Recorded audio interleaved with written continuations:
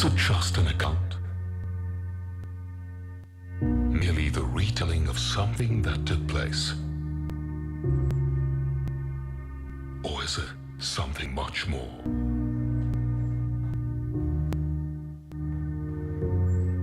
We know a thing or two about that. We've been telling stories for a long while now.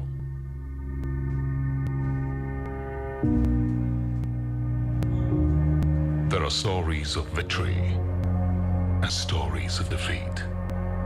Stories of hard work and discipline.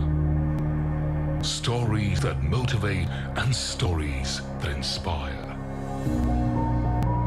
And what a journey it's been. This is our story and yours. This is the story of sport itself. Along the way, we've grown from storytellers to people of action.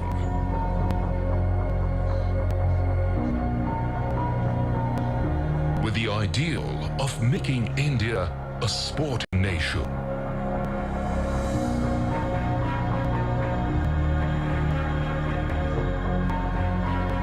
This is not just sports journalism. This is something beyond that. Welcome to a comeback story like no other. Recognizing and rewarding the best and brightest in the world of sport. And the people and institutions that scripted their stories.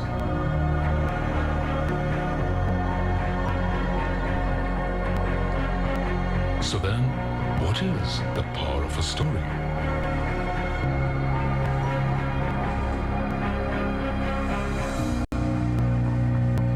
It's the power to empower. The power to make it happen.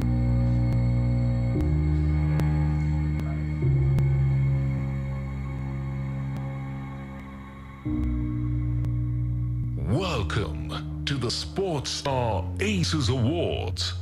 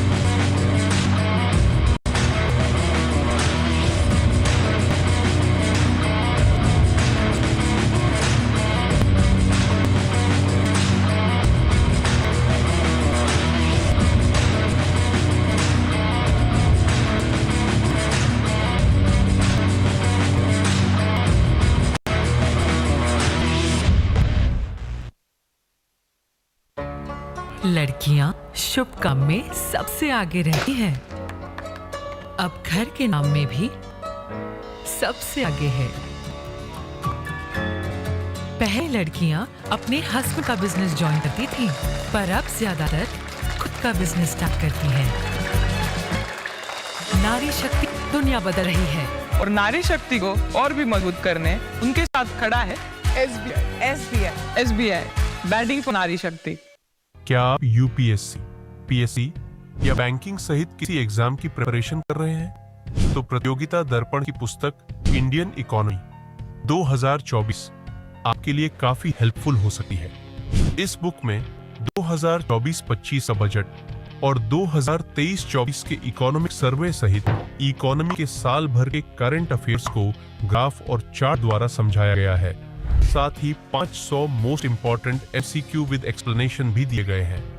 विभिन्न toppers द्वारा सराही गई यह book एक useful resource है जो economy में आपकी समझ को बढ़ाने के साथ साथ एग्जाम में आपकी परफॉर्मेंस बूस्ट करेगी। प्रतियोगिता दर्पण की यह बुक हिंदी और इंग्लिश दोनों भाषाओं में आपकी नजदीकी बुक शॉप और ऑनलाइन प्लेटफॉर्म्स पर उपलब्ध है। आज ही ऑर्डर करें।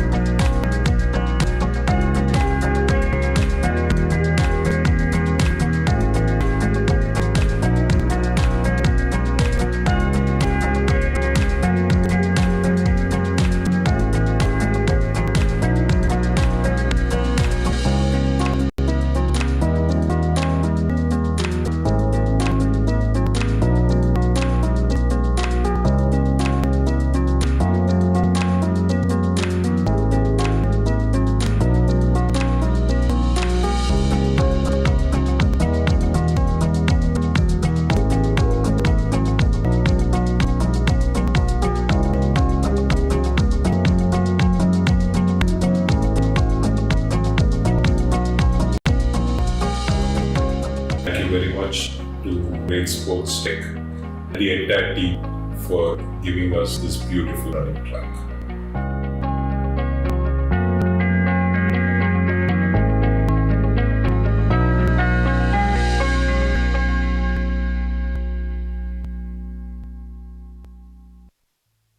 Spark is a 360-degree sports platform wherein we provide services for anything you need in sports.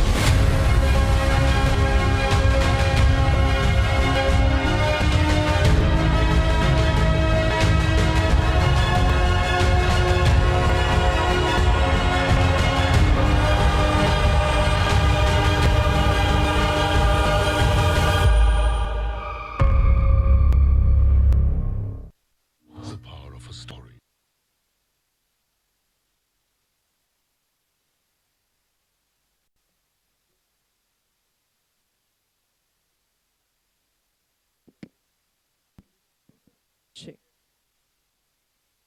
Check. Well, ladies and gentlemen, please take your seats. We are about to begin today's conclave. Before we start for the day, we have a few announcements. Please keep your phones on silent mode so you don't distract those speaking through the day. In case you wish to tweet about the event, please do.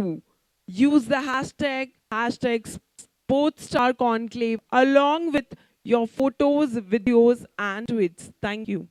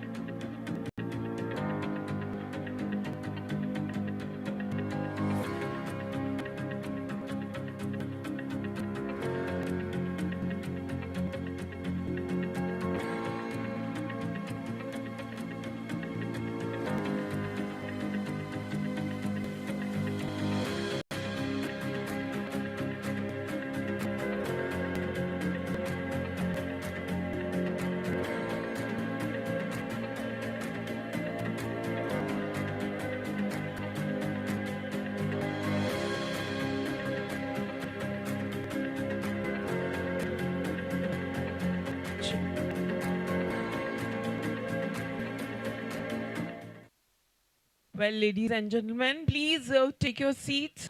We are about to begin today's conclave. Before we start for the day, we have a few announcements.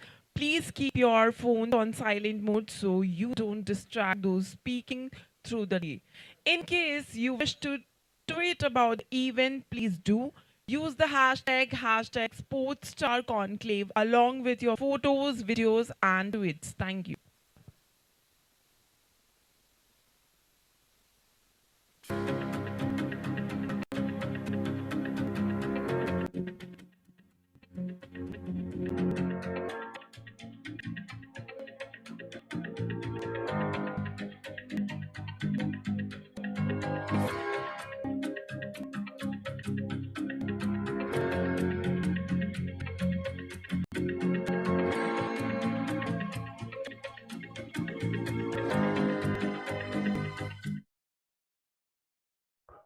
Check. Kamagani. Good morning, ladies and gentlemen. My name is Sonali Panda and I'm your host for the day. Welcome to the Sportstar Conclave Focus Rajasthan edition. Well, it's a beautiful time for the year to be in Jaipur and Rajasthan, which apart from being a major tourism hub in this part of the country, is also fast becoming an important sports center in the nation. The Focus Rajasthan Conclave is the first stop for the third session of Conclave Sportstar has held since 2021. These day-long events are an opportunity for athletics, administrators, and other stakeholders to come together under one roof to discuss key issues pertaining to the sports ecosystem in that particular region. The Sports Conclave had fruitful sports at the variety of places including Chennai, Lucknow, Guwahati, Hyderabad, Ahmedabad, Thiruvananthapuram, Kolkata, Goa, and Chandigarh. And we are very excited to be here in Jaipur to dedicate a day to the vibrant sporting culture of Rajasthan. A quick thank you for the sponsor of this Focus Rajasthan Sportstar Conclave, Purnima University, the venue for this important day-long event, Indian Oil Corporation Limited, State Bank of India, Pratyogita Darpan, Great Sports Tech, KPMG India, and SS Park Sports.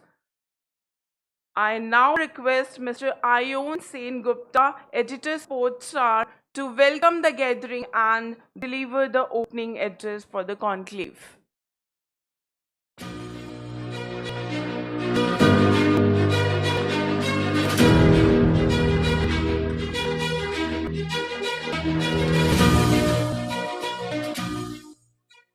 My dear friends, it's wonderful to be here today on this sunny, bright morning in Jaipur.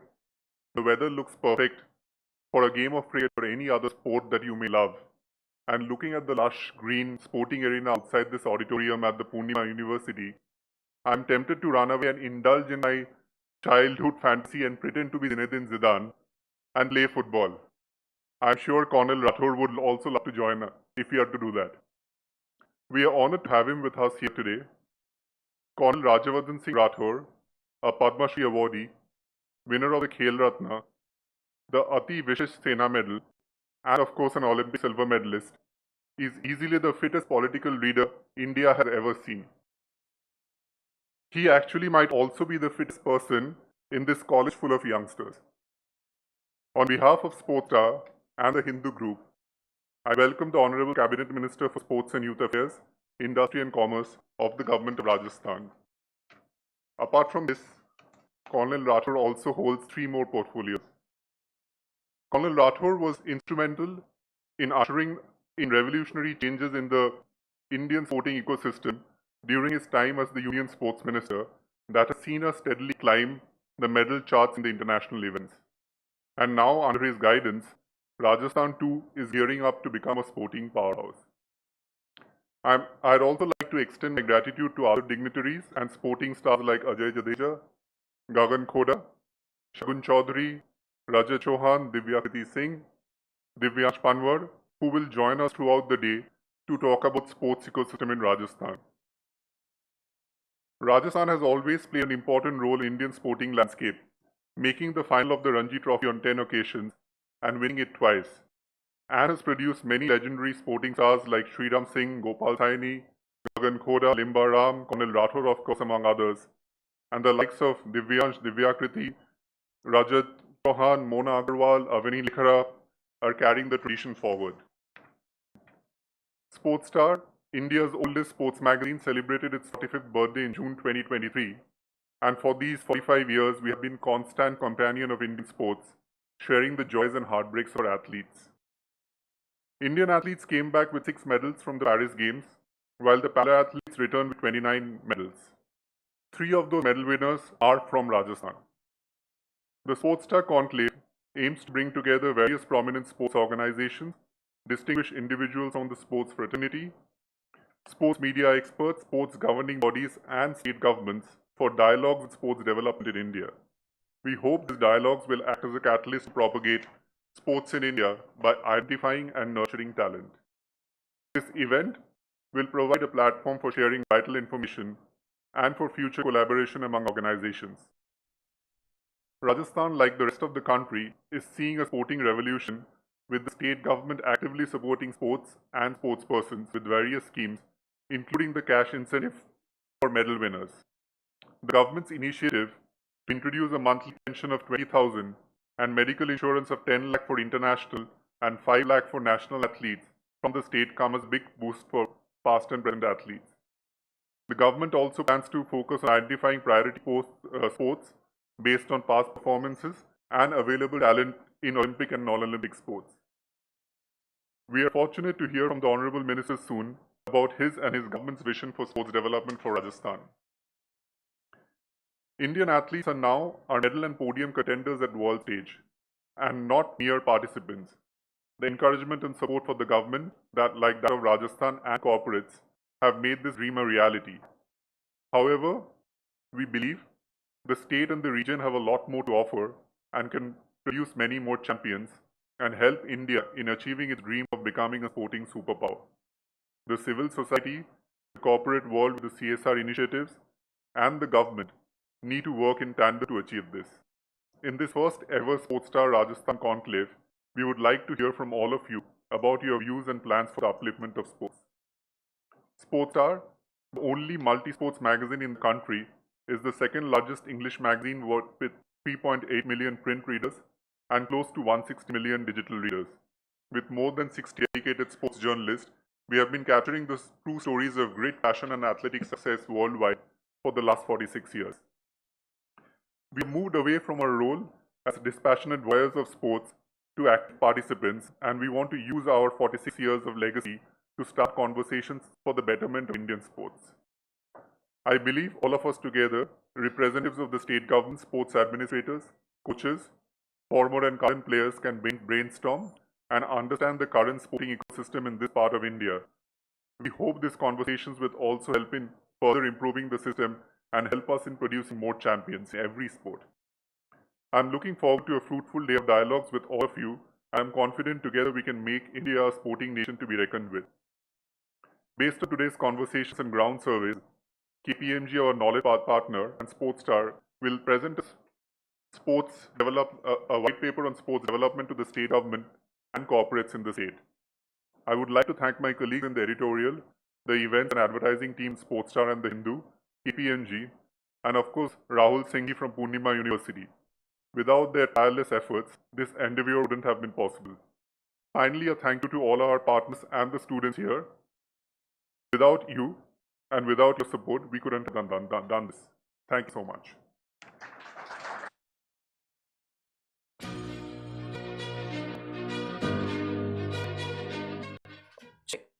Well, thank you, Mr. Singh Gupta, for setting the tone of this event today. I now call upon Mr. Rahul Singh, Director, Purnima University, to address the gather here for the Sportstar Rajasthan Conclave.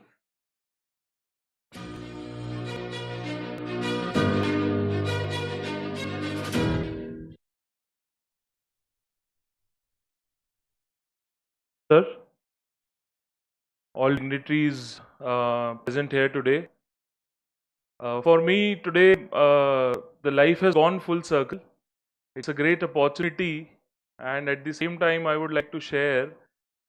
While during my teenage, I used to go to Surana Cricket Academy and see Gagan sir playing cricket. And at the same time, I used to watch cricket on TV and see Ajay sir playing a fantabulous inning, especially when he used to come in the middle order. And during my 20s, when I was, I'm an architect, so I was an avid reader. I used to read Sportstar magazine and pick out those posters which used to come in, the magazine and paste it in my room. So that was one of the inspiration for my childhood when sports was inculcated. And then in 2013, we got an opportunity to host Rajyavardhan sir in our campus. And because of his motivation and guidance from last almost a decade, we have been nurturing sports persons in the university. And believe me, today when I see this gathering, I am elated that our students who regularly play sports in the university are witnessing this mega event. And when I spoke to Satish when he came here, and we spoke about doing this event, it was earlier supposed to be in a hotel, and then I sort of requested him that instead of hotel we should do it in a university. Why not in a university? We'll have a youth gathering, we'll have a youth population, even though the round tables were not there, but still we wanted that everybody should feel their youth by maybe sitting in the auditorium just like you used to sit in your classrooms when you were kid. So for me it is an occasion where we are celebrating sports, and we are having all dignitaries over here. And now if I talk about Purnima, we have been partnered with Rajasthan Royals since last 1 year. We have been partnered with Bangalore FC. They have already set up their academies in Purnima. We have hosted a lot of state games. We have hosted a lot of national events, kabaddi, archery, state games of Rajasthan. We are eager to host more events because the facilities, it's just not the academic and the sports facility, but also the residential facility, also the food, the transportation, the whole ecosystem is there. So it is an opportunity for us to grow, and sports has given us that visibility and branding. And not just visibility and branding, but also it has helped us channelize the negative energy of children into a positive direction. Today, almost 400 to 500 children play active sports in the evening with about 6 to 7 coaches from various sports. And I'm proud to announce, or rather proud to share, that we have also requested the government to help us expand these sports by help us setting up a sports academy and sports arena. So only day before yesterday we did a MOU under the Rising Rajasthan pre-summit, wherein we have committed that we would be investing about 140 crore rupees in the development of sports. So for us, it is a way of life for our family and for the whole group. It is a way of life. I strongly feel that sports and education go hand in hand. They are not contradicting to each other. They are not, they are not 180 degrees, but they are one.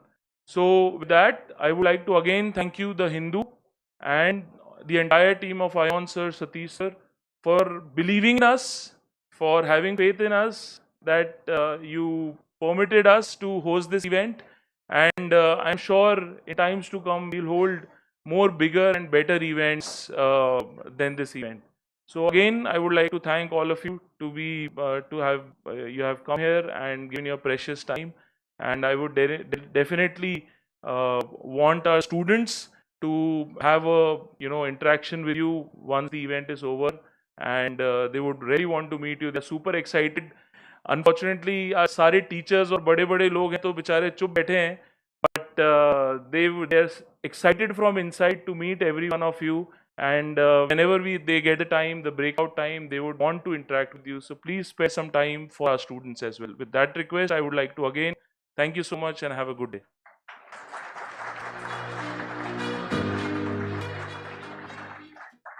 Thank you, Mr. Singh, for this address. So it's now time for the keynote address of this Sportstar focused Rajasthan conclave.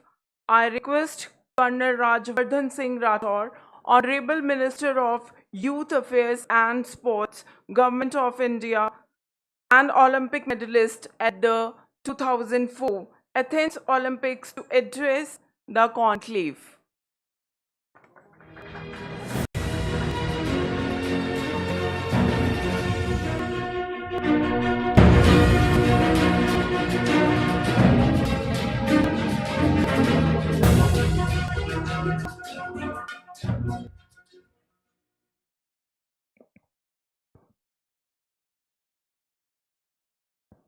Namaskar, and what an honor it is to be here on an event that's entirely dedicated to sports. That too in a university and being hosted by a magazine that we all grew up with. And not to forget some of our stars sitting here, some of people who inspired us sitting here in the audience. So let me start by first congratulating the Sportstar from the Hindu. They met me a couple of weeks ago, and dropped the idea about having a sports conclave here and then giving a report to the government of Rajasthan. Like Rahul was mentioning, that we used to pull out it used to be called the pullouts. We used to take the pullouts from the Sportstar and put it in our rooms, and it used to be an inspiration. I remember Ajay started playing internationally much before I did. And of course, he was an inspiration with his athleticism on the field and his enthusiasm and energy on the field. And many of the cricketers who are sitting here, Rajasthan Royals administrators are here. Some of the sports administrators are here as well. I would also like to thank Rahul. I didn't know about his initial journey of being a sports person or playing cricket, but he's a sportsman at heart. I've seen the last couple of years that I've spent with him, he's never said no for anything. I think that's true for a sports person. So let's give him a big hand for doing this. Incidentally, just the other day, as part of Rising Rajasthan, Rahul has been one of the pioneers amongst the universities to sign an agreement with Sports Council of Rajasthan. I'll speak about it more in detail, but he's investing about 110 crores as part of an MOU with Sports Council. I congratulate him for that as well. Of course, Rajasthan Royals is here. They're going to play a much bigger role in creating sports infrastructure in Rajasthan. I'll talk about that as well ahead. But my thanks to the PSUs who sponsored this. They've always been very supportive of setting up sports infrastructure, and the KPMG and the other companies who are part of this conclave. Of course, namaskar to all the young students who are sitting behind. I do hope that from amongst you and amongst your colleagues will be the next champions of this country, and you'll carry the flag of this country ahead. So wish you all the best as well. We have some young athletes like Divyakriti and some others who are here. So it's of course an honor to be sitting amongst them. So this conclave is on sports, and एक तरह से मैं, अजय और कुछ खिलाड़ी यहाँ पर हैं, हमारा जीवन ऐसा रहा है जिसके अंदर हमने बदलते भारत की तस्वीर देखी है। खेल जो 2014 से पहले होता था और उसके बाद में जो एक इम्पेटस आया है स्पोर्ट्स को, किस्मत से और प्रधानमंत्री मोदी जी के आशीर्वाद से जिस मंत्रालय में मैं अपनी फाइलें को धकेलता था, 5-5 घंटे प्यून के साथ बैठता था, उस मंत्रालय का मंत्री बनने का भी मुझे अवसर मिला। तो मैंने एक पूरा का पूरा स्पेक्ट्रम जो खेल का है भारत का, उसको देखने का एक अवसर मिला। मुझे याद है वो दिन जब हम सुबह रवाना होते थे तो 2 टिफिन लेके चलते थे और 2 जोड़ी कपड़े चेंज लेके चलते थे। सुबह तो पसीना बहाते थे शूटिंग रेंज पे, और उसके बाद कपड़े बदलकर नाश्ता करके फिर दूसरा पसीना बहाने का समय आता था मंत्रालय में, जब फाइलों को धकेलते थे और अजीब अजीब तरह की बातें सुननी पड़ती थी। लेकिन जैसे कहते हैं ना कि कोई भी चीज व्यर्थ नहीं जाती, तो वो भी उसको भी अपने अंदर समा के रखना, ताकि मैदान के अंदर उसको पूरी एनर्जी के साथ उतारा जा सके, वो हम वहां करा और उसी वजह से नतीजा आया। खेल एक ऐसा सेक्टर है जिसके अंदर पॉजिटिविटी है, एक पॉजिटिव एनर्जी भी रहती है और एक इंथुजियाज्म भी रहता है। हर दूसरे दिन की चुनौती रहती है, हर दिन हम हारते हैं, जीतते हैं और दोनों से सीखते हैं। सो स्पोर्ट्स स्टार, जिसने कई पीढ़ियों को मोटिवेट करा है, आगे भी ये युवाओं को दिशा देती रहे, ऐसी मेरी इनसे प्रार्थना है। मैं अभी बात कर रहा था कि स्पोर्ट्स स्टार के पास जितना कंटेंट होगा, उस कंटेंट से अगर वो डिजिटल वेबसाइट के ऊपर अलग अलग क्लिपिंग्स के माध्यम से या इंफॉर्मेशन के माध्यम से युवाओं को प्रेरित कर सके, वो अपने आप में एक बड़ी मिसाल होगी। So I think sports star should focus on, of course you are I think you're the only magazine which is on sports these days, but you could be very active and could be an ultimate inspirational website wherein the youth and the sports persons could refer to. मुझे केंद्र में भी काम करने का मौका मिला खेल के अंदर और अभी राजस्थान के अंदर भी। So I can't thank prime minister of the country Narendra Modi ji for bringing about a revolution in sports. I remember Target Olympic Podium. So basically एक खेलो इंडिया शुरू हुआ और टारगेट ओलंपिक पोडियम शुरू हुआ। ये दो अपने आप में ऐसी इवेंट्स थे जिसने भारत के खेलों को एक नया मुकाम दिया, एक नया स्टैंडर्ड दिया। टारगेट ओलंपिक पोडियम के अंदर हमने प्रोफेशनल्स एंगेज करे, जो सारी फाइलों का जो काम होता है, बोर्डिंग, लॉजिंग, सब जो खिलाड़ी आमतौर से करते थे, वो अब उनके मैनेजर्स, खिलाड़ियों के मैनेजर्स करते हैं। वहां पर हर तरह की सुविधा दी जाती है कि आप देश विदेश कहीं पे भी ट्रेनिंग करना चाहें, वो सारा फैसिलिटीज अवेलेबल रहती है। और उसके साथ साथ स्पोर्ट्स साइंस का पूरा बैकअप रहता है, चाहे वो भारत में हो या विदेश में हो। और फाइनली जो आज तक हमने कभी सुना नहीं था, वो है pocket allowance. Top 200 athletes of the country who are the Olympic probables, medal probables for this country get 50,000 rupees per month as pocket allowance. So this is what is Target Olympic Podium. And of course, Khelo India was another huge mission. I remember the very first time when Khelo India was to be initiated. My senior bureaucrats, they told me about 4 or 5 days short of the competition that we need to postpone it. We can't handle it. And but we pushed through. We did it. The Prime Minister of India came for the inaugural of the Khelo India, and he was absolutely happy about it. We gave. I remember. I'm sure Ajay and all of our colleagues of that age bracket will remember. जब हम खेलने जाते थे schools के, जब हम school में पढ़ते थे, खेलने जाते थे, तो रिजर्वेशन तो बहुत दूर की बात होती थी।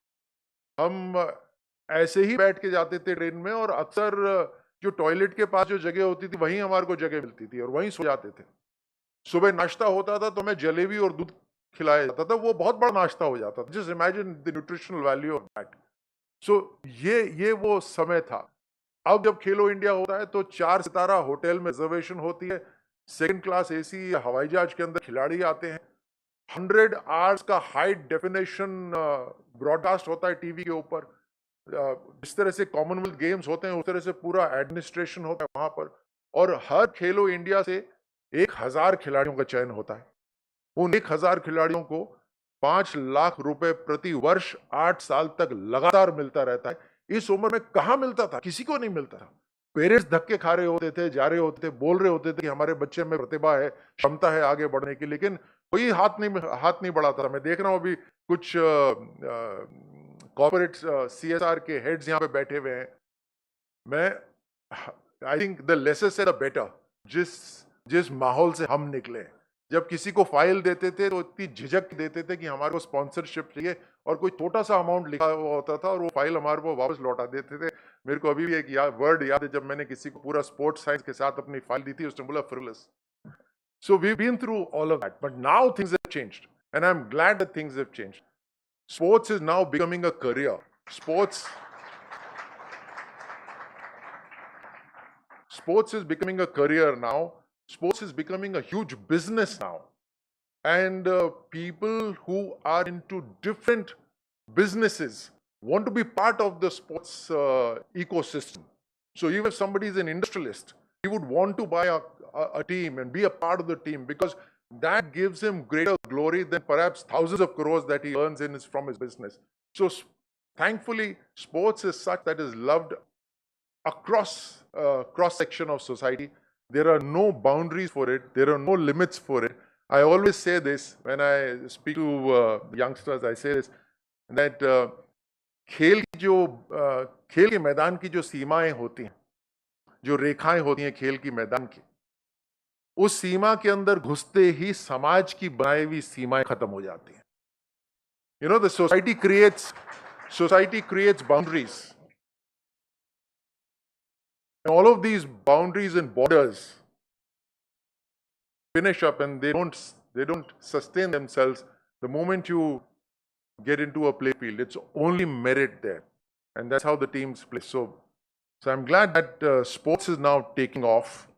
Of course, Prime Minister done a lot for sports in the country. The way he encourages people, and that is so important. That is so important. I mean, all of you students are here. You have to give examinations. Not every time can you succeed. And sports is an example. I mean, Ajay would have played so many innings, but कितनी innings में ये fail हुए होंगे, कितनी innings में ये जल्दी out हुए होंगे, लेकिन इन्होंने हिम्मत नहीं हारी. उसी तरह हमारे जीवन के अंदर भी अनेकों इम्तिहान आएंगे. कोई भी एक इम्तिहान फाइनल इम्तिहान नहीं होता, और उसके आगे बढ़ते रहो. So sports has amazing lessons for all of us. And so now in Rajasthan, we have 4 years to go now ahead, and we've made some major decisions. So I won't take much of your time. I'm going to quickly rattle off those decisions. Number 1, to begin with, 2036 Olympics के लिए भारत ने officially apply कर दिया है, and I am sure we will get it. You're not happy? You're not happy?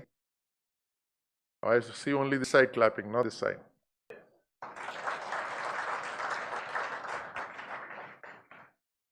दो 2036 Olympics अगर भारत में होगा तो हम केवल मेजबान नहीं बनेंगे, हम उसमें पदक विजेता बनेंगे, और उसके लिए तैयारी अभी से शुरू होनी जरूरी है.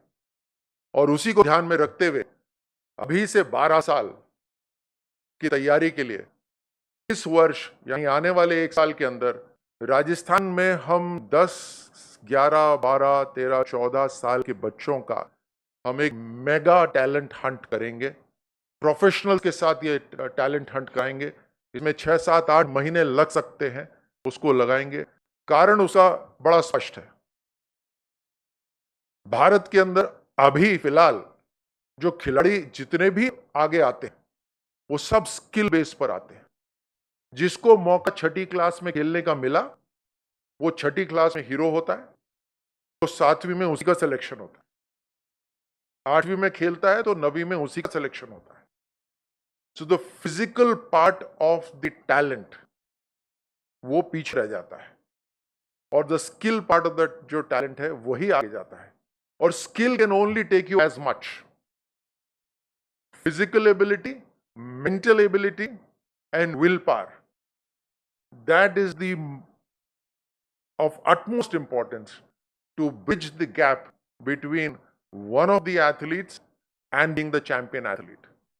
So हम, और इसको मैं उदाहरण दूं आपको, अगर हमारे को बास्केटबॉल की टीम खड़ी करनी है जिसको ओलंपिक का गोल्ड जीतना है, तो अभी मैं 7 फीट के जितने भी माँ बाप हैं उनकी तलाश करूंगा और उनके बच्चों का चयन करूंगा.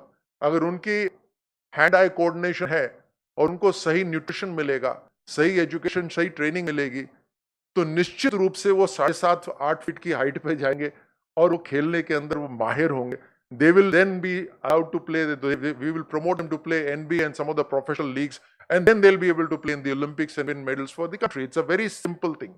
100 meters, जब हमेशा लोग ये सोचते थे कि एक certain ethnic origin के लोग ही 100 मीटर की दौड़ सकते हैं। मुझे लगता है 2004 ओलंपिक्स के अंदर जब चाइनीज एथलीट ने 110 हडल मीटर रेस जीती, उसने साबित कर दिया कि जहां पे साइंटिफिक सपोर्ट हो, सही टैलेंट हो, सही आइडेंटिफिकेशन हो और सही सपोर्ट हो, तो कोई भी 100 मीटर्स की रेस जीत सकता है। दम होना चाहिए उस देश के अंदर। सो हम टैलेंट हंट करके उस टैलेंट को नर्चर करके 12 साल के बाद उम्मीद करेंगे कि 2036 में जब भारत के अंदर ओलंपिक्स हो तो उसमें राजस्थान पदक जीतने के लिए भारत के लिए सबसे ज्यादा आगे बढ़े। ये हमारी कोशिश रहेगी। द सेकेंड कोर्स, जैसे मैं शुरू में कहा था, इस टैलेंट को हम कहाँ रखेंगे? इस टैलेंट के लिए, क्योंकि इतने छोटे बच्चे हैं, इनके लिए एजुकेशन होनी चाहिए, इनको सही न्यूट्रिशन मिलना चाहिए, इनको सही कोचिंग और सही कंपटीशन मिलना चाहिए, इनको माहौल बिल्कुल सही मिलना चाहिए। और उसके लिए एक isolated academy is not the right sort of idea. हमारी अकेडमीज हैं, अभी 22 अकेडमीज हमारे राजस्थान के अंदर, कहीं 30 बच्चे हैं, कहीं 15 बच्चे हैं, ज्यादा से ज्यादा 40 बच्चे हैं, आइसोलेटेड रहते हैं। उनका हमने डाइट का पैसा तय करा हुआ है, लेकिन जब हम किसी कॉन्ट्रैक्टर को लेते हैं तो उसी डाइट के पैसे में से अपना पैसा निकालता है, तो डाइट का पैसा तो वहीं कम हो जाता है। Government has a standard way of going for L1, lowest bidder. हम अब उसको चेंज करेंगे। कुछ हमारी एकेडमीज रहेंगी, लेकिन हम स्टार्ट करें, जैसे पूर्णिमा यूनिवर्सिटी आगे आई है, वैसे ही कुछ और भी यूनिवर्सिटीज अब आगे आ रही हैं, private universities and public universities. इनके पास वैसे भी इंफ्रास्ट्रक्चर है, और एक खेल के ऊपर अगर ये ध्यान देते हैं और एक खेल को अगर प्रमोट करते हैं, जहां एक खेल के एक इंटरनेशनल स्टैंडर्ड ऑफ फैसिलिटी अगर तैयार करते हैं, तो डाइनिंग हॉल इनके पास वैसे ही है, रहने की सुविधा इनके पास वैसे ही है, पढ़ने की सुविधा इनके पास वैसे ही है। 40 बच्चे नहीं, या 4000 बच्चे बचते हैं, तो बच्चों का भी जो सही ग्रोथ होती है वो भी यहाँ पर होती है। साथ में हम उसमें टर्म्स कंडीशन शर्तें डाल रहे हैं कि आपके पास फिजियोथेरेपिस्ट होंगे, आपके पास साइकोलॉजिस्ट होंगे। इस सब से जो सही इकोसिस्टम बनेगा वो इन यूनिवर्सिटीज के अंदर बनेगा। So we will be starting our new academies in some of the private and the public universities. यहीं से पास आउट होंगे, यहीं से इनको डिग्री मिलेगी और यहीं से वो खिलाड़ी बनेंगे। और कल को ये Asian games, Commonwealth games, Olympic games जीतते हैं, तो the university will be so proud से दैट ये हमारे एथलीट है जिन्होंने जीता है। इस तरह का इकोसिस्टम हम स्टार्ट करें। That's number 1. Number 2, there are corporates sitting here. The corporates have CSR. The corporates want to give a name. Like I mentioned a little while ago, that there are certain people who, despite the fact that they make billions of dollars, still want their name associated with sport, because it goes straight to the heart of people of the country and the world. And so, with the help of government of Rajasthan, we want, on a PPP mode, we want to set up some centers of excellence with some top corporates who have their heart at the right place. And that will be centers of absolute high standard of excellence, where जो in nursery से जो सबसे सर्वश्रेष्ठ खिलाड़ी होते हैं, we will be sending them and get international sort of facilities and guidance there. So that is a second step. The third, of course, is everybody needs to play, first of all, right? So it's not necessary that it's only the facilities need to be only in universities. Everybody needs to play.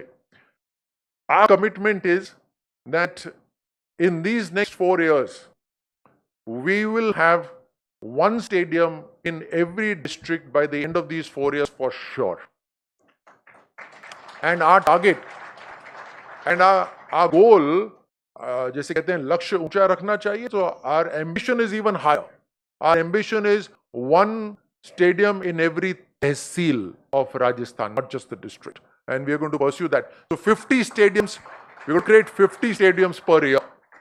इस साल के अंदर हम 50 stadium बनाएंगे, और सबके लिए खेलने की व्यवस्था। बट सबको, जब सब खेलते हैं, उसके बाद कुछ एक्सेलेंस के लिए भी पाथवे होना चाहिए, और उसके लिए खेलो राजस्थान हम शुरू करेंगे, इसी साल से हम शुरू करेंगे खेलो Rajasthan on the same lines as Khelo India. So we will start Khelo Rajasthan very soon. We will also have our own version of Target Olympic Podium. as is there in New Delhi, as is there in the central government.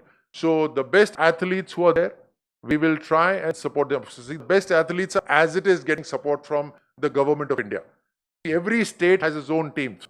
Then, and as young students here, so for your knowledge, sports is a state subject, right? In the constitution of a country, it's a state subject, it's not a central subject. That means the state makes rules and regulations and laws on sports. But what happens if there's one player from Rajasthan, one from Haryana, one from Punjab? Whose rules apply then? So the teams that form Team India are supported by Government of India, right?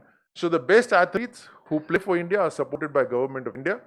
But nevertheless, we will also pitch in and we will support our athletes who are probable Olympic or Asian Games or Commonwealth medalists, so to pursue their goals ahead.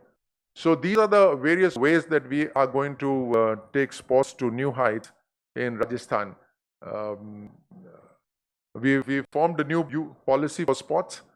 We formed a new youth policy as well. Although this is a sports interaction, it's a sports conclave. But I'll just say a few words on the youth side of sports. See, आमतौर पे क्या होता है कि खेल और युवा मामले, उसके अंदर खेल ही सारी प्राथमिकता ले जाता है और युवा मामले जो अपने आप में बहुत बड़े हैं. I mean, all of you youth have so many issues that needs to be addressed, and you are in that age bracket where you can be really nurtured and supported to become even better citizens and stronger individuals. ये youth वाली side छूट जाती है. So we are now focusing on youth as well. We are going to set up centers for career counseling. We're going to set up centers for psychological support to youth, and we will have online availability of all these services throughout the year.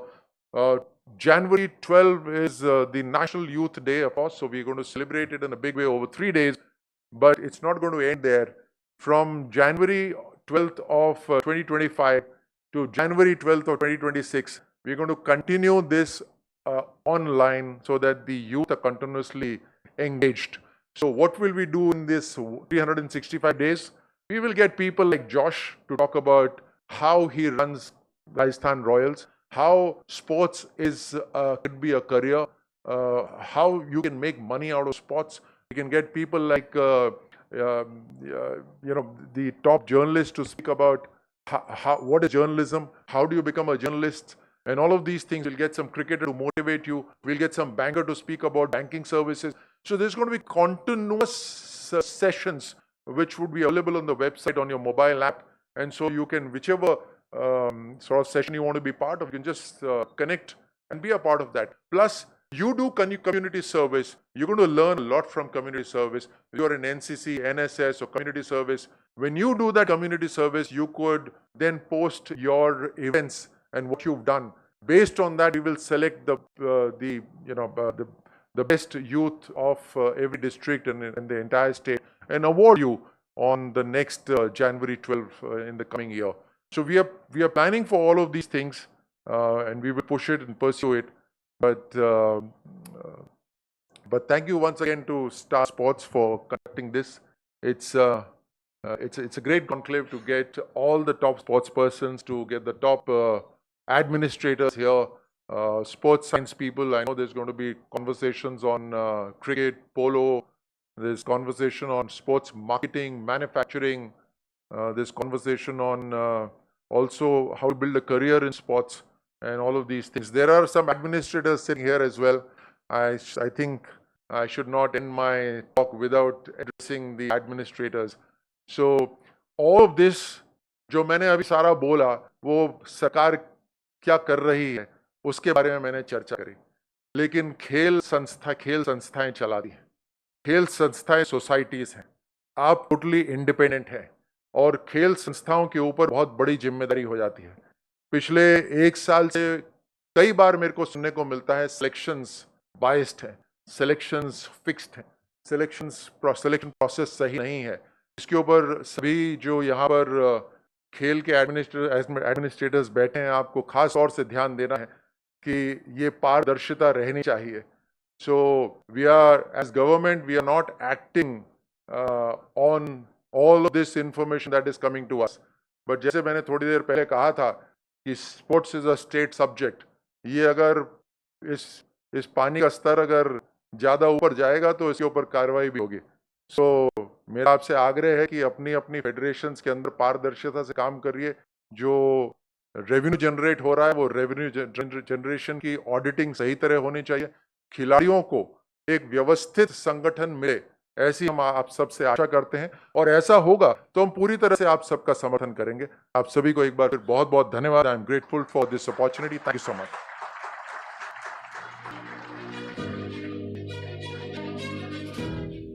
Well, thank you, Colonel Rathore, for this inspiring speech on Rajasthan and its sporting ecosystem.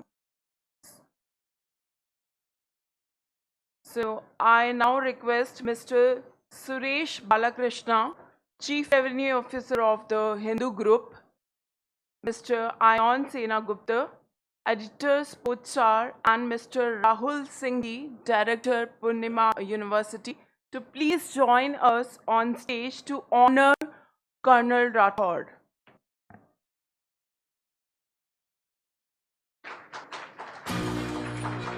So I request Colonel Rathore, please join us.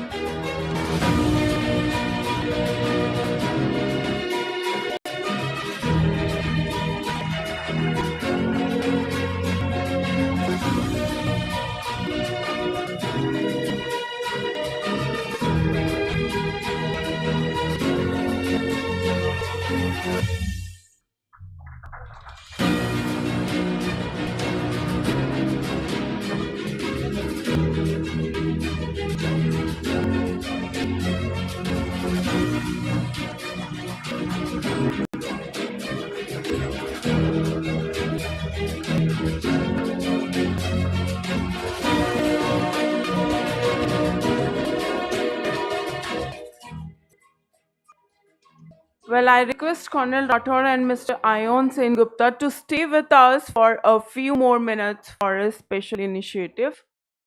Well, at every edition of the Sportstar Conclave, recognizing sporting talent, young and experienced, has been a key tradition of the exercise.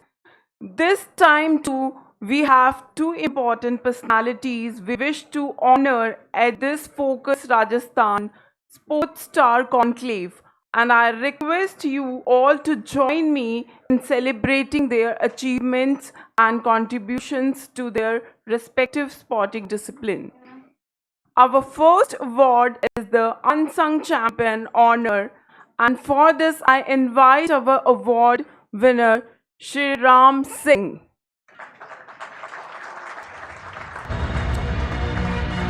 So, hailing from Jaipur, Rajasthan, Honorary Captain Shri Ram Singh is one of the India's greatest middle distance track athletes.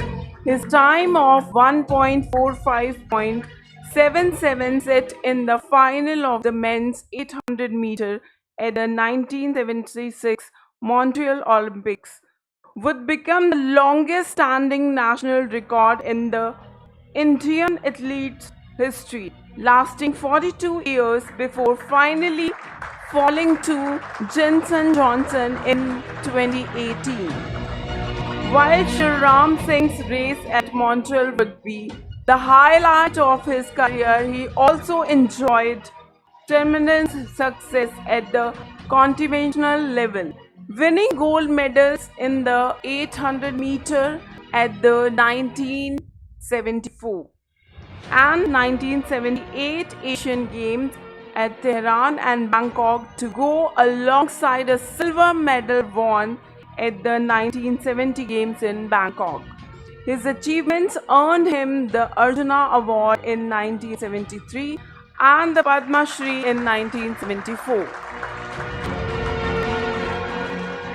I request Colonel Rathore to felicitate Mr. Shri Ram Singh, our unsung champion.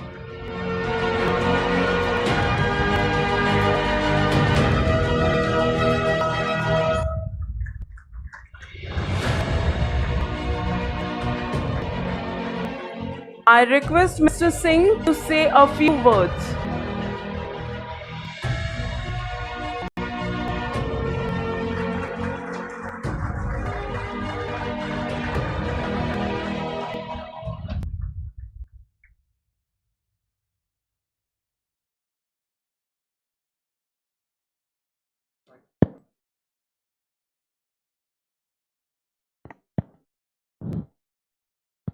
आदरणीय कर्ण साहब और उपस्थित सभी सज्जन जो कि sports से जुड़े हुए हैं और क्रिकेट के आए हमारे सामने जडेजा साहब जो कि हम यंगस्टर थे तब इनको देखते थे खेलते हुए। गावस्कर जी को इनको बड़ी खुशी होती थी और मैं ये कहूँगा कि आज जो इस स्टार ने ये फंक्शन रखा है इससे हमारे स्पोर्ट्स को बहुत ऊंचाइयों तक ले जाएंगे और इन्होंने स्पोर्ट्स में बहुत कंट्रीब्यूशन दिया है। तो मैं स्पोर्ट्स स्टार को बधाई देता हूं कि मुझे इसमें बुलाया और वो हुनर दिया, इसके लिए मैं साथ ही साथ बताऊं कि हमारे कल सामने दिल्ली में भी राजस्थान के नाम को रोशन किया है और ओलंपिक मेडलिस्ट हैं और स्पोर्ट्स को ऊंचाइयों तक ले जाने की जो अभी इन्होंने बताया है ये मैं सोचता हूं कि इन्होंने सेंट्रल में भी काम किया है और खेलो इंडिया जो हिंदुस्तान में हो रहा है ये इन्हीं की देन है। तो मैं ये कहूँगा कि इन्होंने मोदी जी के कर कमलों में चल के और राजस्थान और भारतवर्ष को स्पोर्ट्स में काफ़ी आगे ले जाने की इच्छा है और उम्मीद है आगे चलेंगे। जय हिंद, जय Bharat.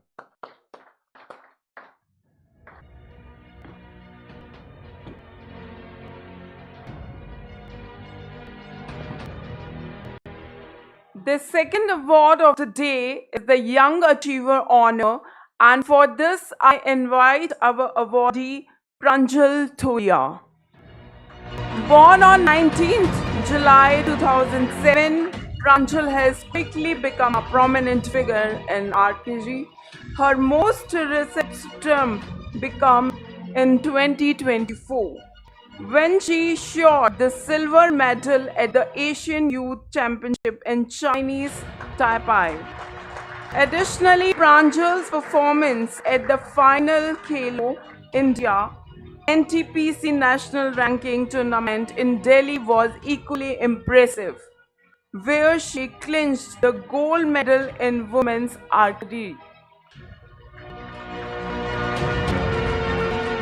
Pranjal's impressive medal tally also includes 4 gold medals at the 67th National School Games Archery in Nandand, Gujarat, and a repeat performance in the 68th School State Tournament in Nimrana.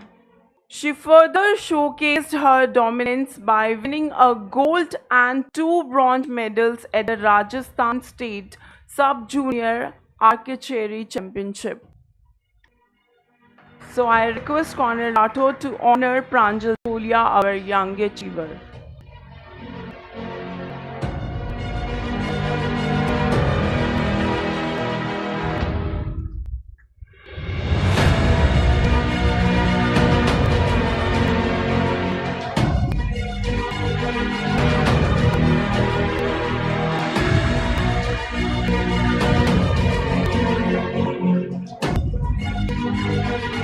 I request Pranjal to say a few words.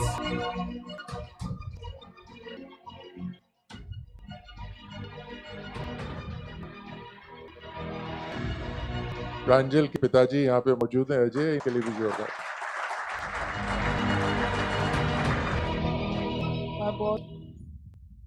मैं बहुत खुश हूँ कि आज मेरे को ये मिला, मैं क्योंकि पिताजी आए हैं यहाँ पे, मैं बहुत खुश हूँ। उनके सपोर्ट की वजह से मैं आज यहाँ पे हूँ और अपने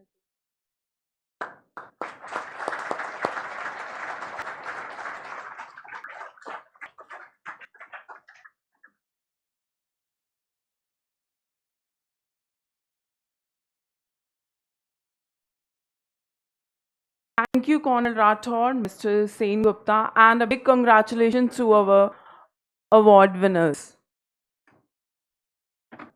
I'll just take. I know I'm breaking the protocol, but I just want to.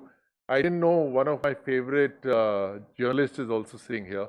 So Kamesh and Vijay, can you please come up on the stage, please? Vijay, Kamesh, please.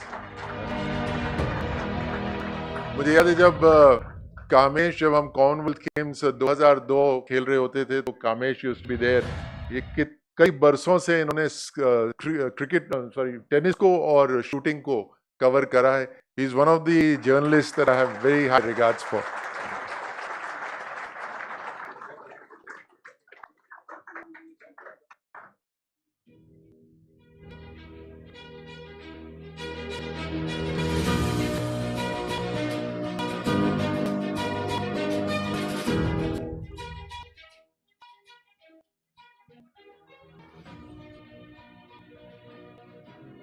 Well, thank you. So, cricket is an important sport throughout India, and Rajasthan is no different in terms of boasting of an illustrative legacy in this sport. It's a discipline that has enjoyed dedicated patronage from the royals of the stage, with names like Salim, the Rani, the Chahar brothers, and the extremely popular IPL franchisees Rajasthan Royals embellishing the state's cricket history. The sports trajectory in the state is only looking upwards. I request Mr. Shriyan Acharya, Senior Assistant Editor, Sportstar, to introduce our guest and get us started.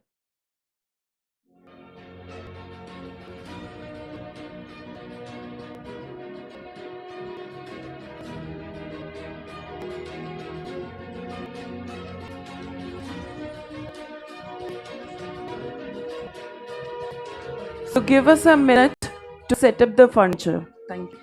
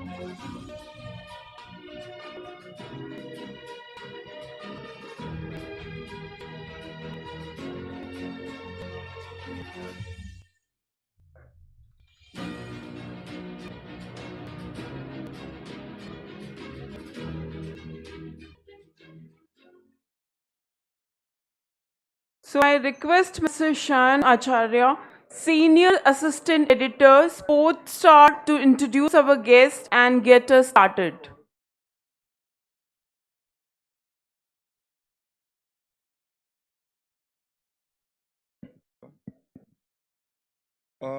Good afternoon. Yeah, good afternoon. It's good to be in Rajasthan, and we'll talk about cricket. Rajasthan is not just about cricket. Rajasthan is about characters, it's about stories, it's about a traditional past. It's something also beyond cricket. And coming here in Jaipur, it's, I remember 14 years ago, 15 years ago, when a youngster started his career in one corner of the Savai Mansingh Stadium. An aged gentleman once told me that beta sapna dekhna chhodna nahi hai. And 15 years later, I still remember the words of late Salim Durrani. And I think it's this sapna and this passion that keeps the cricketers from the state thriving for success. And we'll talk more about it. We'll be joined by three esteemed panelists. Firstly, I'll introduce Mr. Gagan Khora, former India cricketer, Australian national selector. Please come on. Yeah.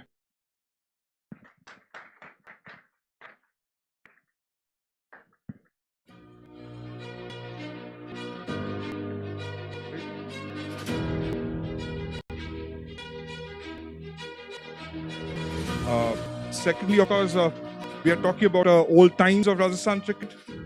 No one better than Mr. Sanjay Vyas, former Rajasthan captain, has lots of stories in his, kitty. Will over the next 40 minutes, I'm sure Sanjay sir will, enthrall us with that.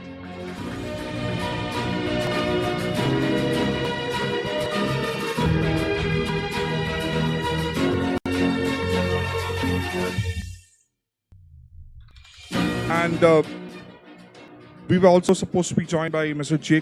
Lash Makram, the CEO of Rajasthan Royals, but he had to leave to catch his flight.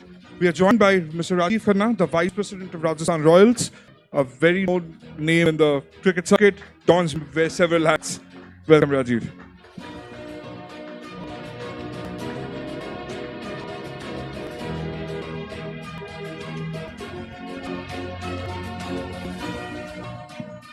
So, it's so good to have all of you on the stage. And of course, we have another solid from Rajasthan cricket, Indian cricket, Mr. Ajay Jadeja. All of you have played with them. So, yeah. I'll get going with Sanjay, sir. I'll go with the seniority. Sir, you started your career at a time when Patrasarthi Sharma was the captain, if I remember correctly. From there, you have donned several hats, a captain, a selector, part of the ad hoc panel. Where do you see Rajasthan cricket today? I've seen a lot of changes in Rajasthan cricket when I started my career. At that time, Kishan Rungta sir was the chairman of selection committee, and Rajasthan cricket was run by Rungta family.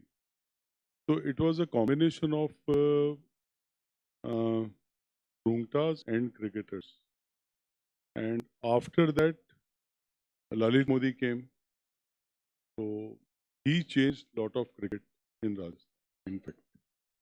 तब तक हमें पता नहीं था कि in fact cricket में क्या होता है, कमर्शियलाइज क्रिकेट को कैसे करते हैं और क्रिकेट से पैसा कैसे अर्न किया जा सकता है. उसके पहले सब एक family, it was run by a family और बिल्कुल फैमिली अफेयर ही होता. इतना अफेक्शन होता था रूंगटास के टाइम में भी कि बिल्कुल सब लोग फैमिली मेंबर होते. बट जब मिस्टर मोदी आए तो उन्होंने बताया कि क्रिकेट से आप क्या अर्न कर सकते हैं, क्रिकेट से और भी क्या क्या चीज़ें होती हैं. तो कॉन्फिडेंस भी दिया उन्होंने काफ़ी.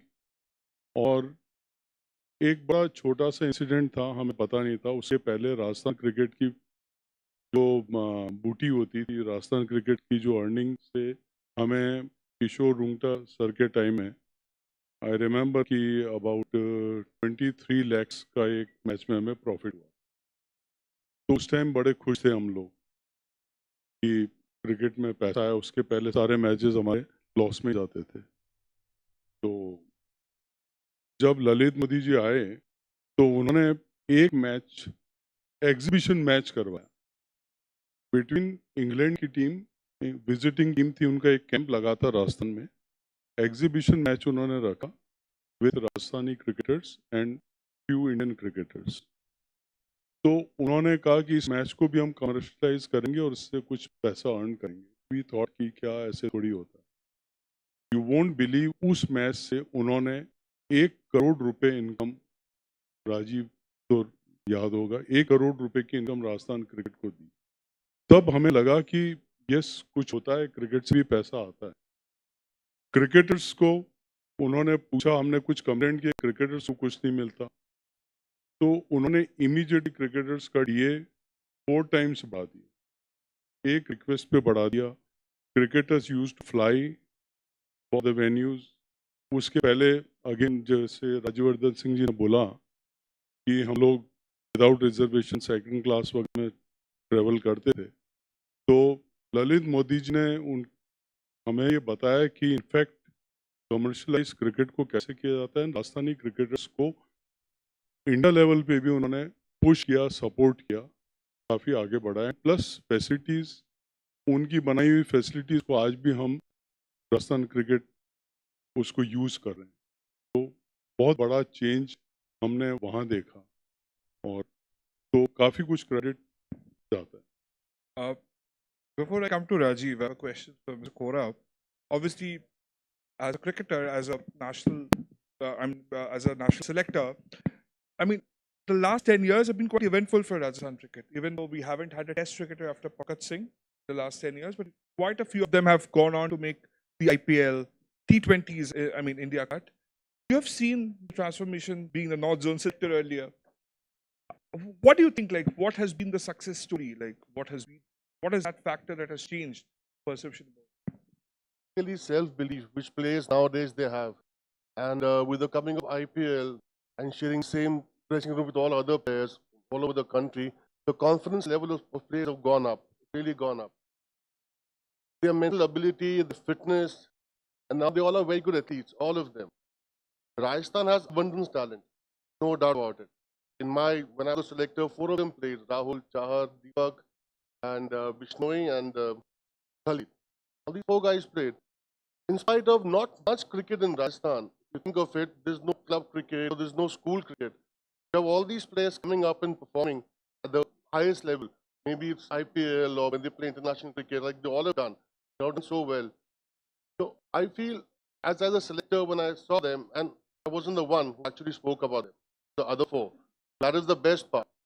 When I'm not speaking about my own state players, the others are. That means cricket in Rajasthan is actually going on a higher level now. You compare 10 years back and now, there's a major difference. Yeah. There are actually players coming from, all those district level players, they are coming now and playing for Rajasthan. Previously it was like Jaipur and Udaipur, those kind of stuff. But now it's changed. It's changed now. There are players coming from Tonk and playing for India, playing for respective states. So I think that thing has changed. Rajiv, I'll come to you on this. 2008 obviously was a game-changing moment for Indian cricket and most of our Rajasthan cricket, because obviously the Daddy's army of Shane Warne went on to create history. Nobody thought they'll be first-time champions, and from there on, Rajasthan Royals obviously played a very important role in ensuring that the talent brings out. You have to always back talent. So how do you associate? Like, how do you, when you going forward and over the last 10, 15 years, how have you nurtured talents from the local clubs, local level, grassroots level? What has been the success story for us? Hi guys, everyone. So basically what we actually did, and I'll just first add on to what Sanjay just said. What happened when the Roontas were here, that was a golden era of Rajasthan cricket, no doubt about it. We had some greats like Sanjay Bhai, Gagan Bhai, and various others who were part of that era. And when Lalit Modi came in, what changed cricket in Rajasthan was he brought professionalism into the state. So that was the biggest game changer. When as Sanjay Bhai just said, that initially it was just a family affair, then it moved to professionalism. England team came in, right? England team came in, the Pakistan team came in. Yeah, there were matches happening in Nirja Modi's school and all of that. So that brought people together as well from the city, from the state. What we as Rajasthan Royals did when in 2008, when we came in, a year before we actually got into the IPL, we started a talent hunt, and I think Ajay bhai was involved in it. I think Cricket Star. Yeah. So Cricket Star is what we started. That was a all India a talent hunt, but focused on Rajasthan, wherein we went in to the deep districts, down to the district tehsil level, and we found some great talent there. And that's how we've been trying to. We still do it. We just finished one women's cup yesterday. So we had about 1,500 schools from Rajasthan, girls' school, which participated, and we had Bikaner, a small town of a small district of Rajasthan, who were the winners. So these are small efforts that we have made to bring whatever value we can bring for cricket in Rajasthan. Kanbhai, I come to you. Playing for India, of course, is every cricketer's dream. But it took Rajasthan, years to become champions in back-to-back years, and after that, we somehow failed to keep that momentum going. What do you feel? Why has been the lull? Because we have talents, like you said, like we have 6 or 7 players who have gone on to make for India. What do you think is the way ahead, and what has gone wrong? Like why can't we have more more championships in our city? I actually feel like the infrastructure is yet not developed in Rajasthan. You just have one academy in Jaipur, you have no other academies elsewhere. I think first what they need to do is create certain academies in places which is accessible to everyone. Like in Jaipur, you can have in Bhilwara, all those places. And a talent search team. We need to do that. You develop the infrastructure. All those academies set up should be reporting to your main academy in Jaipur. That is not there. The infrastructure is not there. You can't get more players. You can't get better players. The thing is, you have a bit like Ganganagar. You have strong built guys out there. You can just go for a talent search. You can get some really good fast bowlers from there. So that is what you have to do in order to get more players, more talent. When you do that, actually the teams don't do well. Yeah. Agree to what Gaganbhai is saying. That yes, there is a good talent, as I mentioned, and if we do this, it is the responsibility of the administrators to do this. Yeah, we now have a great sports minister who's a sportsman himself. We're on the verge of getting the whole RCA back into place. So it is responsibility of everyone that we actually create a platform wherein automatically there is a funnel wherein the talent comes in. As Gaganbhai said, that we go to each district. That's what we try to do as Rajasthan Royals. That we have our scouts who go to different districts, right? Who go to different places across Rajasthan and otherwise as well. Incidentally, we just have one Rajasthani player. I'm sure you will, everyone will say that. But yes, we try to find talent from there, and we try to bring it and give them the exposure. Ravi Vishnu is one example wherein we saw him, we brought him, he was part of our net bowlers, and then you can see where he is today. And I want to add something. Rajasthan cricket जो है, Lalit Modi, strong administration should be there. In fact, Rajasthan Cricket Association में कोई अच्छा administrator अगर होगा, like Lalit Modi का example मैं आपको दूं, कि we told him कि हमें कोच चाहिए, राजस्थान टीम को प्रॉपर बढ़िया कोच चाहिए, तो उनका you suggest anyone, you suggest a name, तो हमने सजेस्ट किया नाम मदन लाल एंड जो भी है हमारे आसपास के नेशनल लेवल के जो प्लेयर्स थे, तो उनका नहीं वर्ल्ड का बेस्ट चाहिए, तो ग्रेग चैपल को उन्होंने अपॉइंट किया ट्रेनर, उन्होंने ग्रेग चैपल के साथ में फ्रेजर को बुलाया, तो ही वाज लाइक दैट, और उन्होंने एक सिस्टम बनाया। ग्रेग चैपल और फ्रेजर के आने के बाद में आई थिंक 2009-10 की बात है ये, उसके बाद के अंदर एक सिस्टम डेवलप हुआ। उन्होंने फास्ट बॉलर्स का एक बंच और फास्ट बॉलर सेलेक्ट किया, 20 बॉयज सेलेक्ट किए अबव 6 फीट हाइट। तो सिस्टम को जो उसका जो रिजल्ट आने में थोड़ा टाइम तो लगता है, और वो टाइम लगा आई थिंक 13-14 के अंदर we became the champion of Ranji trophy. तो initially that vision was there, उस टाइप का विजन होना चाहिए, एडमिनिस्ट्रेशन में विजन होगा, वो सपोर्ट करेगा प्लेयर को, सारे सिस्टम को, then only we can improve. And I'll ask Karan bhai. The thing is, when you guys played, obviously Sawai Mansi Stadium is the main ground. Then you obviously had earlier days Jogan Stadium, Hillside Stadium.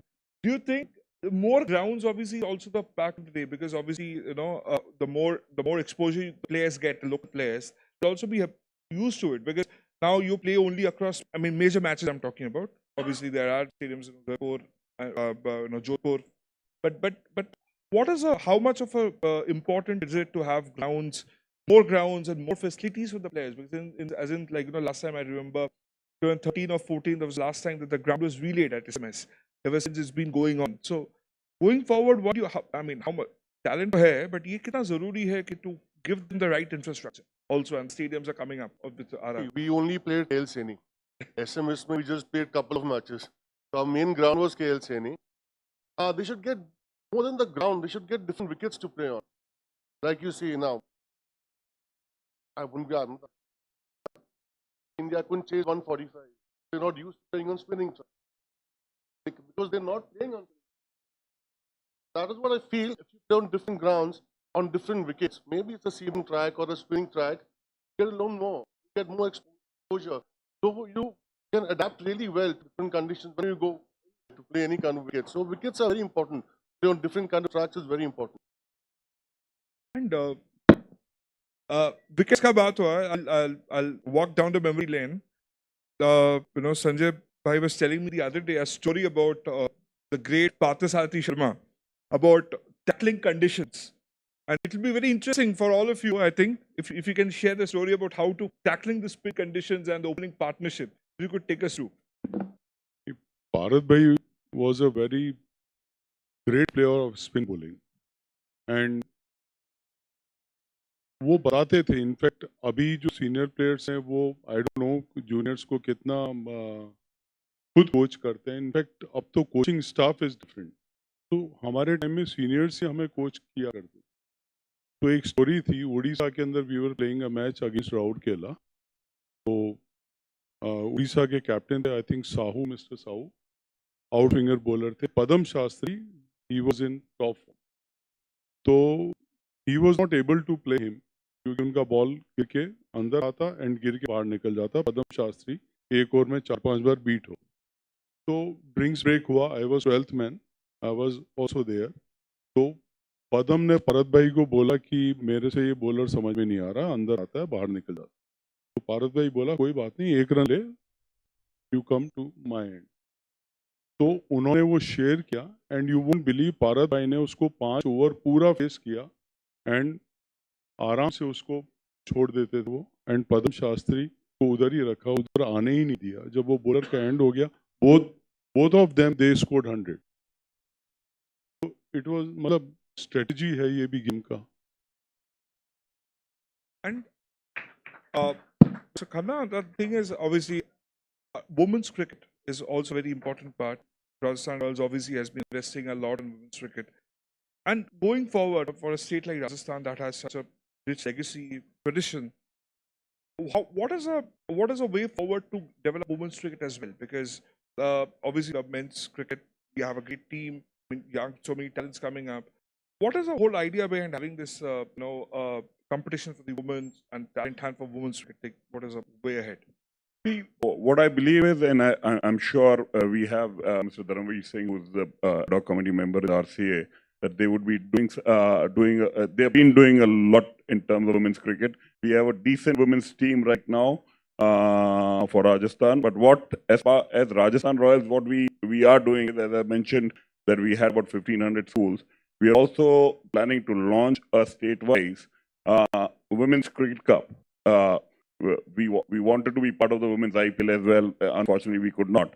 But eventually, the whole idea is that we create a talent pool from Rajasthan and bring it to the world and show it to the world, and then the teams who are part of the IPL or the Rajasthan team, those girls can be picked from there. There are great talents. I can tell you this, that because last year I remember there was a young girl from a remote village of Jaisalmer. Yeah, I don't remember her name, it's a Komal or something. I mean, she was playing bowlers, male bowlers at a speed of about 120, 130, and she was hitting them hard. So we have a great talent in terms of women's cricket. It's only that how do we nurture them? And I'm sure that the administrator, the RCA, have something which they're creating to bring those girls out and show it to the world. And when we talk about talent, Gagan, the thing is, obviously you have Mr. Jadeja along, we have played together, so many memories, I'm sure.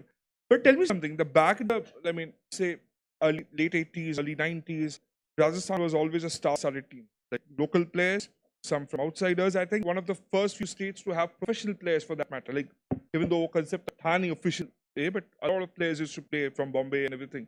So how was the whole experience of playing in that era? Like, the era itself was, jab aap log shuru kar rahe the and saw so many, senior players there and looking up to them. How was the whole experience? That old, yeah. Salim running log bahut perik hain. My senior was Sanjay Vyas. So when he must have retired, I must have started playing. I made my debut in 91. He retired about 2 years back. He must have retired. So we should look onto them to tell us about art of playing spin bowling. Of course, Pata sir was brilliant in that. I'll tell you one instance when he told me I was struggling. I used to get turning tracks only. First 3 years of my first class cricket, I only played spinners, no fast bowlers. Get wickets like these. So he told me one thing. He just said when you bring a spinner on a turning track, always hit the fielder, you'll find the gap. Some things, we are so important. We learn so much from them. So Bharat was actually a very good coach and used to understand the game very well. My seniors that time, Bharat, Papu Boss, all these guys, they really helped us a lot. As he says, we're like a family. 2 hours working, everything, and we're like a family. Of course, we were paid well. We used to travel by second class. I to kabhi nahi kiya bhai. Second class and near the bathroom. As Sir rightly said, we should sleep near the bathroom. Second class would be no reservation. We used to travel like this. The game has changed.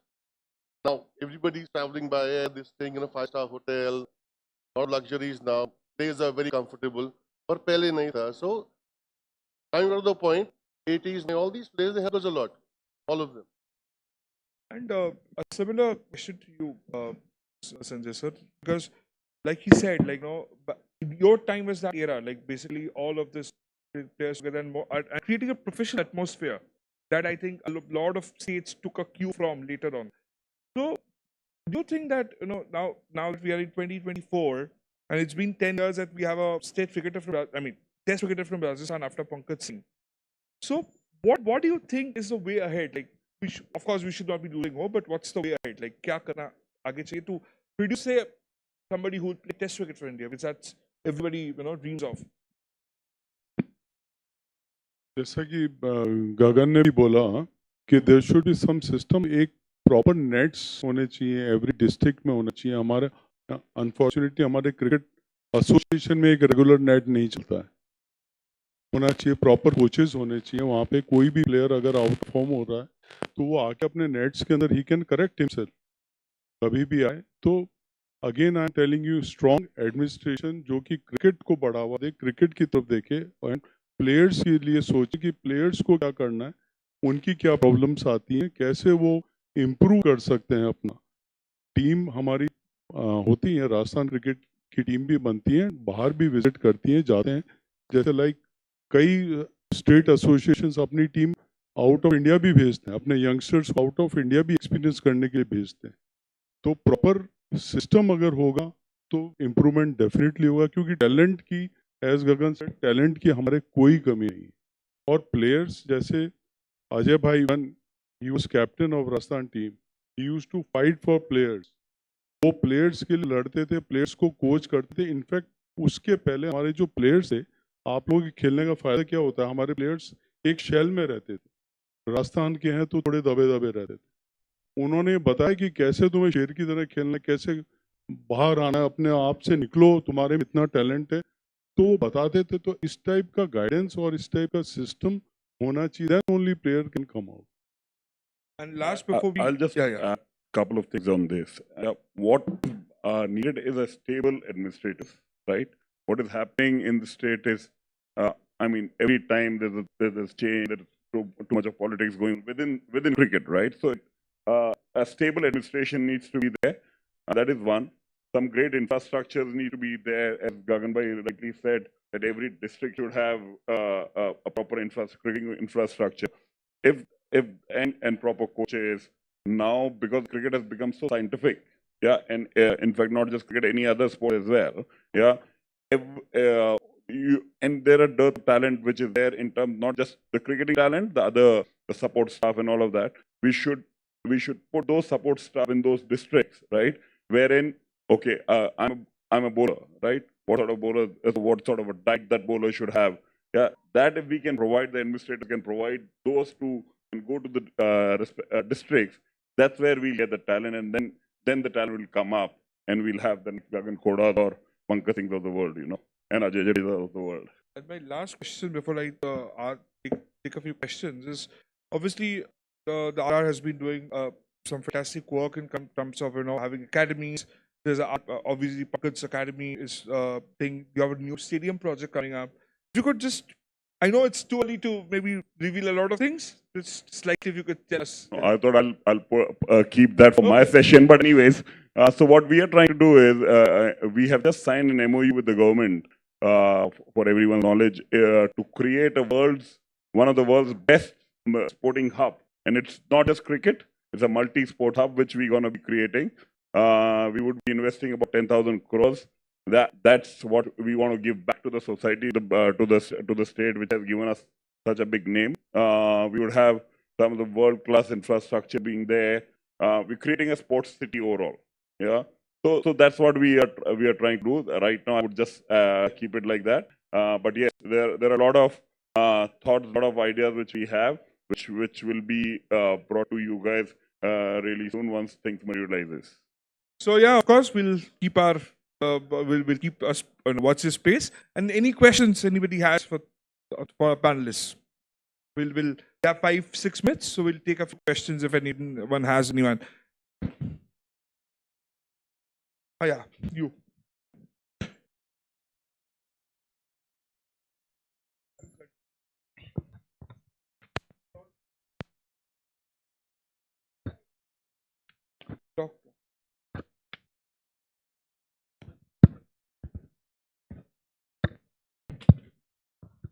Hello, I am चर्चित and मेरा प्रश्न आप सभी से है कि आप क्या राजस्थान क्रिकेट इतिहास से कोई मेमोरेबल मोमेंट शेयर कर सकते हैं जो आपके लिए खास हो? Gagan bhai and Sanjay bhai will be the right person that. Memorable Rajasthan के लिए खेलना is memorable enough. आप राजस्थान रिप्रेजेंट कर रहे हो, उस टाइम पर जब इतने अच्छे प्लेयर्स होते थे, तो आप अपनी जगह बनाते हो टीम के अंदर. I think that is the best memory playing my first debut match against UP. I got 100 on my debut. I think that was the most memorable thing.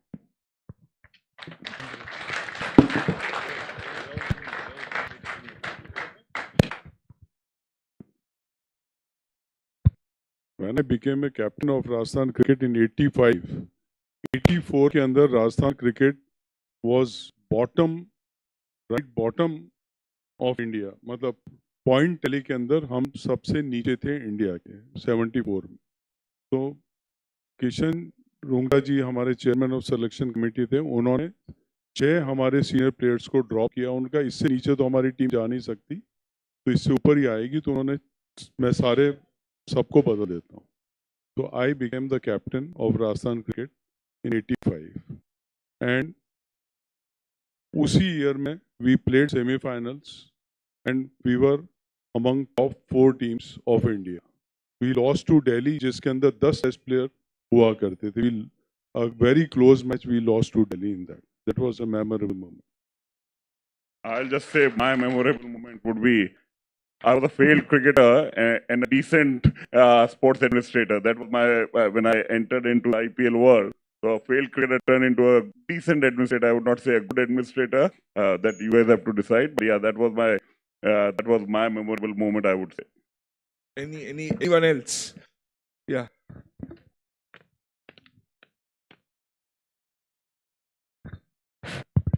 Good afternoon, sir. My name is Dia, and my question is for Sanjay sir and Gagan sir. Sir, how has Rajasthan cricket's infrastructure improved since your playing days, and what areas still need attention? Thank you. Earlier said, in our time, there was no infrastructure. There was only one ground, and that's it. To go play there. Cricket has changed tremendously. You have nowadays players athletes are so fit, and they have all the facilities now in Rajasthan, Jaipur. Of course, they have a cricket academy here. They've got a gym. They've got trainers, everything. But talk about a proper infrastructure, which you have in other states. Like go to Andhra, you see they have academies everywhere. They have hostels. It's a beautiful structure. We should have one out here also. The amount of talent, again, I'm saying the amount of talent that we have, instead of academies in districts, where it's accessible to people from the villages and everything, and those academies should be connected to the academy. If you can do that, you can find more players. Cricket will improve. You're going to have a lot of talent can be nurtured. Thank you. And one last will take. Yeah. Good afternoon, everyone. My name is Nandini, and my question is for Rajiv sir. Sir, how was the Rajasthan Royal franchise contributed to the local economy, and what growth do you expect in next few years? In terms of the local economy, whenever there is an IPL happening, right? The state gets about 400 to 500 crores of revenue, which the state gets. It's not just only the cricket which comes in. Yeah, there are so many ancillary things which happen, whether it is hotels, whether it is transportation, look and feel, printing. There's so much happening, right? So that is what we give it. As I just mentioned, that what we are trying to do in terms of creating a huge infrastructure as a part of giving it back to the society, that's what is our giving back to Rajasthan. So those are the things which Rajasthan Royals has been trying to contribute. And so what growth in next few years? So as I said, that this whole academy, when the whole the big infrastructure will come up, yeah, you will see not just cricket, yeah, other sports coming in as well, and we'll have some great sportsmen. Someone was sitting here as well. Yeah, we'll have those kind of cricketers and other sportsmen coming up from those academies and becoming the next big thing in sports. Thank you, sir. Yeah.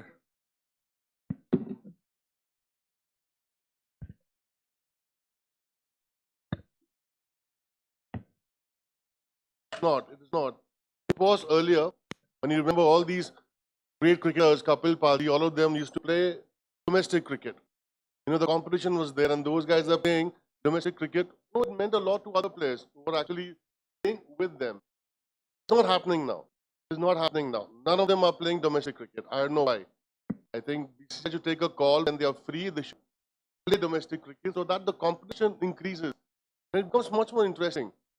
I think that is the reason domestic cricket now is not that attractive as it was before. I'll just add, IPL is domestic cricket anyways, so it is interesting as well. But I'm sure, I know you are talking about Ranji Trophy and all of that, but yes, IPL is also. Yeah, and with that, let's wrap on this panel. Thank you all of you for your participation and sharing your thoughts on Rajasthan cricket.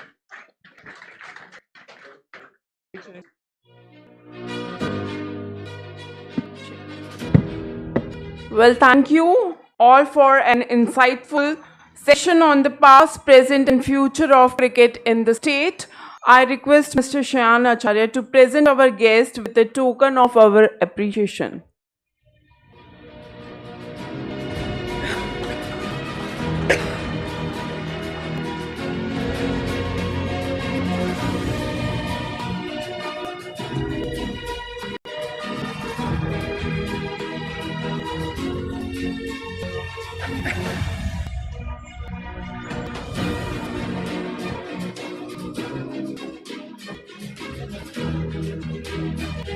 Well, thank you all.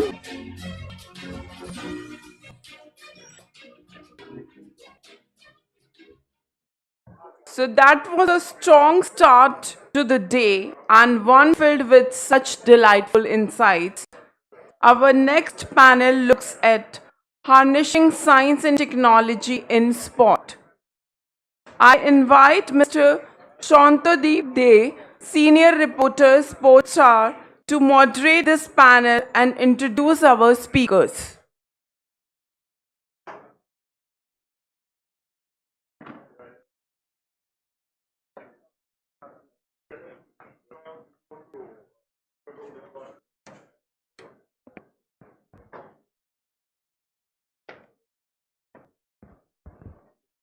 Thanks. Well, hello everyone. Welcome yet again to the Sportstar Conclave. The panel, as you see, is titled Harnessing Science and Technology in Sports. And I see the hall is overwhelmingly filled by a majority of university students, and it kind of takes me back to my college days. Back then, if you put science and sports in one sentence, that kind of a curious mix would have me confused, because on one hand, where I loved sports, science, I used to fear science, like I hated the subject. But putting my hatred aside, obviously, we can't overlook what it has done to the field of sports. You see that harnessing science and technology in sports has revolutionized performance, training and injury prevention in more ways than one. And for that very purpose, I wouldn't like to waste much time, and there are obviously industry experts here who would like to speak more on this. I would invite Mr. Nasir Ali, who is the founder and CEO of Gallant Sports and Gallant Play. Welcome, sir. Please take a seat.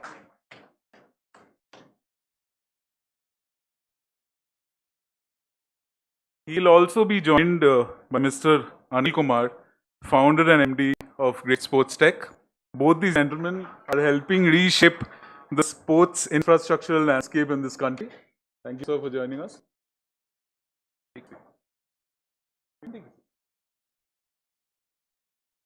Also joining us will be Mr. Martin Owens, head coach, Odisha Reliance Foundation High Performance Center, who has a proven track record of working with young athletes and helping them maximize their potential.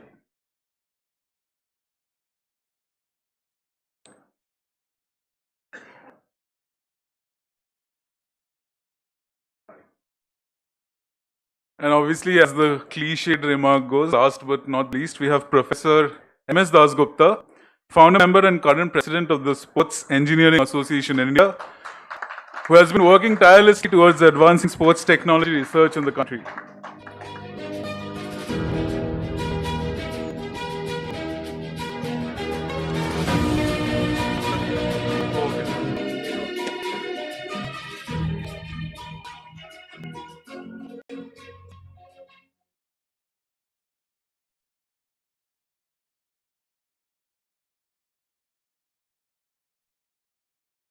Hello everyone, welcome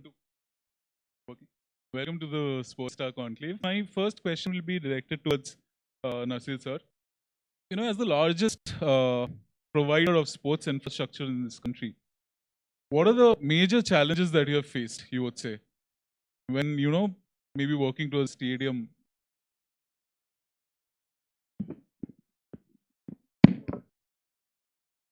The biggest challenge which we face in creating infrastructure in India is the biggest challenge is natural, which is weather. Weather is one of the biggest challenges which we all face in any infrastructure project which we do. There are many other things which are basically movement of labor, skilled labor to various sites. And there are other challenges which is basically more to do with red tapeism and other such things, which are also a big problem in India. So these are the major challenges which we face in creating sports infrastructure. We would like to have many more facilities to be built in shorter time, but these are some of the challenges which we face. Anil sir, you're also a major player in the same market. So anything that you want to add, or do you agree with the entire thing? Sure. Good afternoon, everybody, once again. Maybe a slightly different take to add on to what Nasir has rightly said. From a bigger picture perspective, and I've been a national level sportsman, so when Colonel Saab was saying about how Ajay Ji and others, in the late 80s, 90s, traveling by general compartment, sleeping in toilets, I can absolutely relate to that. So I would take it that, over a period of these 2-3 decades, we progressed a lot. It's understandable that the private sector has never seen sports infrastructure as financially viable.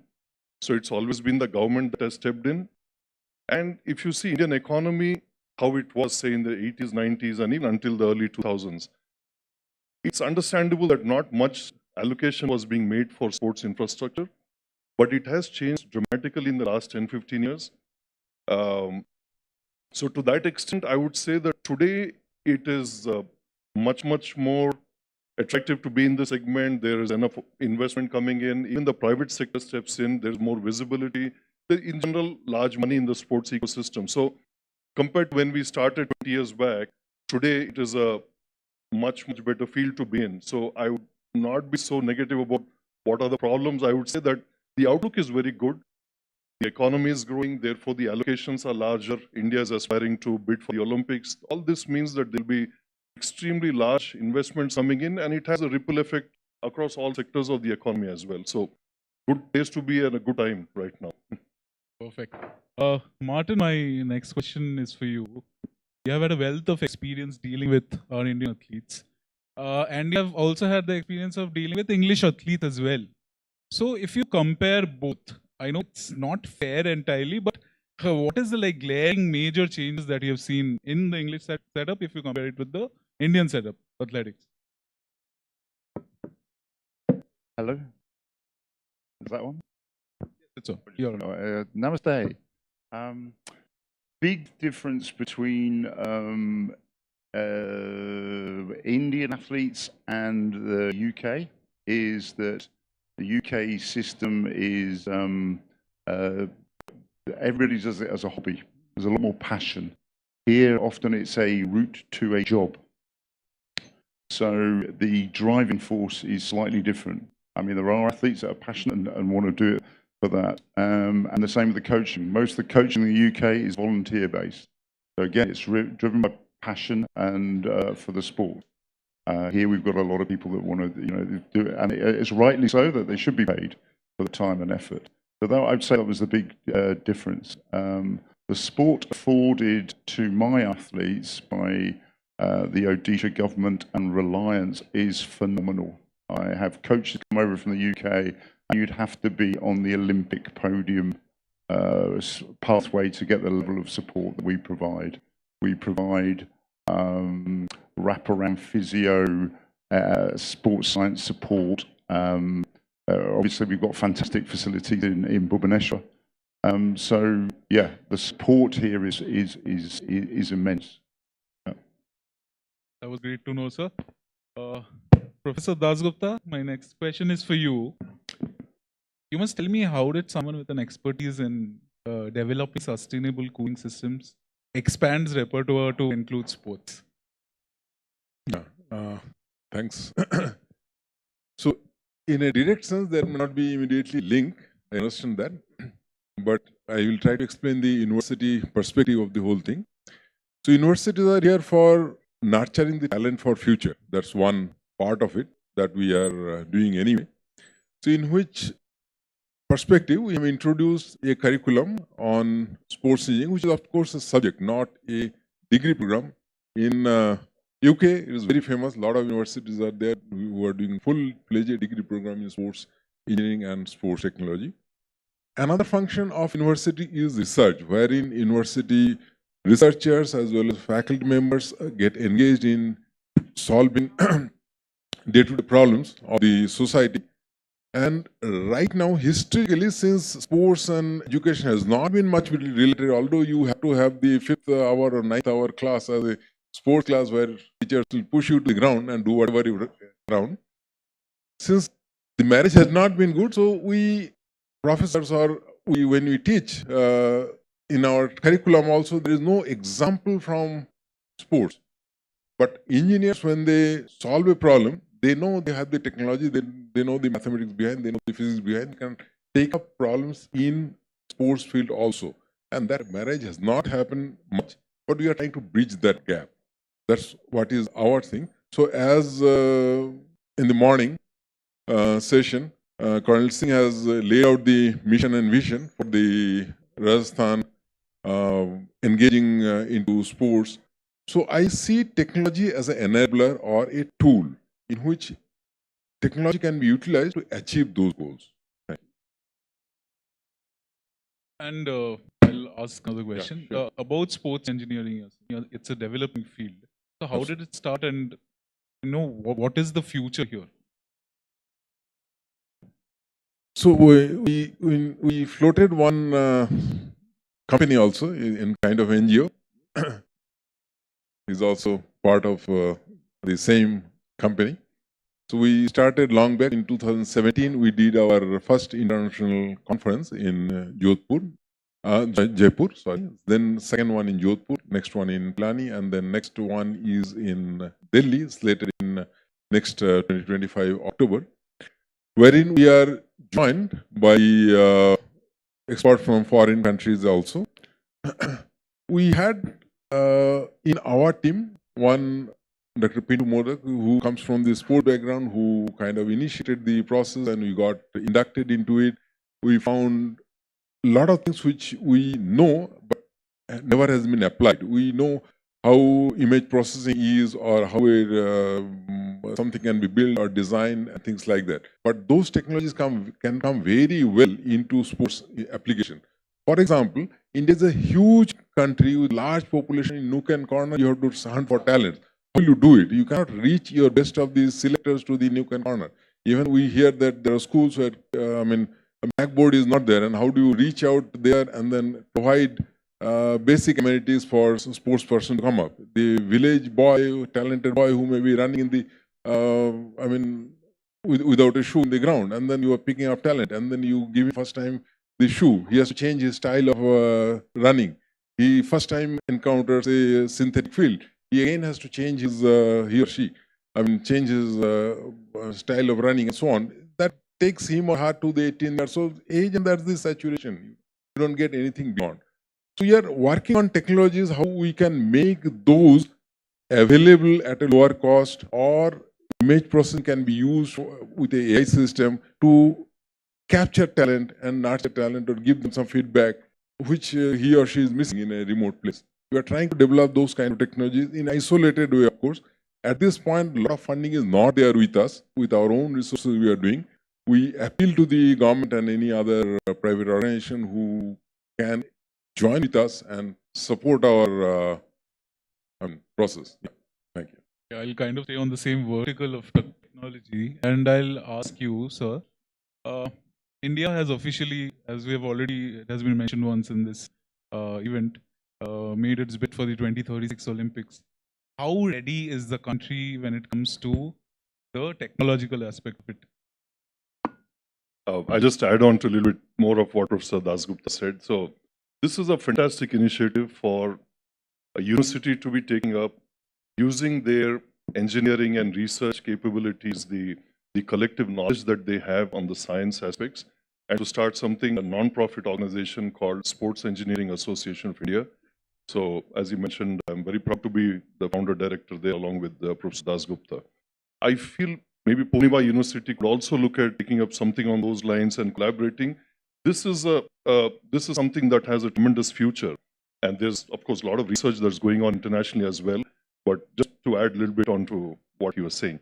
Coming back to your question,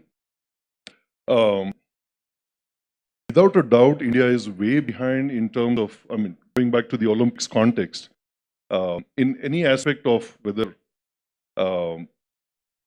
talent spotting, nurturing the talent, the scientific analysis of, the players' performance and improvements. Of course, there are certain pockets of excellence. I would say cricket, with the kind of money that there is and the global expertise that you're able to therefore bring in, cricket is clearly at the cutting edge, but that is not enveloped obviously onto all other sports. Many, many other sports, we have passionate sportsmen, but passion can only take you some distance. Even hard work can take you only some distance. as you may see, we ended up in the Olympic with so many fourth places, right? And the difference there is 100th of a second, or 100th of a meter, whatever. So the difference there comes in terms of how good the sports, any sport, is supported by the whole supporting team in terms of the analysis, in terms of player recovery, in terms of their aerodynamics of how they move, everything. So that certainly is missing. And I hope if India is really looking to, like Honorable Minister said, not just be a participant, but actually a good winner, a respectable position in the Olympics in 2036, now is the time to start. Because it does take for the ecosystem to mature at least 12 years, And you obviously, like he rightly also said, you have to pick talent of kids who are maybe now 12, 13, 15, so that in 2036, they're in mid-20s and at the peak of capability, then they grow up training scientifically and being able to perform at their best. And, those hundredth of seconds that make a difference, that will make a difference between a medal and a non-medal.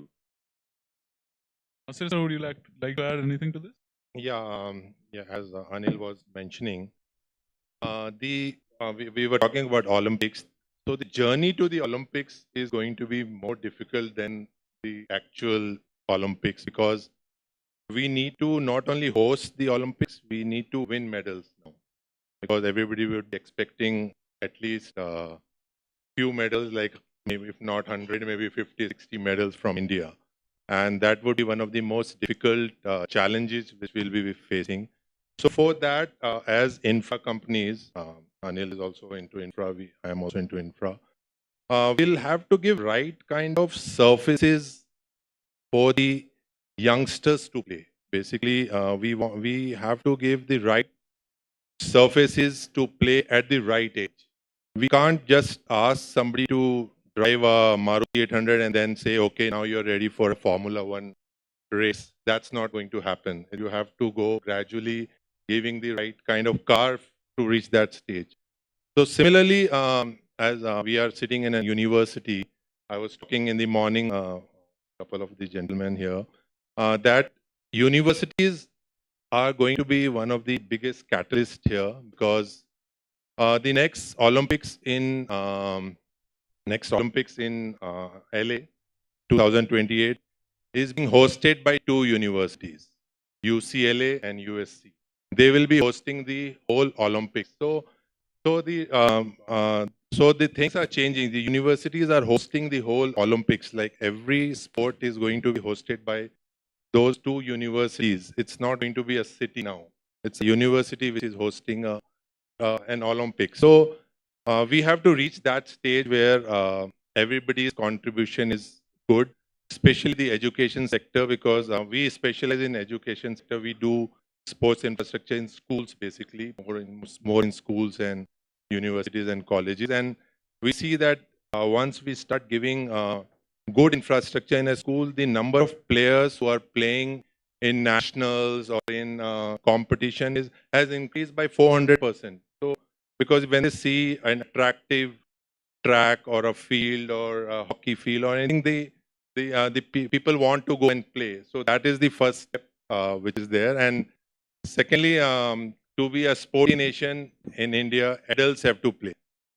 Here, adults don't play at all. So children don't see the parents playing, the uncles playing, or the aunties playing. So that stops them from playing. They are all playing on the, unfortunately, on mobile and iPad. But yeah, that is one of the main things which I would like to thank you. Since we are on the topic of medals and Olympics, Martin, I would like to ask you, there's a term which is often thrown about in sporting circles, which is high performance. How would you explain what it means to a layman? High performance is very difficult to understand, and most people don't understand it. Going back to the analogy, it's the difference between driving your own car and driving a Formula 1. So when you go and get your wheels changed, get a new set of tires for your car, you don't expect them to do it in 10 seconds. Formula 1 is that 10-second change. So for athletics, what we're trying to do, if we look at the men's 100-meter final in the Olympics, it went down to 1,000th of a second when that was lost. That's how close the difference between being an Olympic gold medalist and Olympic silver medalist. So everything has to be planned for. Everything needs to be prepared for. So you're trying to prepare your young athletes, your young sportsmen in India to be the best they can. And that includes infrastructure, it includes data analysis. We're doing a lot on build here. I think we've got a lot of makers of things, but it's also how do you handle data? So we're very good at what we do. I pat myself on the head there. We use data a lot. So we know what it takes to get to the Asian Games. We know what it takes to get through the first round. We know what it takes to get through the second round. We know what it takes to get to the final. We know what it takes to get a medal. We know what it takes to win. And we plan well in advance. I'm just really privileged to meet an Olympic 800 meter finalist. I'm just literally, like, you know, just caught my eye there. It is important that you do all the things. So we use data as a bit of too much of a gathering data. So what do you use that data for? These guys will be very good at making things for measuring things. So what do you do once you've measured it? So, and that's where a lot of you young students will be, could have future careers as sports scientists. There's two bits of that. There's making things and there's using the data.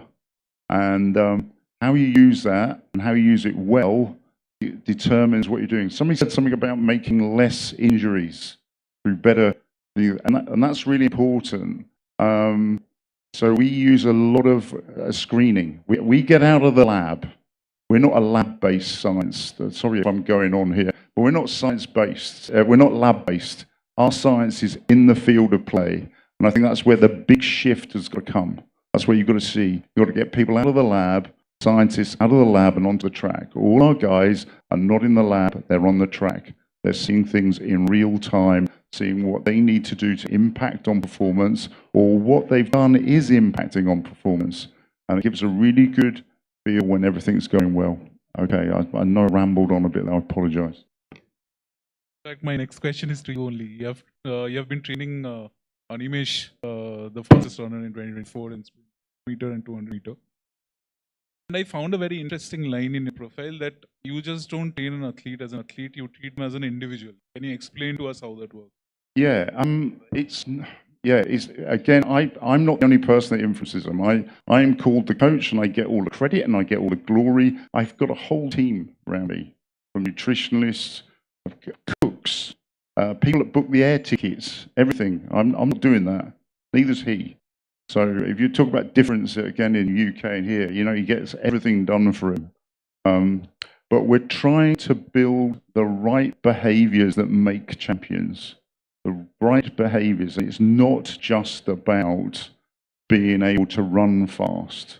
It's about being punctual for training, turning up and valuing your fellow athletes, being a good, moral, ethical person. So we don't want people that are taking shortcuts, and whether that's through H-Thward or through performance-enhancing drugs.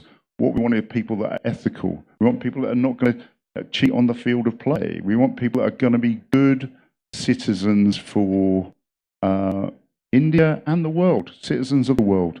So we're trying to build a whole character and good ethics and good morals. Sir, my next question is for you. I believe talent play is a concern, obviously. How does it help promote community health across the multi-sport arenas? Basically, Gallant Play we started during the COVID year. As I was telling you, we build sports facilities for schools. So we started taking up the facility back and put them like in use for the community to play. We wanted the community nearby 5 kilometers of the area who can come and play, train. The children can train, there are coaches there, and then the adults can also do pay and play kind of a thing where they can play tennis and badminton or swimming or basketball or We have multi-sports facilities right now in Delhi NCR only, but we have 12 facilities where more than 10,000 people are playing every month. So basically, we are trying to build infra which is not only for schools in the school hours, but after school hours, the community around can utilize them to play, to harness their talent, and also to be fit. We want, as I was telling earlier, also I want the adults to come and play. For being a real sporty nation, which we all want India to be, everybody needs to play something. So that was the main reason for the Gallant Play brand. No question. You are also part of the Sports and Field Builders Association. What is the vision of that? Yeah, we started the Sports and Field Builders Association just to get the best practices in place. Right now, as per Research India, the TAM for basically sports infrastructure is maybe 100,000 crores, but 95% is unorganized. People are making a basketball court, a cement court, and just put line, and then they try to jump and put the ball, and then they injure their knees and ankles. So basically, the idea is that we need to have best practices. We need to tell people how to build the right kind of courts, how to chances to be in advocacy with the government that sport is not luxury, so it's a necessity. So GST has to be down for us to build more. People should come forward to do that. We are also trying to bring CSR projects. The corporate should be putting more under CSR in grassroots sports development programs. Where we have done a few with like Timken and Royal Enfield, Eicher and Tata. All of them are putting a lot of money in grassroots projects where they are building sports facilities for grassroots to play in Jharkhand and Odisha and even Manipur and all those kind of places. So that is something which the SFDA is trying to advocate basically. Well, sir, you said you have been an athlete, so you exactly know what the problems are. So has that helped you, recognize the problems better and towards better infrastructure? Oh, sure, yes. So, and apart from being an athlete in my younger years at the national level, I was also in the US for some years.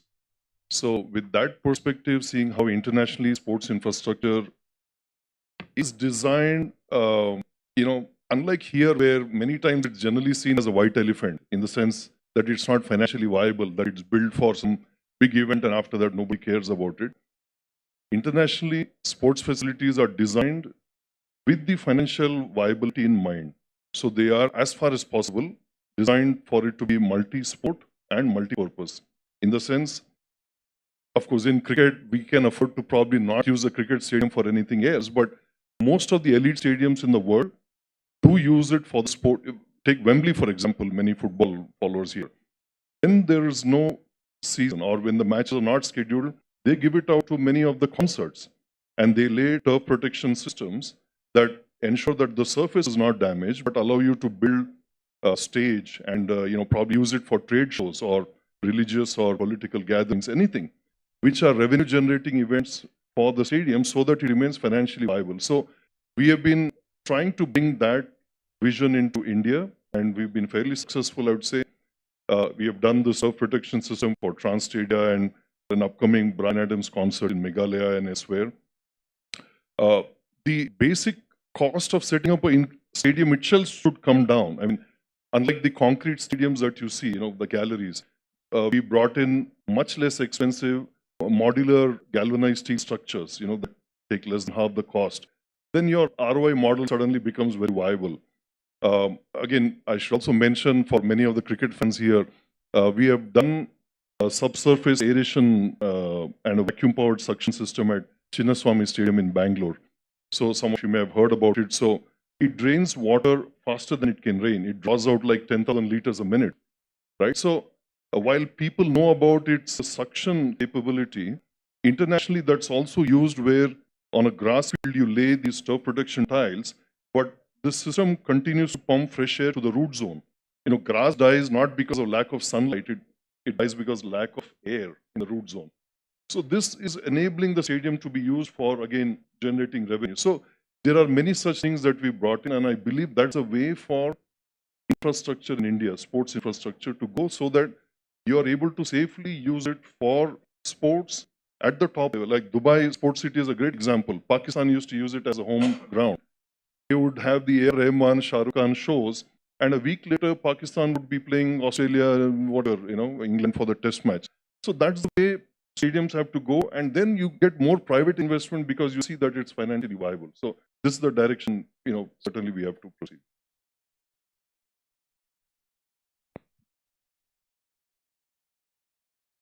Hello. Yeah. I think that's okay for really big stadia that are, for the Olympics and things, but we do need training facilities, and they need to be accessible all the time and not closed down because Brian Adams is playing. So I think you need both. I think you need a lot of easily accessible. Sport should be accessible. It should be convenient. If it's not convenient. But then there should be these inspiring arenas like the Stade de France, like Wembley, the Olympic Park in London, and Los Angeles. So yeah, I think you need both. And unfortunately, some of it isn't economic. You're going to support, but if you want to get into sport for money, it's hard. So I think you need to. You need government investment. Again, we're really privileged in Odisha that the government is completely committed to building infrastructure and expanding. I think the same is happening in Rajasthan from what I heard earlier. I think we need that as well as the big statement build stadia. Yeah, sorry. I think I have time to squeeze in one more question before I throw it over to the audience. Martin, can't end this session without talking about our rehab programs. There's cryotherapy, there's AI-driven rehab facilities that we have. How well equipped do you think, or how far ahead the other countries are in terms of, like, if you compare it to India, or are we equipped enough?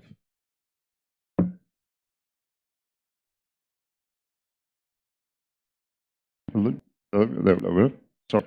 In lots of ways, India's well ahead, and then in other ways, it's well behind. So if I take my physio team's on the track side, somebody gets a little twinge or a niggle, they'll go straight to the physio. I've seen it, so they've tweaked something and they're back and they finish the session. If that was in the UK, they'd stop the session, they'd phone up the physio, probably get an appointment to 2 days later, drive across the city, the physio would charge them a lot of money and say, come back in 6 weeks' time and we'll reassess you. So in a lot of ways, India is far in advance, and certainly the model we have at the Odisha Reliance High Performance Centre is that we have physios trackside in the weights room and everything like that. So injuries, but we do a lot of injury prevention. We do a lot of the data analysis. We have a lot of assessment every 4 weeks. Every athlete gets a full body assessment. See if we need to adjust the program if something's imbalanced. It doesn't mean we don't have injuries. So we are incredibly well privileged. We've got ABTP where we are with a hypoxic chamber, cryo. We use the pool a lot. We've got ice baths. So we are incredibly privileged. But I don't know what the rest of India is like. But we have a world-class facility where we are. We've got 3 tracks. We've got South Asia's only indoor facility, indoor running track, which means when it rains, we can train inside. And it does rain a lot for 3 months. So, yeah, I think it's pockets. I think the IPL has got some fantastic guys working there. I pick their brains occasionally. I think somebody said before that that's where all the money is. And that's where all the stars are. So yeah, in some ways it's very well advanced. Then at the other side of it, we've got issues when we get young kids in that are due to malnutrition or in a poor diet, not necessarily malnutrition. Again, we have the same through poor food choices back in the UK. Here, it's so we just need to work on that. Vitamin D is an issue. People don't, not getting enough vitamin D. So dietary, we work on that. There's a diet can work a lot on stopping injuries. Yeah, so there's lots going on. Thank you for the interesting chat, gentlemen. This is one science class I loved for. Yeah, so I can take one question because we're running out of time. Is okay. Yeah.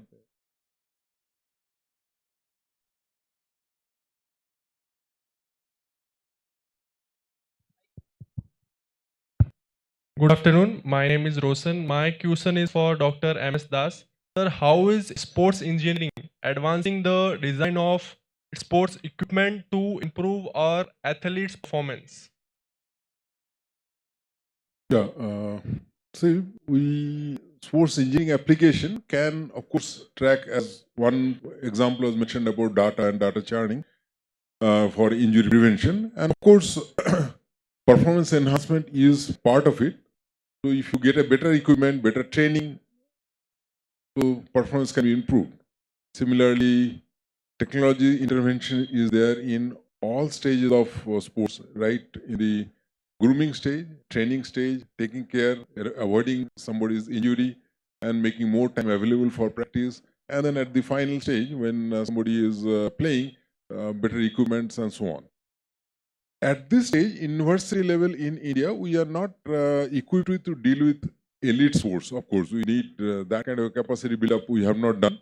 But technology certainly can be used. We are well equipped to target smaller goals. For example, wellness or something that was mentioned, that if India become a sporting nation, a lot of people, uncles and fathers will, aunties will start playing, and then youngsters will come and then take this sporting as a respect, with a respect. So we are definitely with that. I'll just like to mention one more point, not exactly related to you.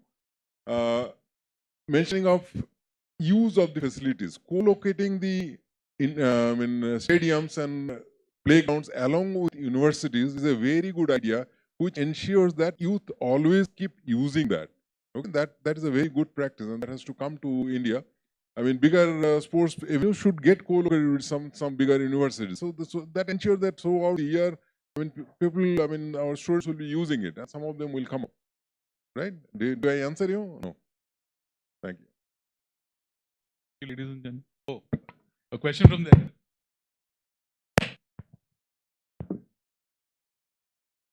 Martin, my question is for you. So you talked about data and high performance and how you are using that to prevent injuries and also to chart out the course of how athletes speak. So how can data be used actually to go at the grassroots and pick athletes at a very young age for particular sports and then groom them to be elite athletes?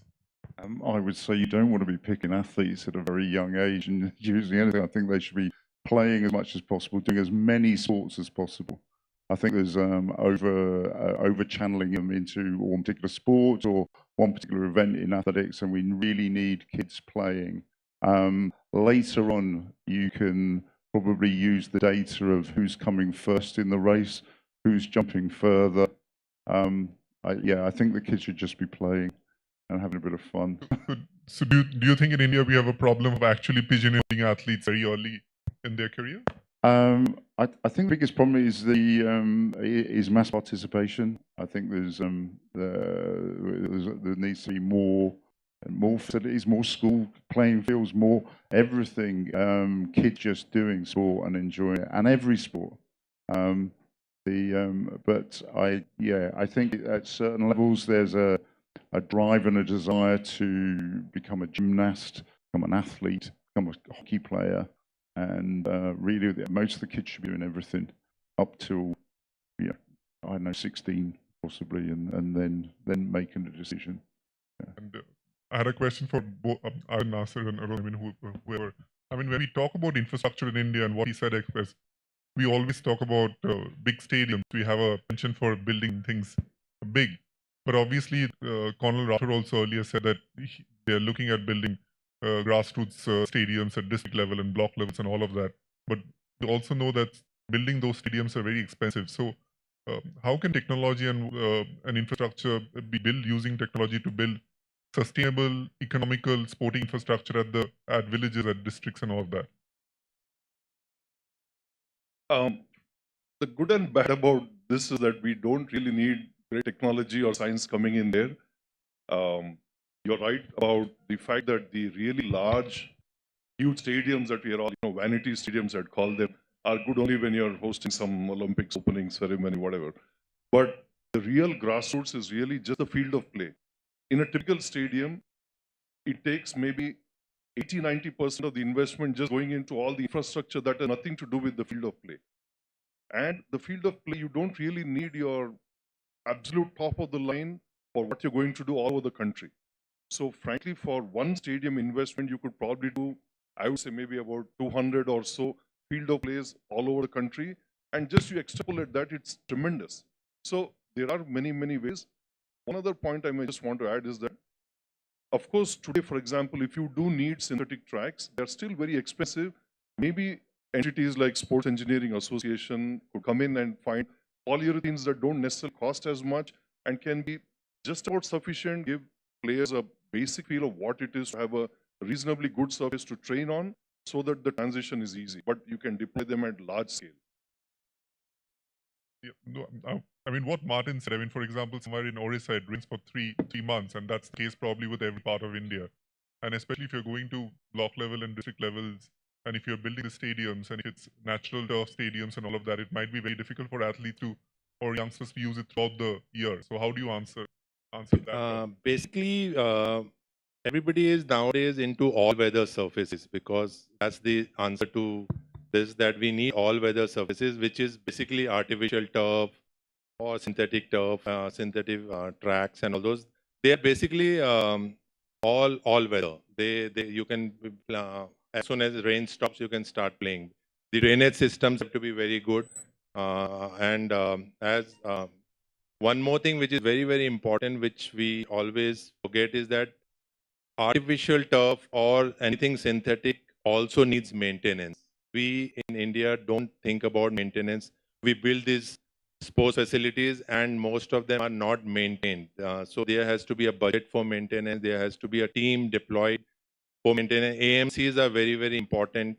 We represent a company from Netherlands who makes very good maintenance machines, but whenever we try to put that in the budget, it's generally never passes because it's they all feel that it's too expensive. We can use a few laborers, and like in cricket, outfields cannot be now done with mops and all, which used to happen earlier. It has to be now proper surveyor systems and all those kind of systems where the outflow is very, very quick. So maintenance is one of the main things, and as he was mentioning, that we need only playing fields. We don't need this stadium around. People can go and, like in Australia, South Africa and all, you just put your chadar and can start watching a match. You don't need those stadiums and everything because they cost a lot of money, and then budgets cannot be divided. If you want in every district sports facilities like this, we need to divide the budget and make only the sports arenas which are like multi-sports, and people can just go and play. And then if you are a good athlete, then excellence centers, people can go to the excellence centers. That's what has to be done. Yeah. Thank you, gentlemen. I think you've got to just discriminate between training facilities and competition facilities. We need stadia for competitions, but really, we just need lots more convenient places for kids to do sport. Yeah, not just athletics, I think, and not just cricket. Okay, we'll end this conversation on that note. Thank you so much, ladies. Thank you so much, gentlemen, for. I believe we'll be festive. Well, thank you for a thoroughly informative session. I request Mr. Shantadeep Dey to present our guest with a token of our appreciation.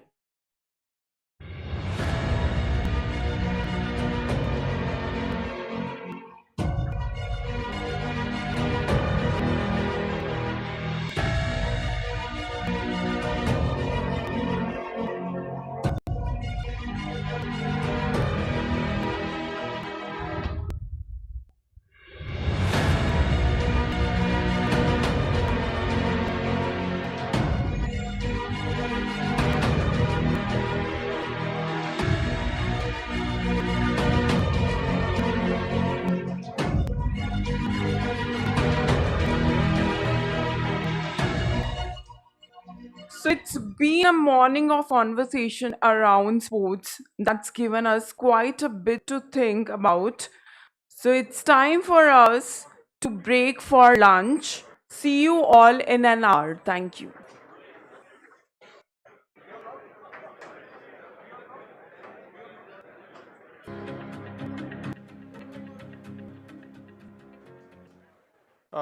May I please request everybody to please come back at 3 o'clock. We will begin the sessions at 3. Thank you so much.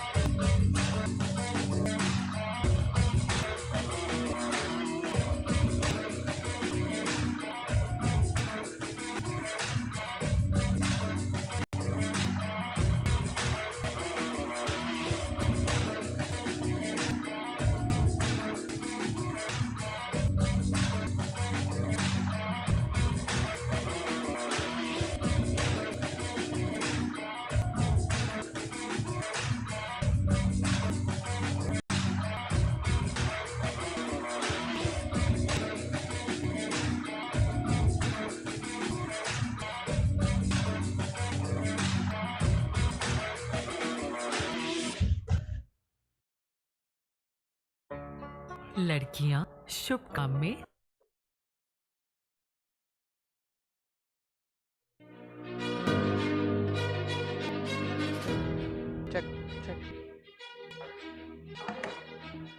Welcome back, everyone. It's time to return to business. Our next panel brings together 5 incredible women from across the spectrum of sports to discuss how women have steadily made progress in the arena over the years. From contributing to India's medal tally at important international events to bringing back their expertise to nurture new talent, women are doing some incredible work in Rajasthan. I would like to invite Mr. Suresh Balakrishna, Chief Revenue Officer of the Hindu, to moderate this panel and introduce our speakers.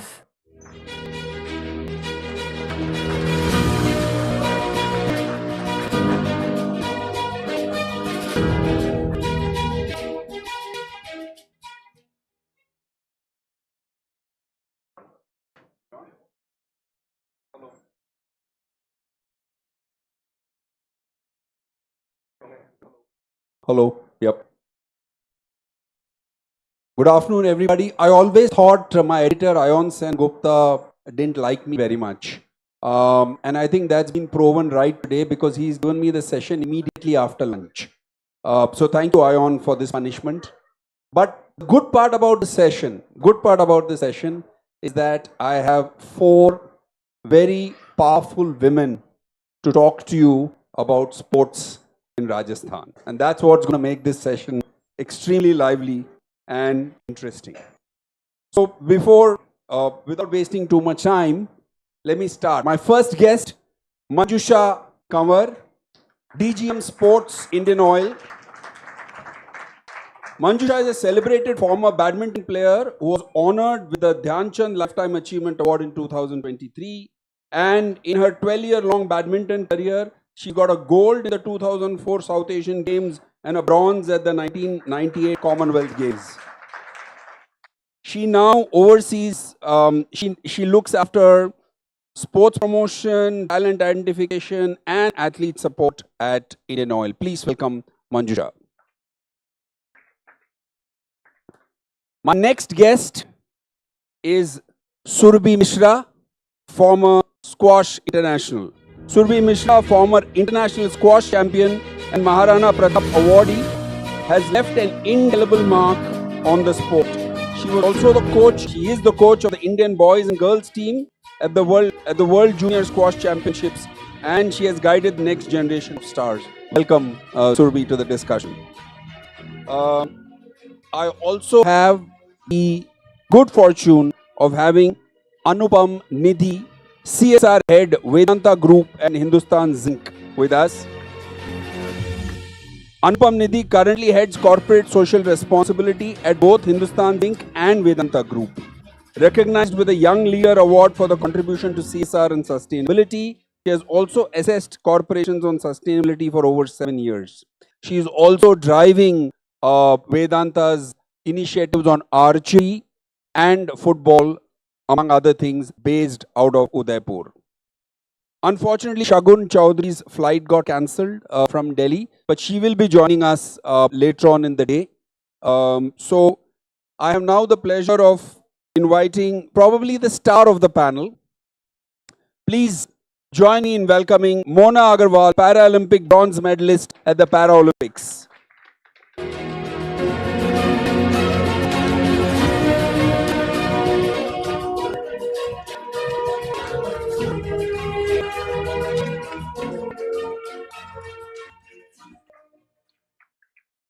It might surprise a lot of you all to know that Mona Agarwal started her parachuting journey in December 2021.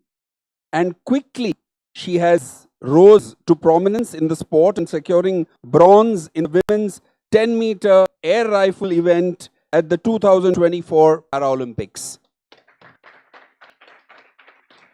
She also claimed her first World Cup gold medal in 2024, setting an Asian record. Welcome, Mona, to the panel. So I'd like to start with Mona, with you. 29 medals at the Paralympics for us. We were extremely proud as a country and very happy at the tally of medals that we got. Is that truly representative of the kind of encouragement, support, and infrastructural help that para athletes are getting today in this country?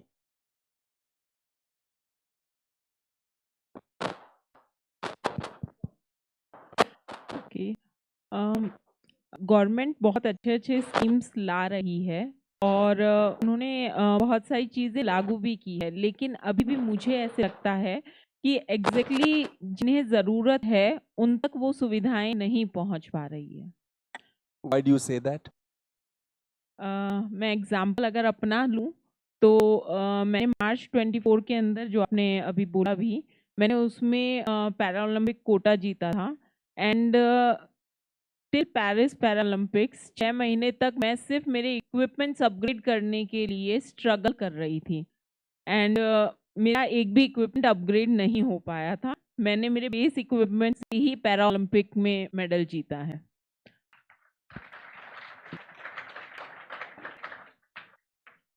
I'd like to एक और प्रश्न to add to what I have said. Being a para athlete itself is difficult in this country. You just said that. What about being a woman para athlete in this country? Does that add one more layer? Does it make it more difficult, or is it in para athletes it's all the same? Women in our country, it itself takes के ना बहुत difficult है accept करना कि आप आगे कैसे बढ़ गए. हम चाहे कितना भी अप्रिशिएट कर रहे हैं और कितना भी उन्हें रिकॉग्निशन दे रहे हैं, बट हम खुद एक बैरियर क्रिएट कर देते हैं उनके लिए कि अब आप इसको क्रॉस करके आगे बढ़ के दिखाओ. और वो बैरियर इतने स्ट्रॉन्ग होते हैं कि आपके लिए मुश्किल होता है. जो निकल जाते हैं वो हमारी तरह कुछ यहाँ पहुँच जाते हैं, लेकिन मोस्ट ऑफ देम वो उन बैरियर्स से टकराकर और वहीं पे रुकना पड़ता है उनको. तो वो हर्डल्स अगर हम ना क्रिएट करें तो मेरे ख्याल से बहुत सारी वुमेन्स और हैं जो निकल के आ सकती हैं. Subi, I'd like to come to you. Squash per se is perceived as a niche sport across the world, in India as well. So tell me about squash as a sport in this country. What's the kind of following it has? And tell me about women in squash in this country. Where are they now? Do you find more women talent now than before? What's been your own personal experience in this journey? Good afternoon, everyone. First, squash is, like you said, is a niche sport because it's only available in clubs. It used to be like this, I would say, about 15, 20 years back. 10, 15 years back. In 10 years, it's changed because we have public academies like one we have in Rajasthan at the Savai Mansingh State in Jaipur. A lot of schools have come up and taken up squash as a sport. But still, like Mona is saying, the problem here is that we need to create a lot more public infrastructure for sports to grow, not just squash. Squash is one of the reasons. Badminton has become big because of that, because this become accessible to everybody and it's just not played in clubs anymore. That's the bigger reason that squash took a little bit more time than badminton and tennis for that matter.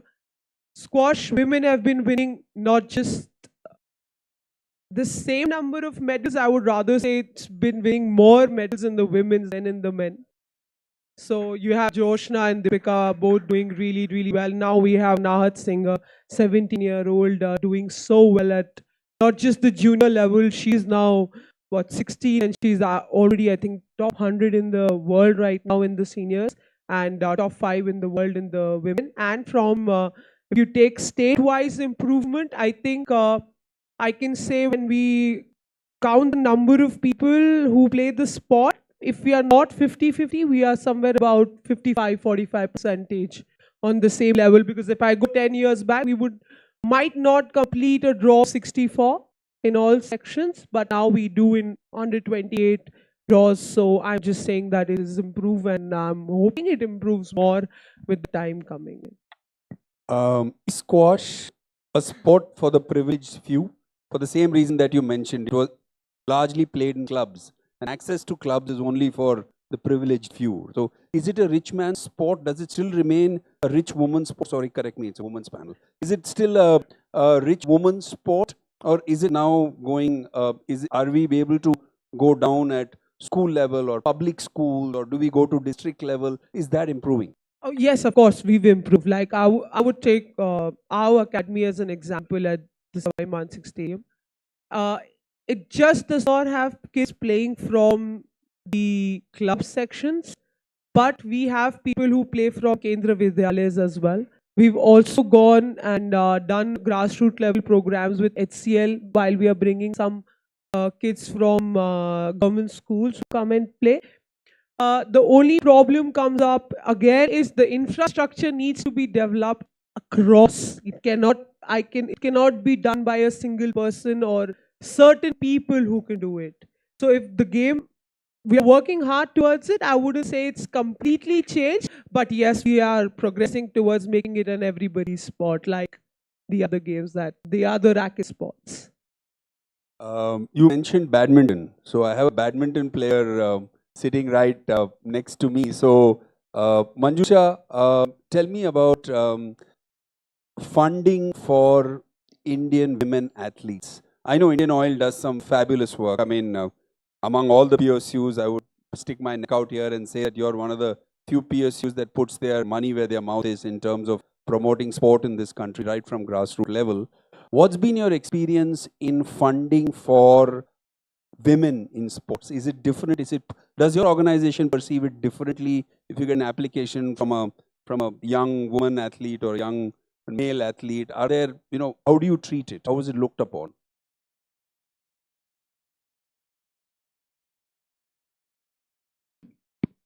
Okay, so good afternoon, everyone. Session after lunch, and to hear women in sport, I hope it's interesting. So I hope we can wake you up. Just a moment to thank Ayon and Vijay sir and the entire group. I think what you do is really good. I hope the ideas really percolate into something, building India into a sporting nation. Women in sport. So yes, I think over the last decade, a lot more focus has gone into the women in sport. One of the reasons is, of course, we're seeing the medals won at the Olympics by many, many more women. And that is something that we realize, that there's a lot of talent and a lot of results coming out of the women in India in sports, especially. And if I take Indian Oil, where I represent, I joined as a player and as a woman athlete, and I was taken into the company. We had equal men and women, so we got priority equal to the men. And now I am a woman administrator in sport. So I think it's a company that encourages women on all forums. We also took in the first women's hockey team. So that showed that Indian Oil is very, very much committed to supporting women and to supporting grassroots sports also. We also last year gave support to the Para Olympic Committee. Of course, now we'll go one step further and introduce the Para scholarships. And the scholarships are 50% for women. So everything we do now is at par, and maybe a little more, with the women's team. And so it's good. I feel very good to work with such a company that takes care of the entire ecosystem. Of course, a lot more can be done. A lot more encouragement of women to play sport at the grassroots level. I think that is one area which we all have to focus where not much is being done as yet. We're still focusing a lot on the top level, and we have the top scheme. We have Khelo India, which also has helped state level women, but we have to go deeper. We have to go to districts. We have to go to villages and pull women out and make them play sport, because that's going to make them stronger. That's going to make them self-reliant. That's going to make them healthier. That is also one issue we have to address, and that's going to generally make the country stronger. So we're doing a lot, and a lot more can be done. I know Indian Oil is doing a lot in that front, and happy to hear that you're focused on doing much more. Anupam, I kept you to the last because in this forum there are only two people who haven't played sports, right? One is you, and the other is your moderator, right? My contribution to sports is that I've sat on the television and watched Ajay Jadeja smash Wakar Yunus. That's been my contribution to sports so far in the country. Otherwise, I'm the chief revenue officer. I don't have wonderful writing talent like Ion and all the other moderators. I don't even write about sports. But from an administrative point of view, from a CSR perspective, and from a sustainability perspective, tell us what have been the challenges. Have there been any challenges in funding for women athletes? And do you find enough women athletes actually coming from the grassroots level? Because you're involved in football, you're involved in archery, you're involved in overall sports development from your organization is one of the CSR things that you all do. What's been your experience with specific to what are their challenges and what are their opportunities for women? Sure. Thank you. Very good afternoon to all of you. It's an honor to be sitting amongst such wonderful panelists who have achieved so much for the nation and have got laurels for the nation. And to be very honest, we are here, all of us are here to make many more of them and make our India proud, whether that's the 36 or many more Olympics will come in the near future. So pretty much, yes, Vedanta, if I may say, to begin with, has been focusing, as you rightly said, on archery and football, but also cluster sports as well, as in where there is a space for volleyball, we go and nurture through infrastructure, because we see there's a triangle for the child. But two important spokes of the triangle is infrastructure and coaches.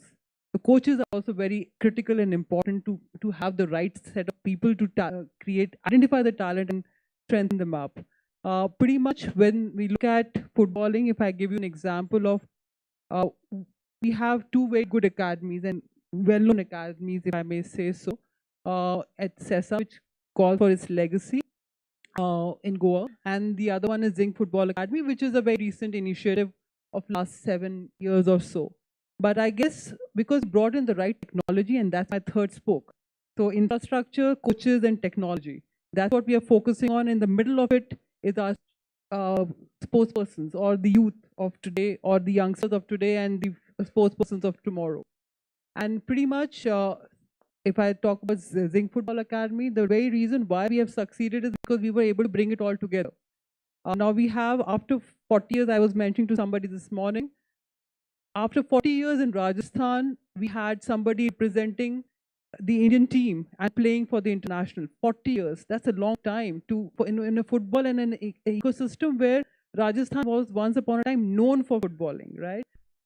Same is the case with archery, as in, again, Rajasthan is known for its archers and in this tribal pocket, but is there somebody developing those and identifying those talent who's pretty young in their life?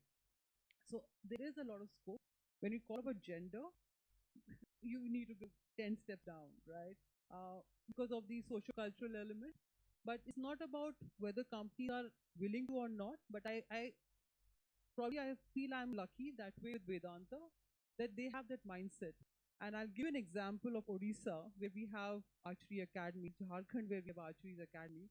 We have a Julia and many Julias around who have been part of these academies. These are non-residential academies.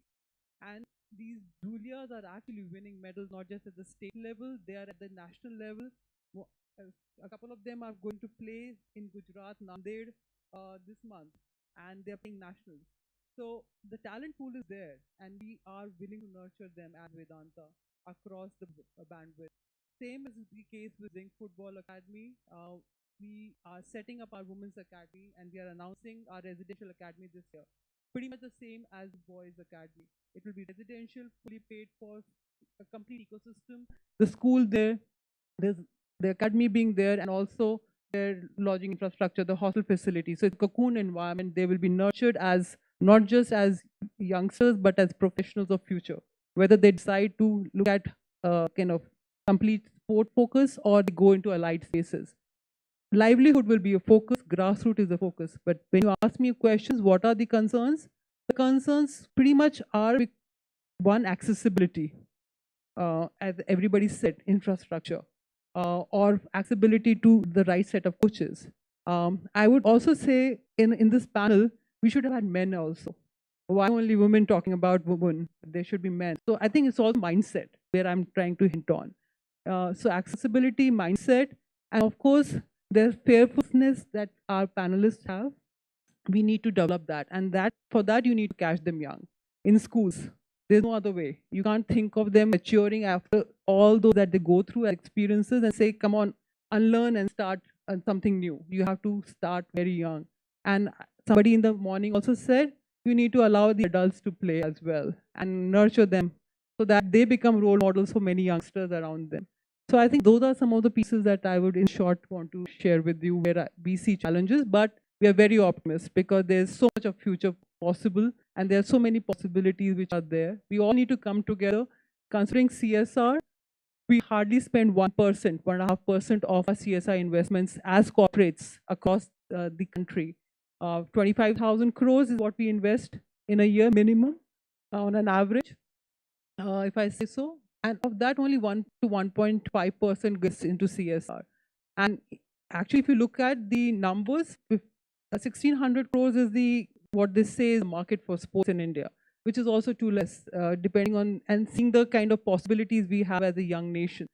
So I think there is immense possibility, and we are all need to come together, not just in these conferences, but beyond, to collaborate and converge and create that change.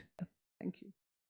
Good point. So you said you have to start very early, but one of the people here didn't start very early. She started in December 2021 and she won a medal in 2024. I mean, that's like ridiculous. 2.5 years, you win an Olympic bronze. How did that happen? Ye kaise hua? I mean, what was the magic? You started in December 2021 and here you are an Olympic medalist.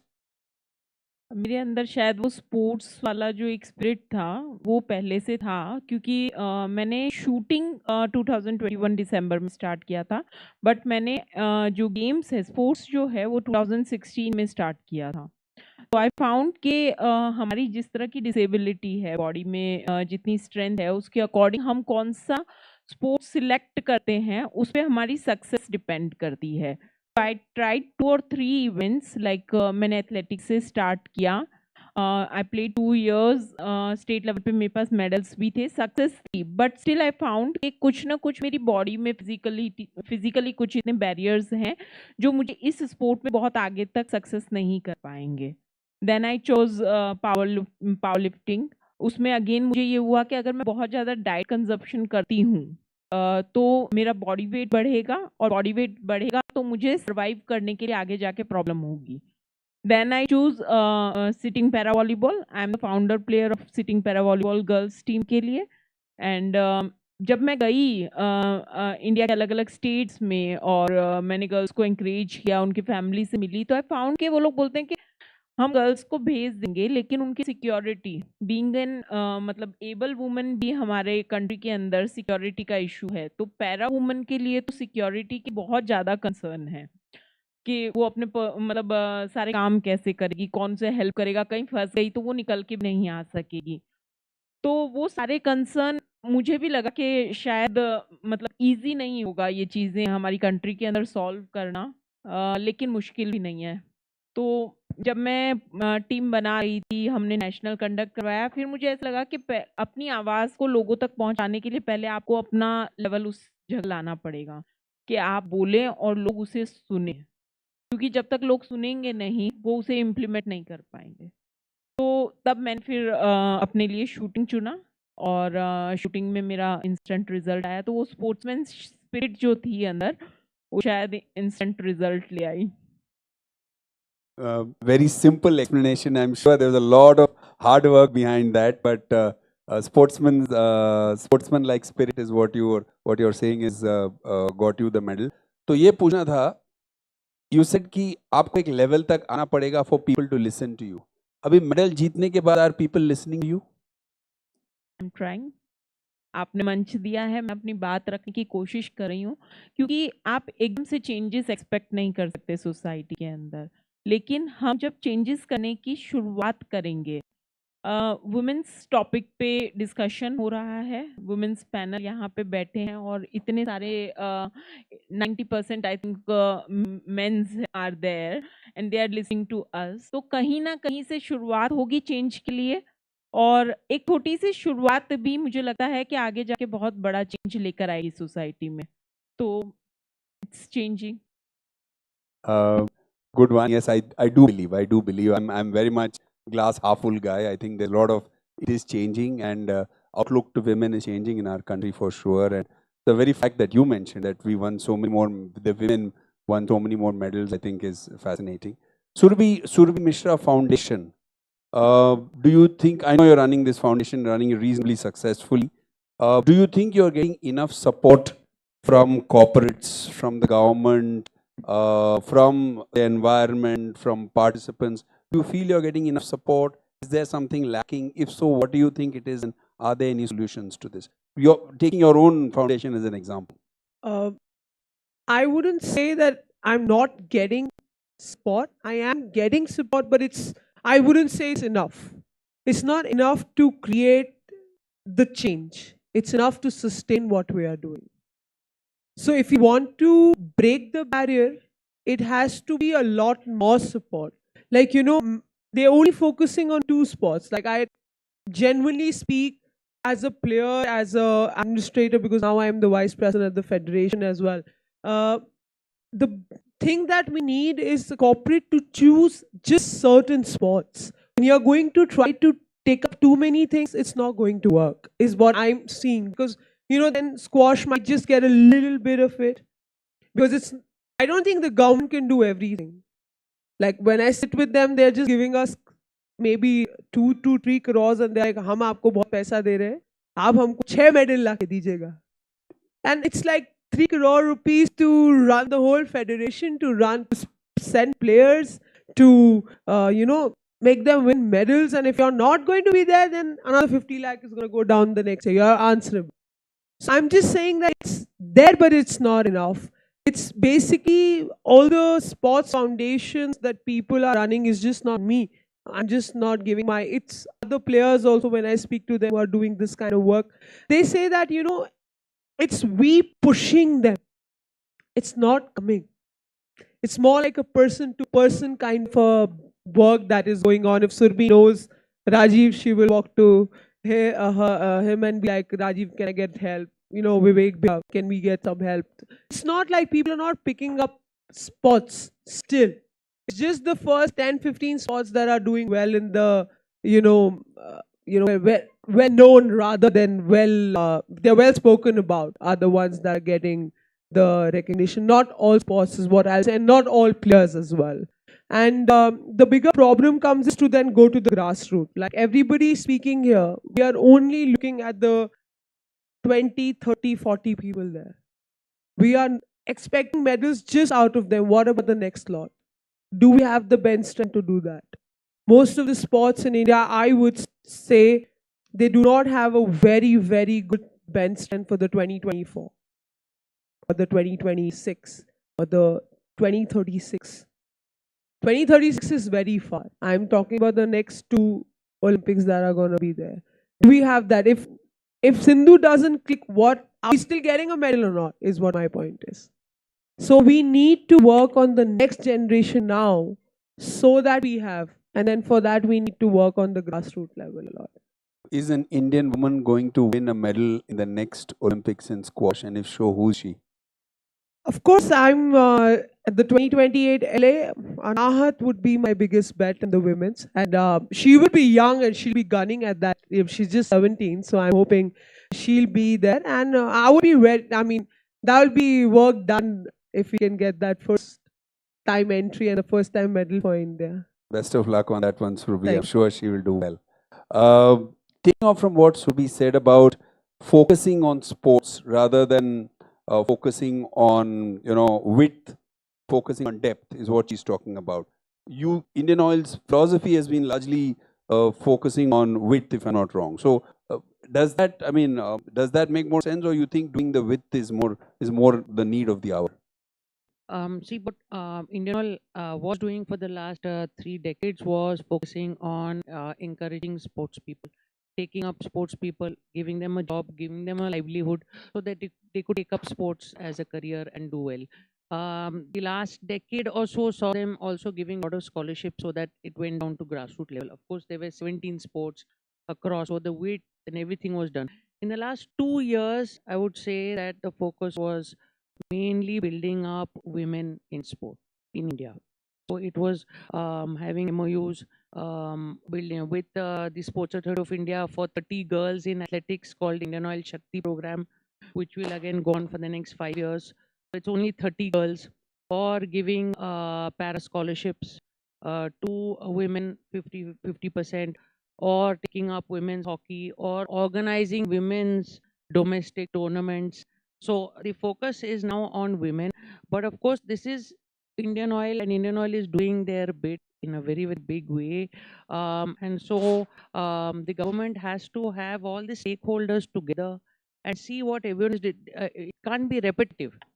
So someone has to sit up and say that, okay, so Indian Oil is doing this, so let this so and so company do this, and let so and so company do that. So everyone is not doing the same thing, because that then will not bring any improvement in the next many years to come. So we need to have very good forums of discussions at the government level and get all the stakeholders and see what they're doing and see what more needs to be done and who's going to do it, identify that and give them those roles. So I see that probably they're having those discussions. There's a new policy also in place and things are working well. I hope that it goes faster. And I hope the state policies also work better, work faster, because that's ultimately you can't expect the center to do everything. It has to be state, then state associations, then district associations, because without them being ramped up and answerable, we will just again be in the same discussion after LA Olympics. We'll be talking about the same thing. So at that time, we should talk about different things. This set of problems should go, and we should have another discussion at that time. One last question. I want a 1-minute answer from each of you all. Tell me 2 things that we should do in this country to improve the state of women in sports, or make more women win medals. Interpret it as you like, but 2 things which are priority. I know there are 50 things, but in your mind, just give me a quick 1-minute answer, each of you, on the 2 things that we need to do to improve the state of women in sports in this country. So one is make sport a little more safer. So like what Mona said, all the athletes, including para women athletes, will be safe enough to go to the playing field. So that I think we have to give a lot of thought in that. And second is the Hindu group, I urge our journalists to give some space dedicated to women in sport. That is going to make a huge change. Yeah, 2 points she's taken. One was also what I was thinking. The first one that I would think is catch them young. Women, especially in India, we have a lot of other things that our body structures and our, the way we are. In Asian women, especially, you need to catch them much younger in India so that you can get good results faster out of them, and you are able to prolong their life of play. So that will be one of the things, so that we can get a lot of medals. And secondly, we should also have Hindu, not just national women. You don't look up straight to the person you can't reach. You need to speak a little bit more on the local stars that are coming up. That's where a friend of mine can do it, I can do it. Not all stories go straight up there. It starts very small, the small ignites. That's where I think people should start talking about the local stars also, so that it keeps working, keeps going ahead. Quickly, I'm going to make it 3 because I just want to add rather 2.5. Okay, half I'm taking from you. A real corporate person. Yes. Go ahead. Aeon, and then what she rightly said, create role models, not just by stars who win it, but stars who also struggle, or the budding stars, and create that platform where this debate doesn't, or this discussion doesn't end here. It becomes a platform for future to get ignited. So that's my half. The other two are, of course, infrastructure, but more on a participatory model, because as we said, government can't make everything, but then there is an element which government can bring in, is the speed and the scale. And with the element of proficiency as well as the professionalism from corporates and other entities, it could be a PPP model, grassroots infrastructure that we could create and we should create, and then catching them young. Yes, pretty much. Our star for the evening, tell us. मेरा answer वापस बहुत basic root level का होगा कि main जितने भी हैं हमारी सोसाइटी के, उनमें ये अवेयरनेस लेकर आए कि वो बैरियर्स को, ऑब्स्टिकल्स को साइड में करें और वो वुमेन्स को आगे निकलने दें, क्योंकि वुमेन खुद में अवेयर है कि उसे करना है, but men are not allowing. हमारी सोसाइटी उनको अलाउ नहीं कर रही है। तो जब हमारे घर में, हमारे फैमिली के अंदर जो मेन है वो हमें सपोर्ट करेंगे, हम बाहर निकलेंगे और हमें एक सेफ एटमॉस्फेयर मिलेगा, तो डेफिनेटली हम आगे निकल सकते हैं। तो अगर हम ज़्यादा से ज़्यादा वुमेन्स को बाहर लाना चाहते हैं तो हमारे सोसाइटीज़ के जो मेन हैं उन्हें उतना अवेयर और एजुकेटेड होना पड़ेगा इस प्रोस्पेक्ट में। और दूसरा ये कि हम आने वाले फ्यूचर के लिए, जैसे जो जूनियर हैं या जो भी हम बच्चे तैयार कर रहे हैं, लेकिन मुझे ऐसे लगता है कि शायद कहीं ना कहीं हमारे घर में भी इस तरह के टैलेंट होंगे। जैसे मैंने 36 की एज में स्टार्ट किया, तो अभी जैसे मैम ने एक एग्जांपल दिया था कि हम 40 के बाद भी अगर किसी को लेकर आते हैं और वो एक आइडल बनता है, तो वो शायद, अगर मेरे बच्चों के लिए कहूँ कि मेरी बेटी अगर मुझे देख रही है ये करते हुए, तो वो खुद अपने आप में वो स्पिरिट लेके आएगी कि मैं भी कर सकती हूँ।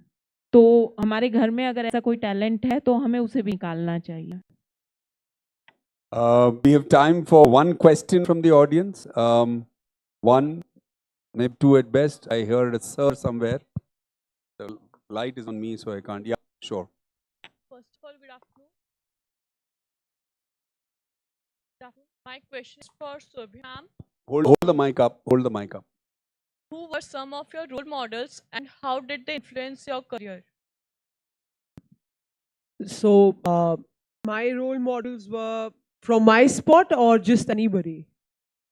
From my sport, we had, she was eventually my contemporary and teammate, Josha Chinappa. She was the first one who I saw playing the game, and that's where I said, okay. She only told me that you are good. Why don't you take up squash seriously? I said, I have nothing here to do in Jaipur. There's only one club which has 2 courts. I don't have anybody to play with. So that's how I moved to the land of squash in Chennai. And that's how my journey started. She was one of them. And also Padam Shri Bhuvneshwari Kumari. She's one of the reasons I started the sport. First sport starting was her, because she's one of our family friends. So she said, you know, squash is something that you should look at. And that's how I started squash. And after that, I think a lot of people from this state, which at that point of time, we didn't have many. And Colonel Rajyavardhan Singh, I would say, is the one I have been telling. I used to always tell him, sir, I was awake late I was early in the morning at Athens at that time, and we saw him shot. And that's how it all started. Yes. Thank you. One last question. We have time for one question. Yes. Gentleman in front. Can somebody... Oh, there is a gentleman with a mic. 1 minute. Yeah. Go ahead. Hi, sir. My name is Sharif Alam, captain of Pune University football team. So my question is from Mona ma'am. Mona ma'am, जैसे कि आपने कहा कि आपको अपने जो आपकी जो इक्विपमेंट्स थे उसको अपग्रेड करने के टाइम आपको स्ट्रगल फेस हुआ, तो हम जैसे मतलब बहुत सारे जो यंगस्टर हैं, हम लोग को फुटबॉल खेलते टाइम ऐसा होता है कि बहुत सारे बैकलैशेस या मतलब सपोर्ट नहीं मिलता, कि मतलब हम लोग जो इंडिया जो है बेसिकली वो एजुकेशन ओरिएंटेड है एज कम्पेयर टू यूरोप बहुत ज़्यादा स्पोर्ट्स ओरिएंटेड कंट्री है, हम उतने हैं नहीं, तो हम अपने आप को कैसे मोटिवेट करें स्पोर्ट्स के लेकर? मैं बस इतना मतलब कहना चाहूँगी कि इक्विपमेंट्स और जो भी हमारी टेक्निकलिटी है वो डेफिनेटली स्पोर्ट्स में सपोर्ट करती है, लेकिन उसके बावजूद सारी जो स्ट्रेंथ है ना वो हमारे खुद के माइंड के अंदर है। अगर हम मेंटली स्ट्रांग हो जाएंगे और हमारा ध्यान हमारे इक्विपमेंट्स पे हट जाएगा, हाँ एटलीस्ट इक्विपमेंट्स जो है वो खेलने जैसे तो हों, एकदम टूटी हुई चीज़ों से नहीं खेला जाएगा, लेकिन फिर भी अगर हम मेंटली खुद को स्ट्रांग करते हैं और हमारा साइकोलॉजिकल पार्ट अगर हमारा स्ट्रांग रहता है, तो ये छोटे छोटे बैरियर्स या ये जो छोटी छोटी टेक्निकल चीज़ें हैं वो हमें बहुत ज़्यादा नहीं ला पाएंगी। क्योंकि मैं डिस्टर्ब हुई थी 2-3 महीने तक, मैं कंटिन्यू डिस्टर्ब रही थी कि मेरे पास इक्विपमेंट नहीं है उस स्टैंडर्ड के, मैं कैसे फाइट करूंगी। बट मेरी जो मेंटल कोच हैं उन्होंने मेरे को यही बताया, उन्होंने मेरे को यही ट्रेन किया कि अगर आप ट्रैवल कर रहे हो, आप वहाँ गए हो और रास्ते में आपकी व्हीलचेयर टूट गई, तो क्या आप मतलब गेम को ड्रॉप कर दोगे, अपने मैच को क्विट कर दोगे? मैंने कहा नहीं, मैं वहाँ शायद टेबल मिलेगी, टेबल पे बैठ के खेल लूंगी। तो बोले वही तुम्हें करना है। तो हमें अपने आप को जो वर्स्ट से वर्स्ट सिचुएशन है उसमें डालना है कि इससे ज्यादा और बुरा क्या होगा। We have time for one last question from the gentleman in front. Yeah, I'm Colonel Vishal Chand from the Indian Army. I play polo I played for India as well. I've attended a lot of conclaves. Basically, we all talk about macro level. We don't talk about micro level. One, in India, we don't have a sporting culture. That we have to change that. Why is the reason? You want to pick up sport, you think you have to get an Olympic medal. Is that the reason why we're playing sport? So another thing is security, professional security. Why will a parent would want his kid to play a sport because he wants to play an IPL or get a medal? That's the only reason. We have to start in school. Do we have reservations for sporting reservation in school or colleges? Unlike in universities in US where co-curricular activities are given more basis for admission rather than academic. So we have to, I've played almost 14 other countries. I get up early in the morning, I see everybody running there. We have the same culture here. We talk about government, funding and everything, but what do we need to change? We need to change very soon. Things are changing, yes, definitely. I'm not saying that things are not changing. People are looking at sports as an option, but that option should be in our culture. That should be in our veins. That fitness should be even sporting like cricketers, like Abe Devlers and all, they all play golf. They just don't, or squash for the matter. They're not just restricting themselves just cricket. I was lucky. My father was in the army. I played every kind of sport to a certain level, and I picked up polo at I don't come from a polo background, so we need to think and we need to think fast. That's my question. Thank you, Colonel. I think you're right about bringing about changes in your own personal lifestyle itself. Taking a cue, I'm going to start running to the evening itself. Thank you so much for your input, Colonel. Thank you to my lovely panel. A loud round of applause for a fabulous panel. And thank you for being such a lovely moderator. Thank you. And thank you. Thank you all for this insightful session. I request Mr. Balakrishna to felicitate our panelists with a small token of our appreciation.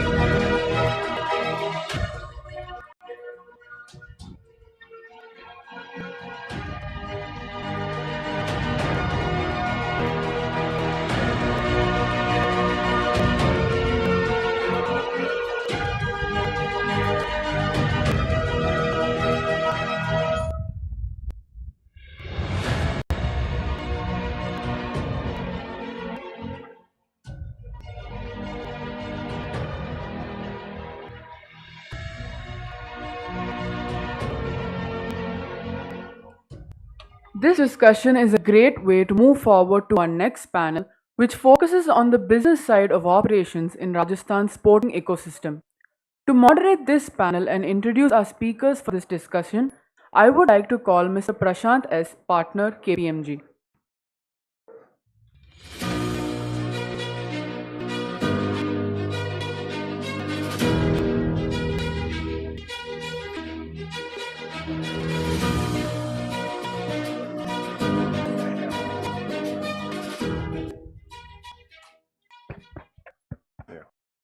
Good afternoon, everyone.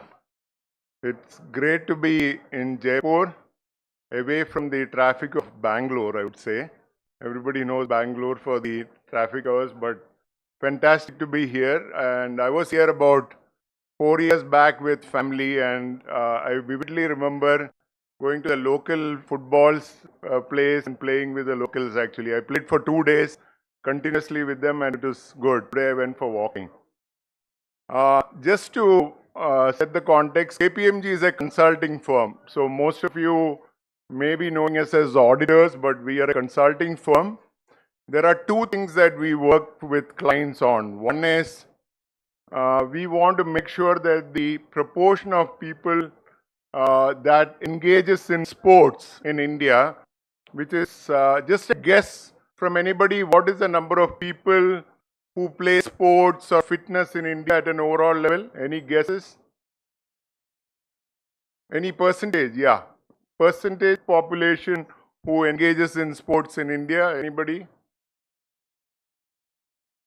Including children? Yeah. Sorry? 3%. Anybody else? 1%? Yeah. Sorry? 8%. Okay. It's about 5 to 6 odd percentage of people who engage in sports. So what we are trying to do is to bring that number a lot more. That's one. The second is about high performance, like Olympic medals, Asian Games, representation in Wimbledon, all of this. How much of India can contribute? So these are the two areas that we are working with clients. And I'll tell you, India is at an inflection point in sports at this point of time. It's a tremendous industry, growing at almost like 15% at this point of time. Our GDP is growing at 4%. Fantastic time for sports. Back of what we have done in IPL, you can see multiple other sports coming up. So I think it's going to be great time for India going forward. We have also bid for the 2036 Olympics. Hopefully we get it. And once that comes up, you will see a lot more enthusiasm. So I'm very, very hopeful for this industry where I'm working closely that it will pick up big time. And I have a lot of youngsters here. Encourage all of you to get into sports and fitness and maybe win a medal for India. So that is just a thing. So the context here that we are going to talk about the economy and the Rajasthan. How is it linked?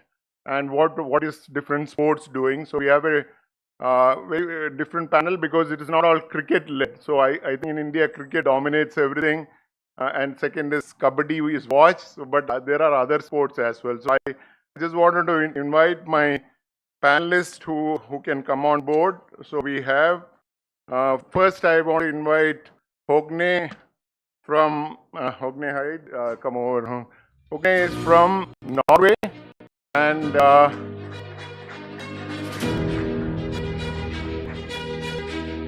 so Hogne is from Norway. He organizes world's strongest chess tournament by FIDE rating, referred as the Wimbledon of chess by Gary Kasparov. So he organizes it. Second thing is he is very ardent supporter of India. He's been in India for 20 years and associated with India in bringing. He brought a delegation recently of 20 people who brought from an investment viewpoint from Norway. So he is with us. So thank you, Hogne. The second is actually Rajiv making his second appearance for the day. So Rajiv is a vice president of Rajasthan Royal. I think everybody knows him here. Yeah. So I'm not. So Rajiv, he is from Rajasthan, associated with Rajasthan Royal at various capacities. Vice President, managing partner at Spark. He was the CEO of Kings 11 Punjab, so very, very interesting profile. He was recently appointed as the CEO of Abu Dhabi T10. So here there is T10 also, which is picking up 100. So he is part of that. So thanks, Rajiv. Next is we have Rahul Singhi. Rahul is here, yeah. So we should give him a warm welcome. Because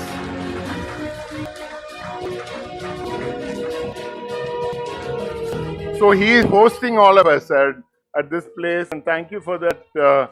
And he is an ardent, he's into education in a big way, connected to sports. And in fact, early in the morning, he was saying how he's associated with Rajasthan Royals and all, other things. Other interest for him is architecture. So I think it'll be good to hear the mix of sports, architecture, and what happens in this in the university level. So that's from Rahul.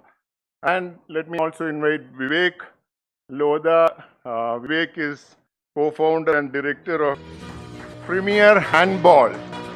So interestingly, if you look at it, handball is a game which is coming up big time. And some time back, I remember somebody from France calling me and say, India is big in handball. So I was interested to study a bit of it. And so he's an investor and co-founder of shareholder of the Premier Handball League. We would be interesting to hear from him, and wants to play a major role in building handball in India. So we have a very esteemed panel. So I'll kind of go over there and moderate it.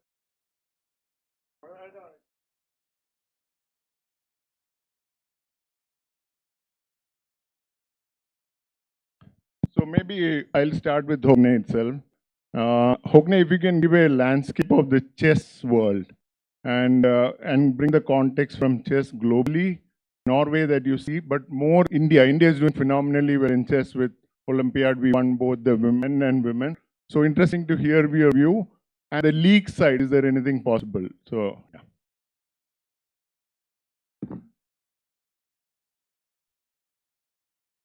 Okay, good afternoon, everyone. It's a great pleasure to be here at the university.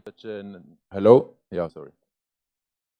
Good afternoon, everyone. It's such a pleasure and honor to be here, and I feel it's a great atmosphere at the university of a lot of positivity and learning. It's always a great context to discuss these topics.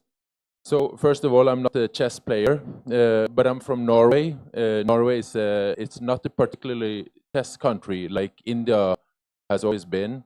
But 15 years ago, we were struck by lightning. We got the world #1 to our country, and within a very short time, chess became one of the, I would say, top 3 TV sports in our country because we got the world champion.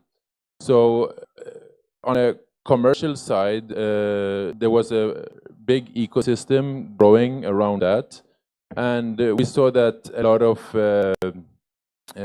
followers, like sports fans that did not know chess, they started following chess, and this has become a very big business in Norway today. And little more than a year ago, our family company joined Norway Chess as co-owners because it's coming from the same city as I do. So from a global context, I think it's a very fascinating game. It has a history of thousands of years, originally from India, Chaturanga, and it has lived past so many eras and cultures, and now it has reached the online age, and we see also that the youth of today has started following it in a great way. So I think that's where it's very exciting to see what's happening in India. If something only remotely similar to what happened in Norway when we got the world champion, there's an explosion about to happen in India, and how this format is about to play out, we don't know. But Norway Chess has 12 years of I would say very successful commercial foundation. We see very often that there are a lot of money being thrown into chess without that organic foundation. So Norway Chess, as one of the strongest tournaments in the world, are very interested to support chess in India and to be part of that chess journey that's about to unfold in India. Okay, interesting actually. And yeah, India is taking off big in chess. And do you see an opportunity for the sports to be watched? Like, can you just highlight on how it became the third largest watch sports? Because football is there. So how did it become? Because it's not something that people. Yes, that's a very good question, and I'm not sure if I can fully answer that. But what I can do, I'm a case in point myself because I did not play chess, but suddenly I started watching chess a lot.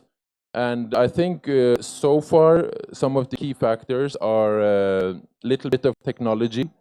The viewer could see something as basic as the arrow. Like if you looked at the chessboard, no one knows what's going on, but still people don't know that.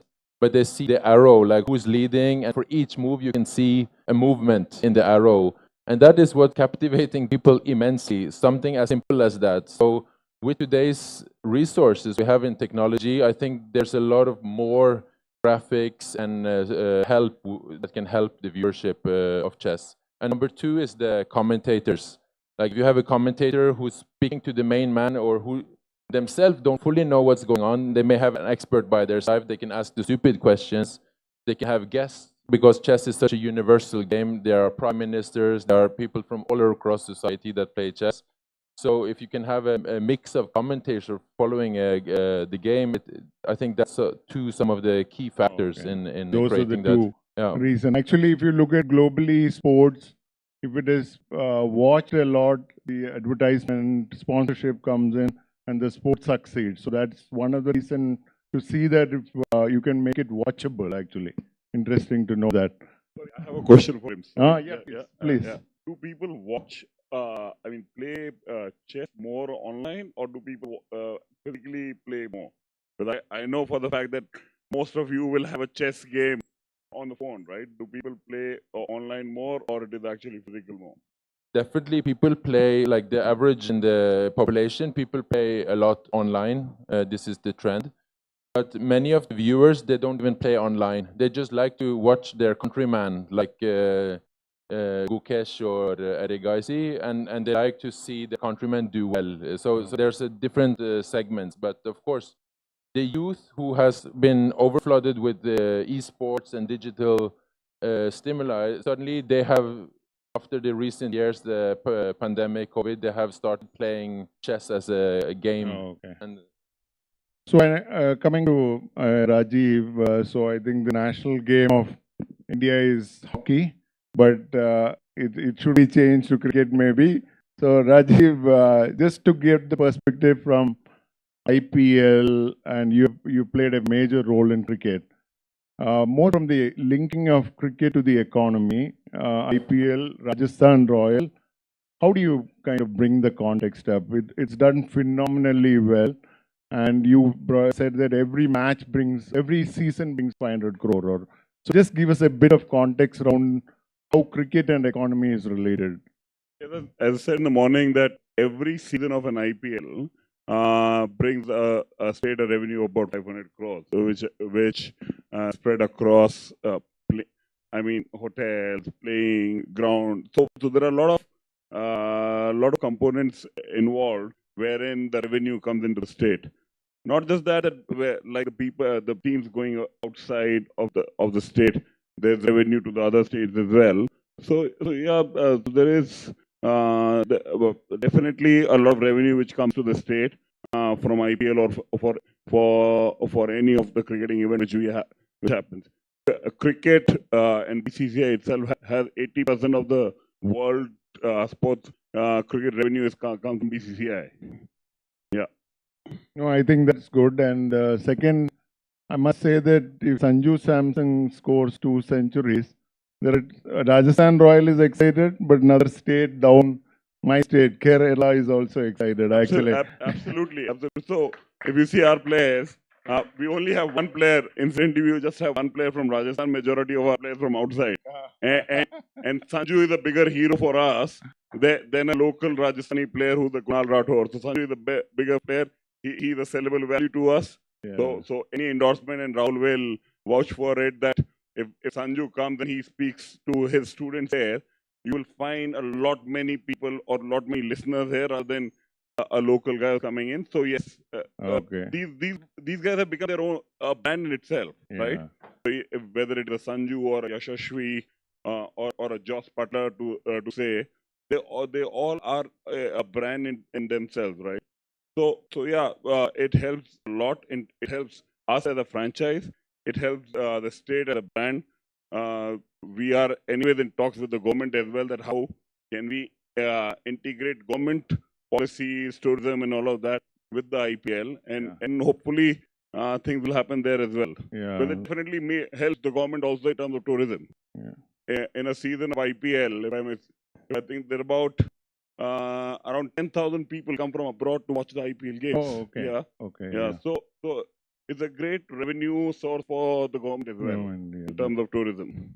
Fantastic, Rajiv. And I think only thing is when Samsung comes out to bat, we all pray whether he will be there for long or he's going to hit 100 actually. So I think interesting. So I'll move on to Rahul. Thanks for hosting us here. Rahul, I think it'll be if universities play a big role in sports in US, for example. That is, people continue through and then they get selected for NBA and all that. India, somehow that disconnect is there. People pass out of 12th and then they don't.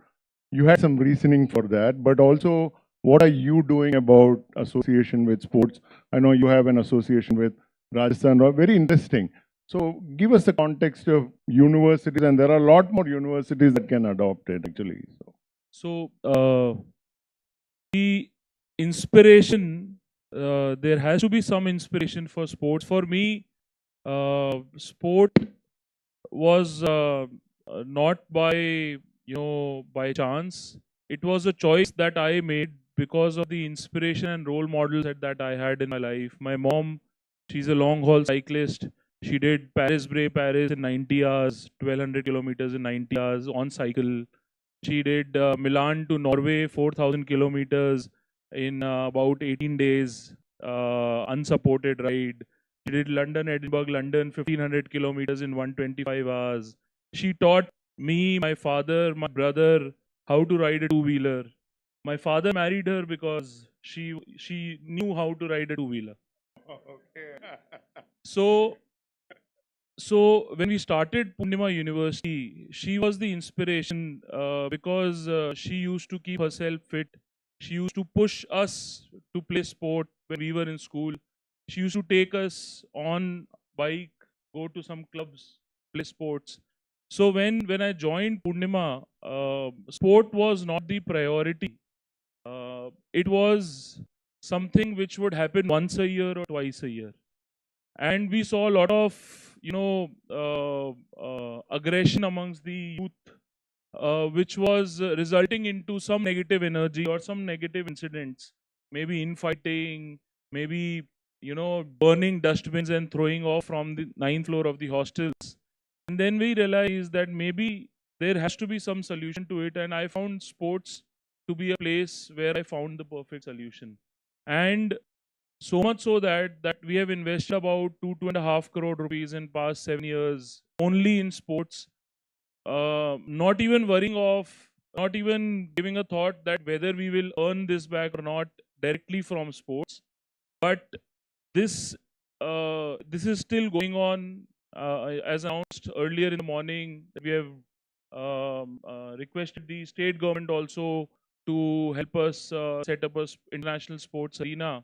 We are investing about 140 crore rupees in sports in next 5 years.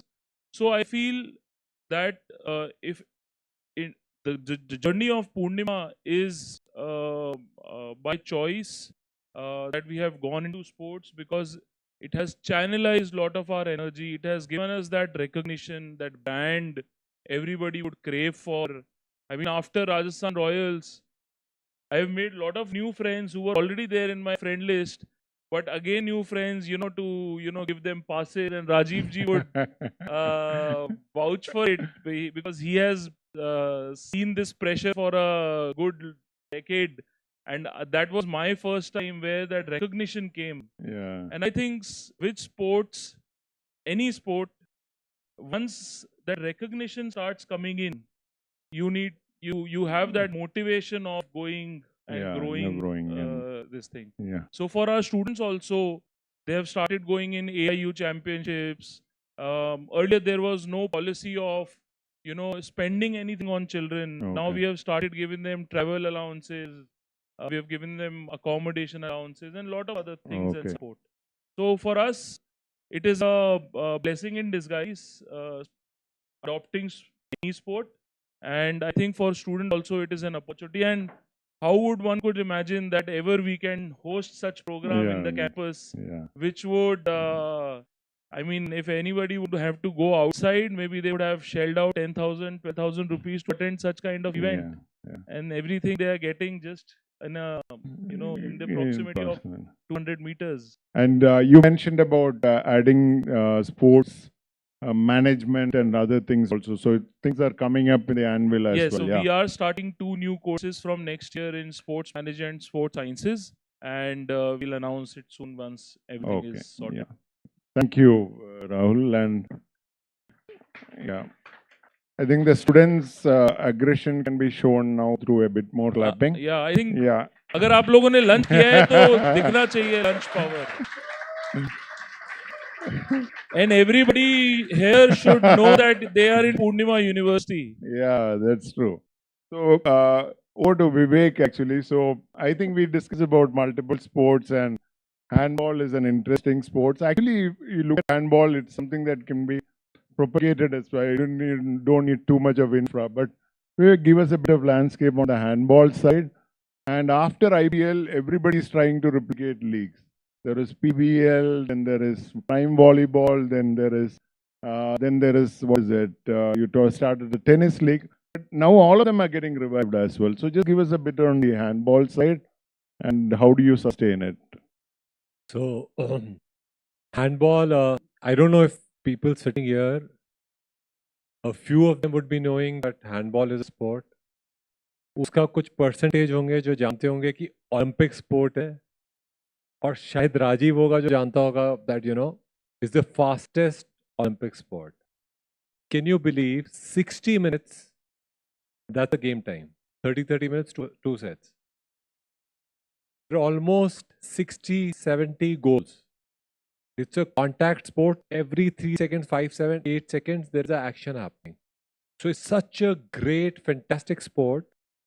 And when you watch it, when you see people playing it, you realize, oh my God, all this while, why did I not figure out that this is a brilliant sport? Why was I watching football? I mean, no offenses to football, but for 90 minutes, you watch a sport and there's one goal, sometimes there's zero. You realize, why did I even watch that? So I'm no offenses to football, but I'm saying a contact sport with so many goals, action all around. It's an amazing sport to watch. All those who haven't, let me market the sport first. You guys should know what handball is. You must watch handball. Now, why handball? Because it's an Olympic sport. The opportunity came to us. We bought into it, and we realized, this is something that India hasn't seen or experienced, because it's done at very, very small scale, if you were to say. I mean, I come from SMS school, so there we played handball, but that's my only exposure to handball ever. So I never saw anyone else playing handball. But when I realized that the game, you watch it on Google, you watch it on YouTube, you watch how fancy it can get, then you realize, okay, this is a good sport to be in. Now, when it's a good sport to be in, but obviously this country is not a very sport-friendly country in terms, because it's cricket, and somewhere down there, all the other sports. You say it's the national sport, hockey, but we don't. You can't. All people sitting here clubbed together won't be able to name 20 hockey players. So that's the irony. So, but that's also an opportunity. That's what we realized. We're at level 1, 2. For us, 2 to 20 is 10x. For cricket, 80 to 100 is only 20-30% increase. For us, it's like a huge leap that we can take. Also, handball is a quick sport, needs just needs a lot of stamina, potential, and a lot of player. It's 7 on ground and like 7 waiting outside on benches to be changed. So it's a very, very fast sport. Opportunity came to us. We decided we'll go ahead with the league. We sold teams, and as all the other leagues are doing in the country, we moved the same way. We had model that we could just cut, copy, paste, and change the words, and then that's how. Okay. And this is the first.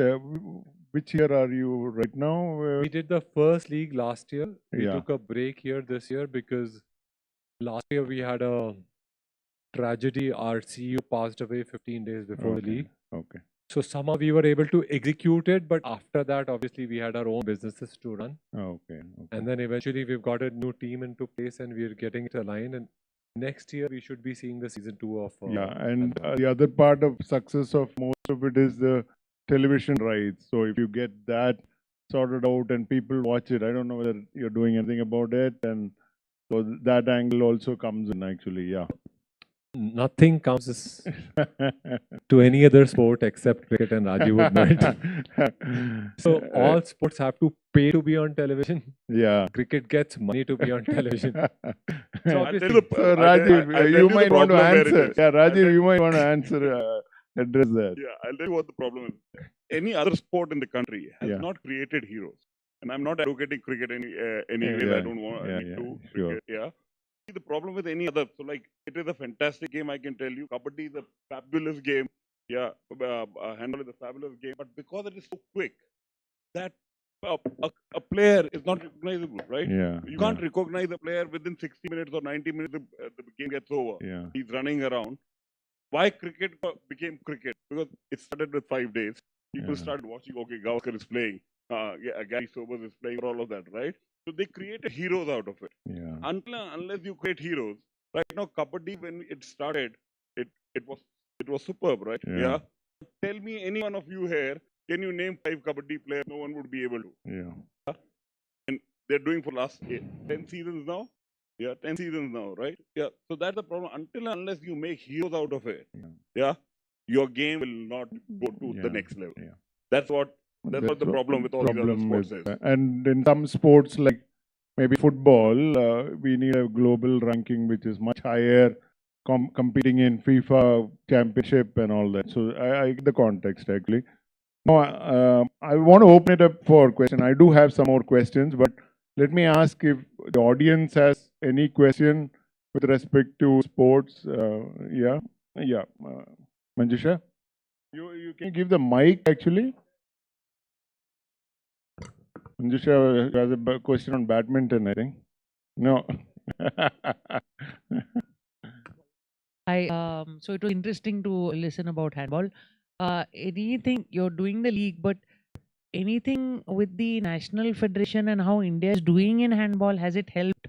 I mean, is the growth of our team doing well internationally or nationally, has it increased? I mean, because that's how we look at leagues, that it helps the sport. Like badminton, the league helped us, and then from there, Sana became a champion. We got international players. And so, how do you see the growth of handball? Because it's an Olympic sport, so it's important. Absolutely. Yeah. So, fortunately / unfortunately, in a country like India, federations are totally irrelevant unless the sport gets some attention. As soon as this got some attention, another federation existed. So there was this Handball Federation of India, then there came in Handball Association of India. As soon as we got league and everything rolling, so we had to kind of make sure we make peace with both of them, and then eventually we got South Asia Handball Federation and Asian Handball Federation accredited to our league. So definitely, if federation wants, or if they're actually keen on sports, they can definitely elevate the level of sport to any level that they really think. We got international players only because of federation support. The handball selection happened during the league.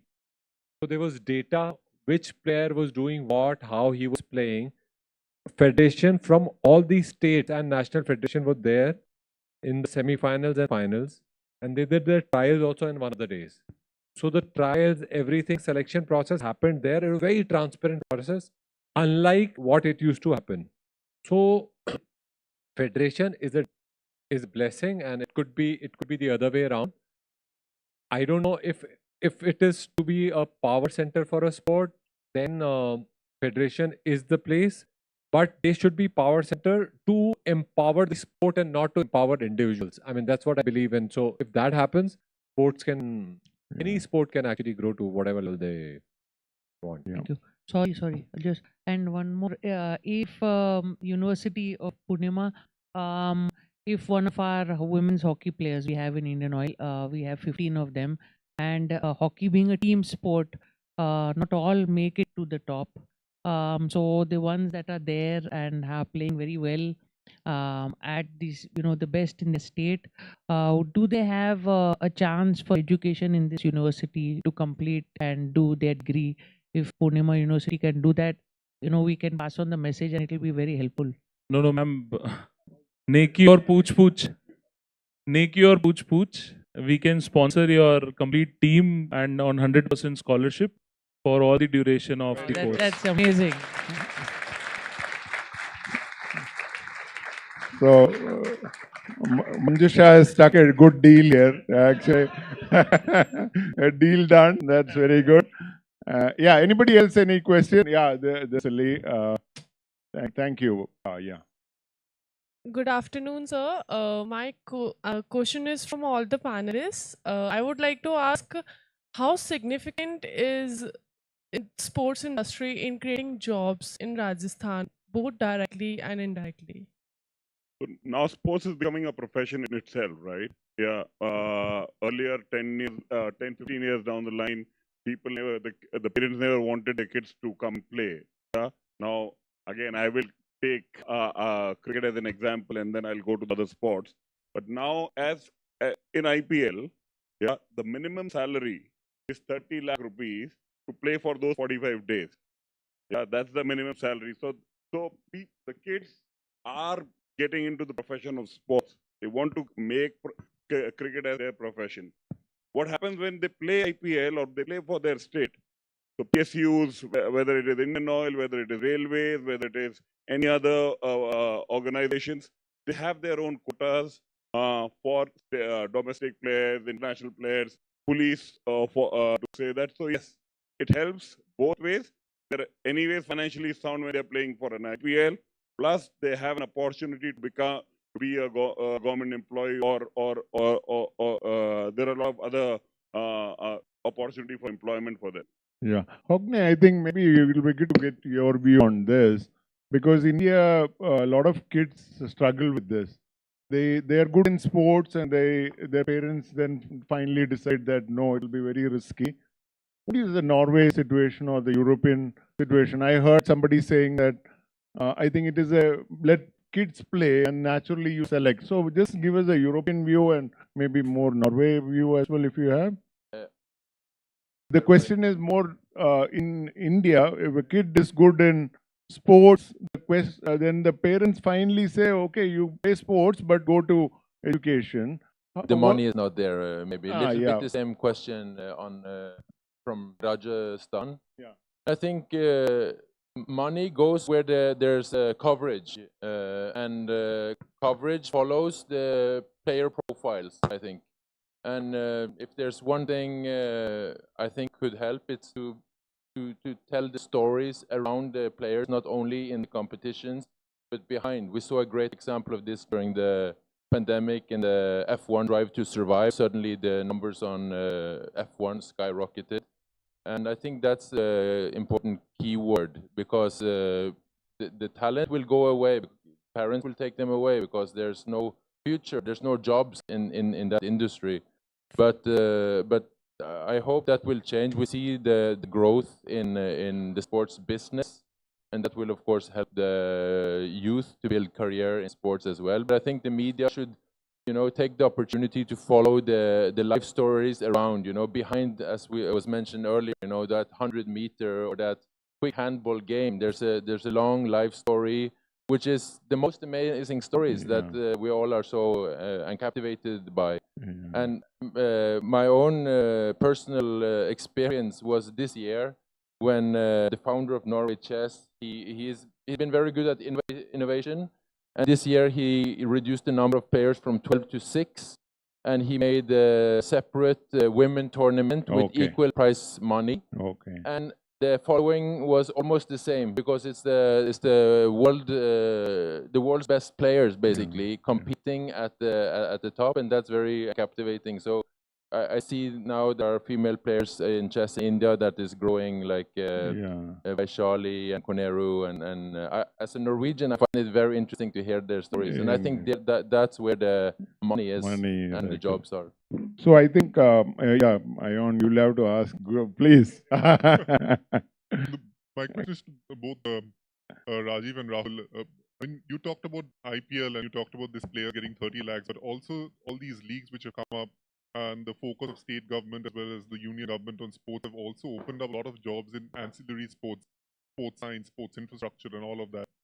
Do you think there are enough forces in India to actually have a workforce ready for these explosion of jobs that's going to come up in the sports ecosystem? You nailed it right, you nailed it very right. So we have actually spoken to the government recently to set up a skill-based sports center here. And I'm not saying skill of sporting skills, right? For example, you are a gym trainer. Yeah? There are so many gyms across this country, right? Do we ask a gym trainer, are you certified or not, right? So how do we do that?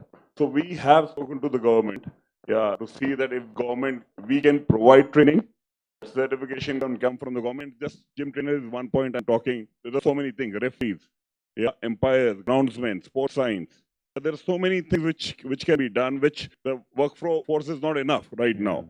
And what we can do is, what we can play our role as, is that we bring the expertise, we train those people and make them employable. So that is what we have been trying, and I'm sure we are getting a decent support from the government from there. They have agreed to us that this is a great idea to set up a center like this. So yeah, things are working on that as well. I think there is a problem. The problem is that the people who are of ancillary, who are part of the ancillary services, let's say catering, let's say media, and there are many physio. There are a lot of ancillary services going around these games. The problem is that these leagues and the events are not consistent. It is like IPL happens for 2 months, but what about the next 10 months? Similarly, Premier Handball League happens for 15 days or 20 days or a month. ISL happens for a certain period of time. The issue is that the people who are involved in the ancillary services, first of all, they have to understand that they should be enrolled in multiple jobs and not just in one domain. Vice versa, there is a need of a consistent organization of events happening. Like Jaipur is a destination for weddings. There is a peak, there is a lean, but still, the peak is so big that people make it up for the lean period. But sports, majority is lean. Majority is lean. So if corporates and if professionals can organize these leagues or some consistent thing, there will be a lot of job opportunities because there will be job security, there will be retention of people who are in this sport, and then of course slowly and steadily they will obviously opt for certification courses, because now, so for example, like you said, for a gym trainer to be a certified gym trainer or for any other skill, there has to be consistency as well. And that institution, the students look for these consistent jobs when they pass out. Their parents ask कि महीने में कितना कमाएगा. वो ये नहीं बोल सकता मैं 2 महीने ही कमाऊंगा और मैं 10 महीने मेरे को पता नहीं मैं क्या करूंगा. So everybody wants a job security and that consistency. And I think if that is there, there would automatically be a lot of certifications. Like our students, even if they are computer science graduate, but they are doing online certification of AI and ML, data sciences, and things which are not taught in the curriculum. So, but there is a sort of job security and consistency, hence they are doing it. So I think if there is a consistency in sports as well, there are India mein, there we are 1.4 billion people. I don't think human resource is a challenge for our country. It is right matchmaking which is a problem, wherein person who wants to do something, whether he or she is getting that job or opportunity, is the problem that we are facing. I think, Rahul, that's a very, very valid point. It's a big issue, actually. So we have run out of time, actually. And on behalf of Sportstar, I want to thank all of you. Fantastic responses to everything, and really appreciate your time as well. Thank you very much. Thank you. Give them a big round of applause. Thank you all for an illuminating session. I request Mr. Prashant to felicitate the speakers.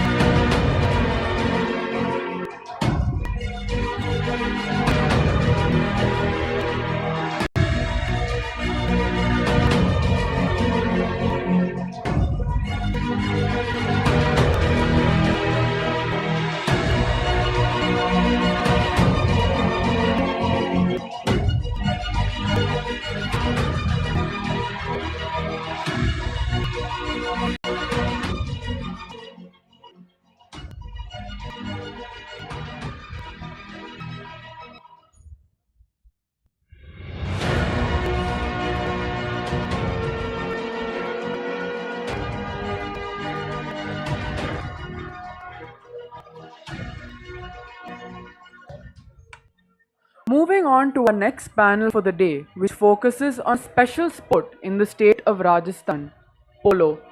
Polo and Rajasthan have almost become synonymous with the kind of support and following the sport enjoys here. From an incredible legacy of horse training and maintenance to some of the most popular and celebrated names from the sport coming from this state, including members of Jaipur's own royal family. Polo's history has been crucial to the sporting fabric of the state. To moderate this panel and introduce our speakers, I invite Ms. Lavanya L., Senior Reporter, Sportstar.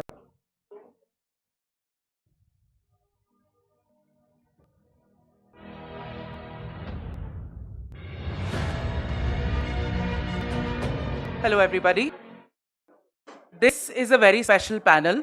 When we talk about polo, a large part of that conversation revolves around Rajasthan and some of the very illustrious athletes that this state has produced. Two of these athletes are here with us today to discuss polo, to discuss the culture of that sport in the state and in this city. And it is my honor to invite both of my guests here today. First, I would like to call upon K.S. Garcha. Sir, please join us on the stage. Colonel Garcha started playing polo when he joined the Indian Military Academy in Dehradun, and he became the captain for the National Defence Academy and the Indian Military Academy. There's an illustrious career in polo to discuss, which we will talk about with Sir today in this panel. My second panelist today is Lieutenant Colonel Vishal Chauhan. Please join us on stage, sir. Lieutenant Colonel Chauhan played in 3 consecutive Polo World Cups for India in 2007, 11 and 14, and is currently the only officer in the armed forces to achieve that milestone. He is instrumental in several conversations that have happened about polo as far as the Indian context is concerned and the Rajasthan context is concerned. And I'm very glad that I have these two with me to discuss the sport here today.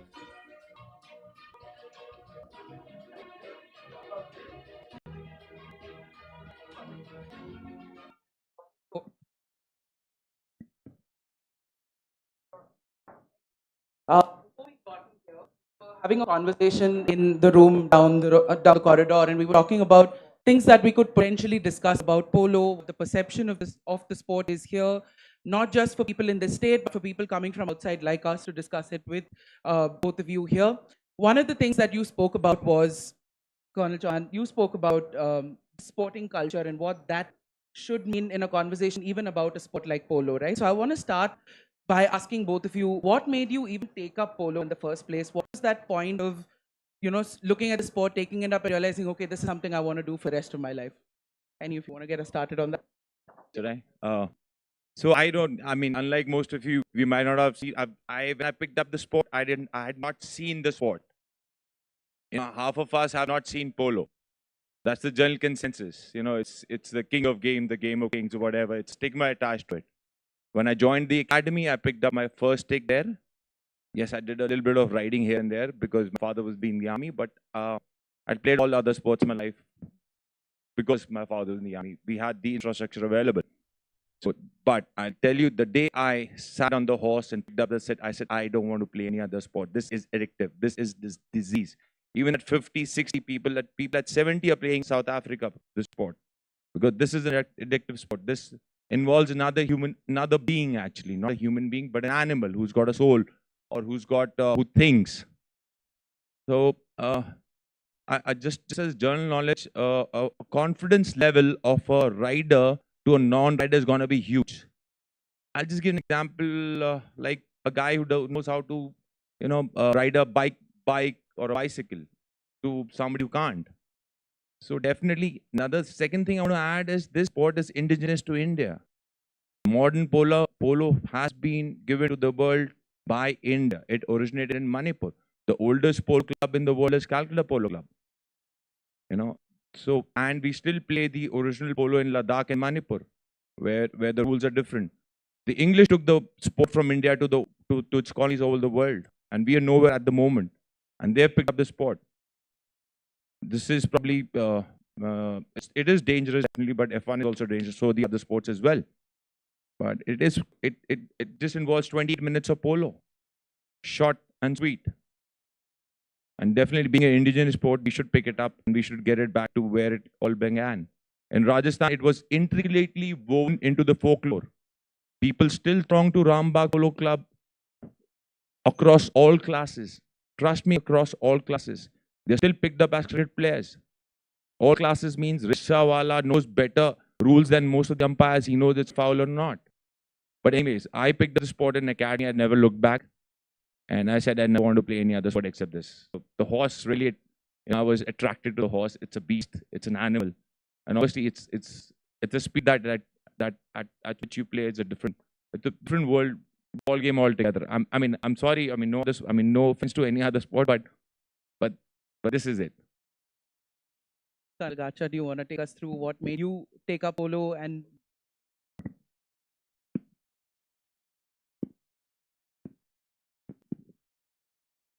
Good evening, all of you. As Colonel Chauhan said, so the same thing with me.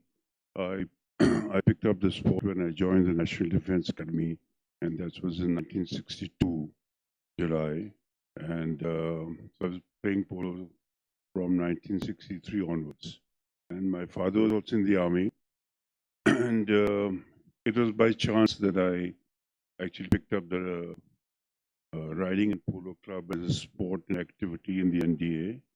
And one of my education officers, he gave me a chance to play. And eventually, I picked the sport quite well, and I kept in the NDA team. And then I went to the Indian Military Academy, where I again captained the team there.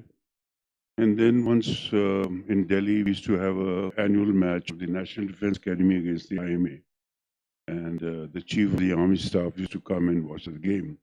And that is where I decided to join the 61st Cavalry, the only active mounted cavalry in the world as of today.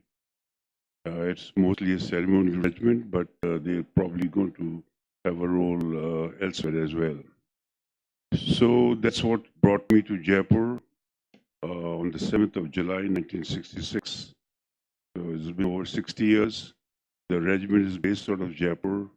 So I've been here in and out of Jaipur at postings as instructor at OTA and instructor at the Indian Military Academy. So the first 4 or 5 years, I hardly got any polo because I was doing my courses, the weapons course and the various other courses. And for having this sport, you need horses to play. And I had no godfather to promote me in polo. So I had to look for the horses to play myself, which I had a great instructor in Colonel Ajay Singh from Kota. And I so picked up most of the rejects of the other polo players and gave me time to work on them. And luckily for me, in the first 2 or 3, actually, as a matter of fact, first 3 years, I didn't get any chance to play polo. So I got married at very early age of 23, and I think that my wife brought me a bit of luck. And so I started playing polo, and it was a bit of a prank played on me by one of my very senior officers. He gave me a beautiful looking horse to play, and that the horse was called Deccan Queen. So when I sat on the horse, she just took off and disappeared with me for like half an hour, and I got a bit of a punishment for leaving the ground without permission. So I decided that, all right, this is the horse which I'm going to play, and I'm going to do. And there's a player who's no more, who said that I couldn't make it as a polo player. So there are 2 aspects in my life which give me the resolve to really work hard at it. And a bit of an anecdote which I want to tell you. I had a rider called Ganga Singh, so I told him, I said, this mare has run with me. So, and she was a very frisky mare, she used to bounce around. I said, change the name. So he said he just saw a film and where he saw Helen dancing. So he named this mare called Helen. And from then on, he said, sir, you're not going to play horses. You're only going to play mares, only females. And every horse was named after every actress of Bollywood. So I played quite a lot in Bombay, and the commentator had great fun sort of giving the commentary when I was playing. So anyway, to cut a long story short, I think this started in 70.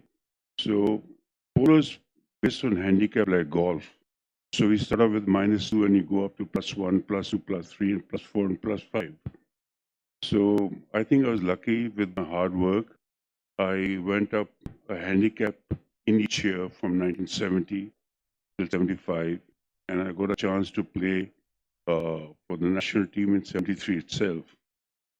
So over this long career of mine, I played probably more than about 20, 25 countries all over the world, and including Pakistan about 6, 7 times. And at that time, in the early 70s, we used to have the award of Rajasthan Shri also. So I think in 1985, I was given the Rajasthan Shri here in Rajasthan. And then I got posted to Indian Military Academy in 77, whereby in the matter of 2 years, in 79, we created a history in IMA by winning 10 or 12 finals, 10 cups in IMA. And I was given the Arjun Award in 1987. So since then,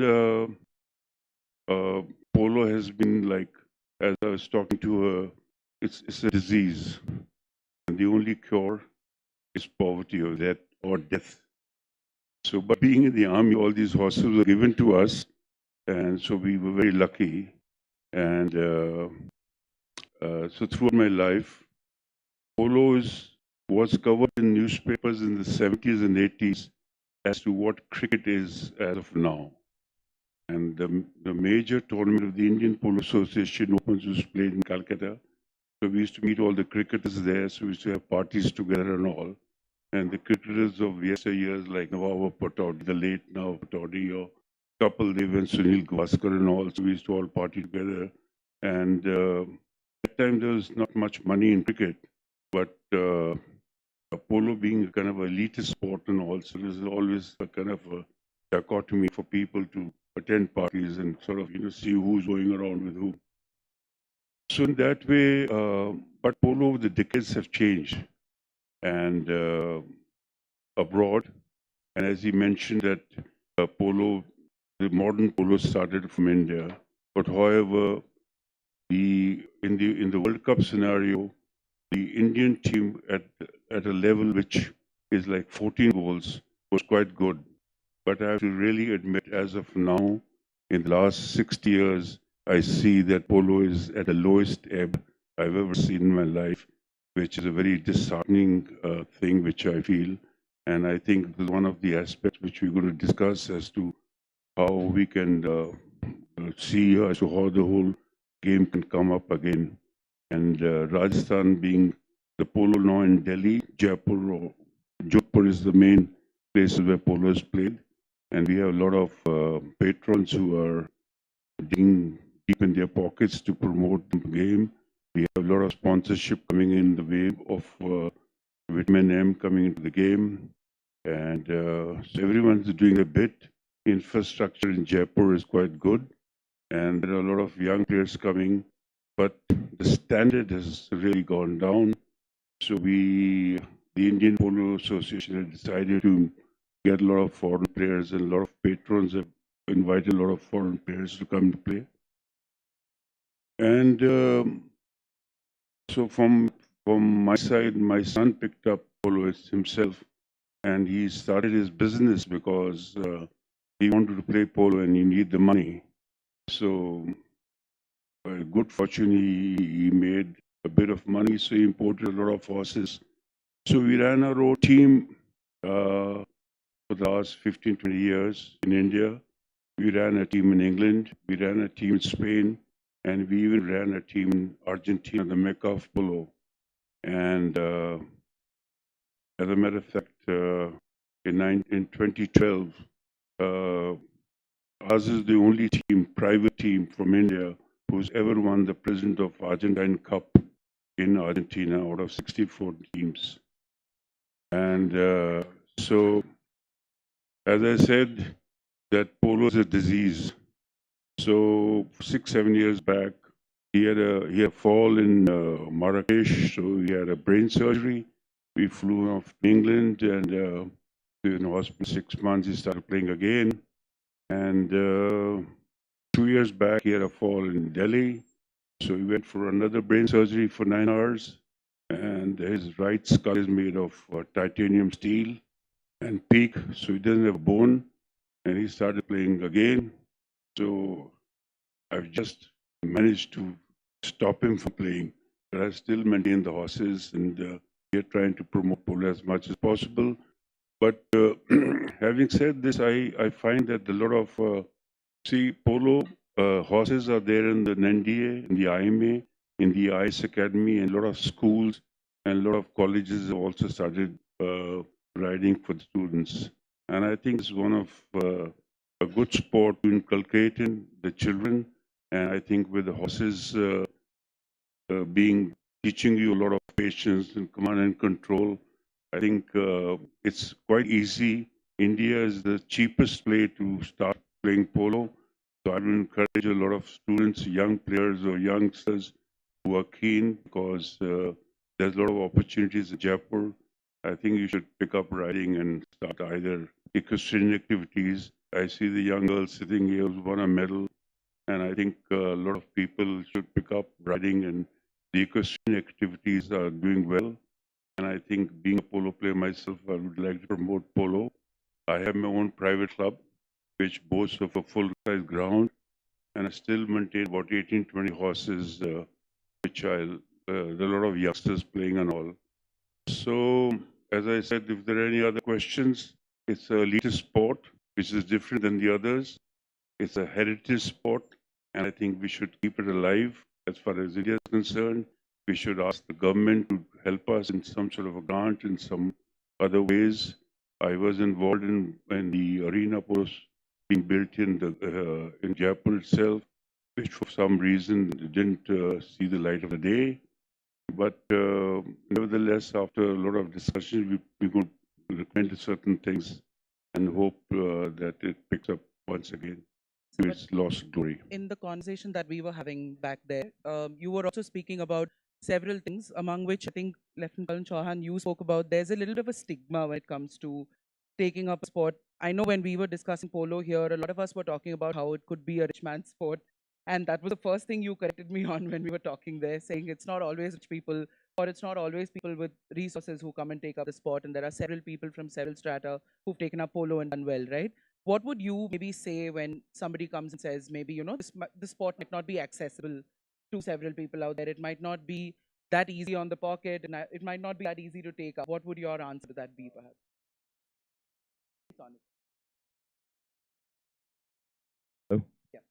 The thing is, we don't have a culture, like I was talking, I had a question to the panelists just before this, that we don't have a culture of sports in the country. You know, why? Because the professional insecurity. What is the sport going to do? We pick up a sport to get a medal at the Olympics, because that's going to get us a job, 2 crore rupees or something else. You know, I mean, no parent would want their kid to pick up sport knowing that, you know, they go to a coach, they say that, is he becoming a Sehwag or is he becoming a Virat Kohli? You know, that's the question we need to answer. Secondly, yes, it's the stigma around polo is, you know, how do I go and watch it? Only elite people go. There's no passes. Are there passes? My friends ask me, there are passes, but nobody knows that you can just walk in and enjoy the sport. I mean, in Jaipur, like I said, rickshawalas to thelawas, everybody is there watching the sport and enjoying the sport. This sport has a lot to give to every one of us. Besides the confidence that if you're a rider, your confidence level to the person sitting next to you is going to be hugely different. Trust me, riding a beast who's got a mind of an own and controlling it. Special child, there is equine therapies. Doctors tell special child to go ride horses, and they have improvement in that. How do we get to riding? First of all, we have to get to a riding to play the sport. Equestrian sport, we have loads of clubs coming up right now. Rambagh has his own riding club. There are polo players coming up, and they are supporting. We can support. Yes, it's an expensive sport. So is golf and so are the sports. But where there's a will, there's a way. You can work your way through. You can ride horses. Once you become riders, you can ride horses for somebody else. So why this is a peculiar sport is because the equipment is different. You know, you have to train your own equipment, which has mood swings, which may fall sick, which the equipment may not be available for you for that tournament. So it's not easy sport. It's a 24/7 sport. Remember that a racket cannot be put on a side. I mean, I'm not trying to dissuade you from any other sport, but you just can't put a racket after a sport and then let it be. You have to look after horse, feed him 24/7. There has to be water. There are other things. I'll just cut it short, basically saying that the horse requires 24/7 attention, and you need to know your own horses. If you don't know your horses, you cannot play the sport. And Kalnacha would definitely agree with me. And so it's easy, but it's manageable. The ways and means to do it, the government can do it. It's a tourism ministry can be involved in it.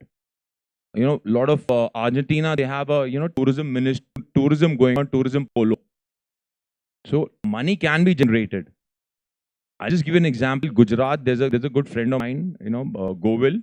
He conducted a tournament for 3 days. He sold every team for 50 lakhs, all Indian players. And BookMyShow didn't have tickets for the finals. 25,000 rupees for the final, they didn't have tickets. They all sold out. If we take it, we can, and we can take it to the masses. And this game is for the masses. Right. So you spoke about that one size fit all doesn't work with polo, right? In terms of just opportunities to play. Can you just elaborate on that here, perhaps? As Colonel Chauhan said, that there are opportunities in Jaipur itself, and in Jaipur, I see Vikram Rathore sitting here and Raghuvinder Singh. They have about, I think, 70 to 80 horses each of them, and they are involved in horses and riding and running a teams as well. So the opportunities are here, but as they said, it requires a bit of vitamin M, and India is the cheapest place to play polo. Like we have the army clubs and all where you can rent a horse for like 400 rupees and play a chakra polo.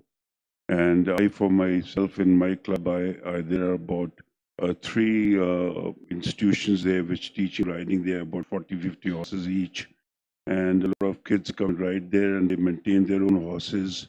And I was giving examples of some of the guys who've gone abroad and have worked as grooms and in various clubs and improved themselves without paying much and getting a job.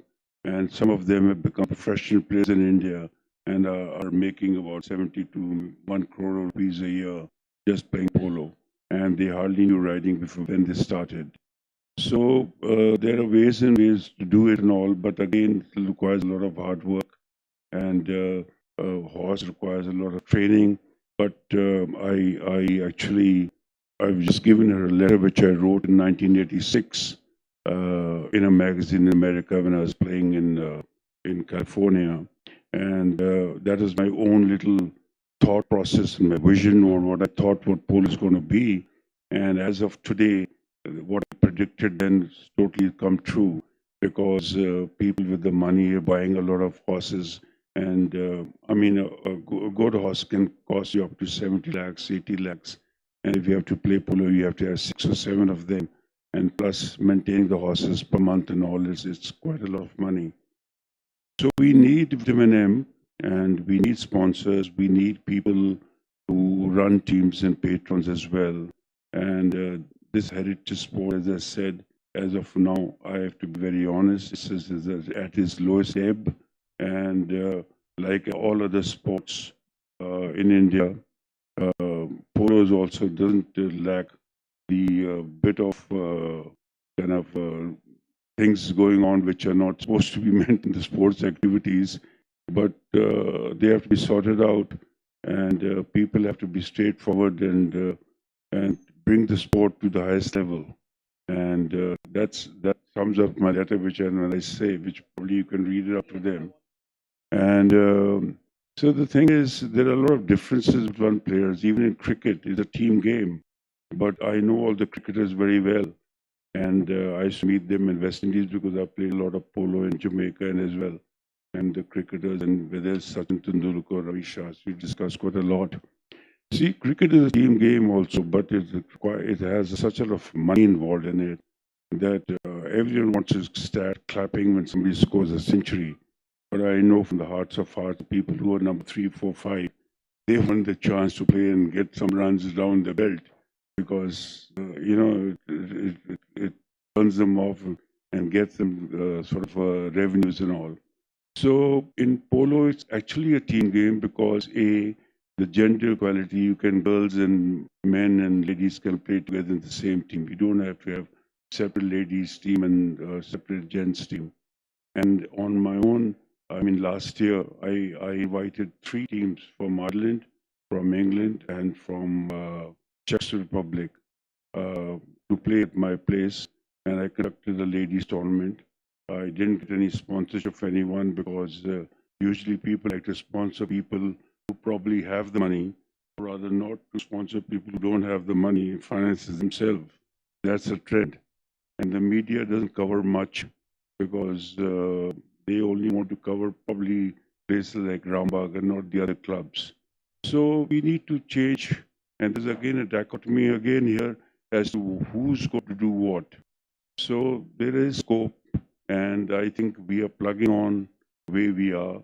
And so that's it. I'll just add on to it. I mean, given an established polo player, there's no other sport who can earn. A polo player can earn about 70 lakh to 1 crore for 6 months. There's no active sport except cricket where you can earn so much. If you're worth your salt, that is. If you've burned the midnight oil. There's no other sport I can remember except probably leagues coming up. Definitely they've changed the equation. So if the polo leagues comes up and it comes on cricket, the polo players, trust me, they can earn a lot. They can earn a lot more than that. So there are ways and walls. Indigenous sport, it's an indigenous sport. We can pick it up. This is the sport we gave it to the world. The tourism can be involved in it. There's ways and means to do it, and we should look forward. And obviously, Rajasthan is synonymous with polo. Savai Man Singh, Rambagh Polo Ground. So I'm thinking that we need to, before it is lost, we need to get the sport back where it deserves. Right. And before we open it up to questions, like Sir said, there was a letter that he passed on that he wrote quite a few decades ago. It still sort of rings true when it comes to polo today. And I'll just read that middle bit for you, and I'll circulate this around if anyone wants to read this. When we look towards modern polo, we know that only an obsession can make things happen. And to make things happen, people cannot afford to run. They have to race. They have to race to get better players, race to pay more horses and players. This racy environment has challenged and spurred polo sponsors to be in constant quest. So when he spoke about his challenges, both Lieutenant Colonel Chauhan and Colonel Gacha, both of them spoke about having the infrastructure, but sort of making best use of it and making opportunities available to more people to take up the sport. So that's our time for this panel. But if anyone has any questions, then you have some time to pose your questions to the panelists before we wind up.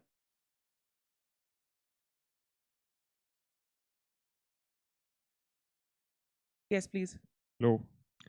My heartfelt greetings to both of you. And one thing, Lieutenant Colonel Vishal, you don't look like Lieutenant Colonel, you just look like a cadet just passed out of the academy. And talking about the army as an organization is great at promoting sports. And we have the 61st Cavalry, which has produced one of the finest players in polo. But polo as a sport is considered as a rich sport, because if we also see past, we see history, the polo, all the polo players and people who are playing polo comes from richest family, the royal families of Jaipur, Jodhpur, Udaipur. So there is a very huge gap which needs to be covered, because polo requires a lot of equipments. I would say in the country like India, where we don't have infrastructure for football, cricket, polo requires a huge, huge amount of funds, because we need horses, we need good grounds, and we need good coaches for that. So where do you see this polo culture? I got your question. I exactly looking at that. Basically, the infrastructure involved and the horses involved are huge, and maintenance of them is like it's a great disadvantage. You need a lot of money. What if a club can give you that? What if in Delhi, in Army Polo Riding Club, you can play a chakkar, like a one round of polo for 400 rupees? Would you mind that? No, it would be 400 great. rupees would be a movie ticket for you. Trust It would me. be great. Absolutely. So there are ways and means, because people don't know the ways and means. We have to get it to the masses. That's more important. And what was another question? So infrastructure, definitely grounds will be made available. That can be done. There are players, there are patrons who are supporting players. Naveen Jindal has 5 grounds. Vikram sir, I mean, in Jaipur we've got 9 grounds. Trust me, polo in Rajasthan will be better than in Delhi. And once you get your hang of it, once you know, you've got to become a rider. Abroad, for example, you don't start straight away playing horses.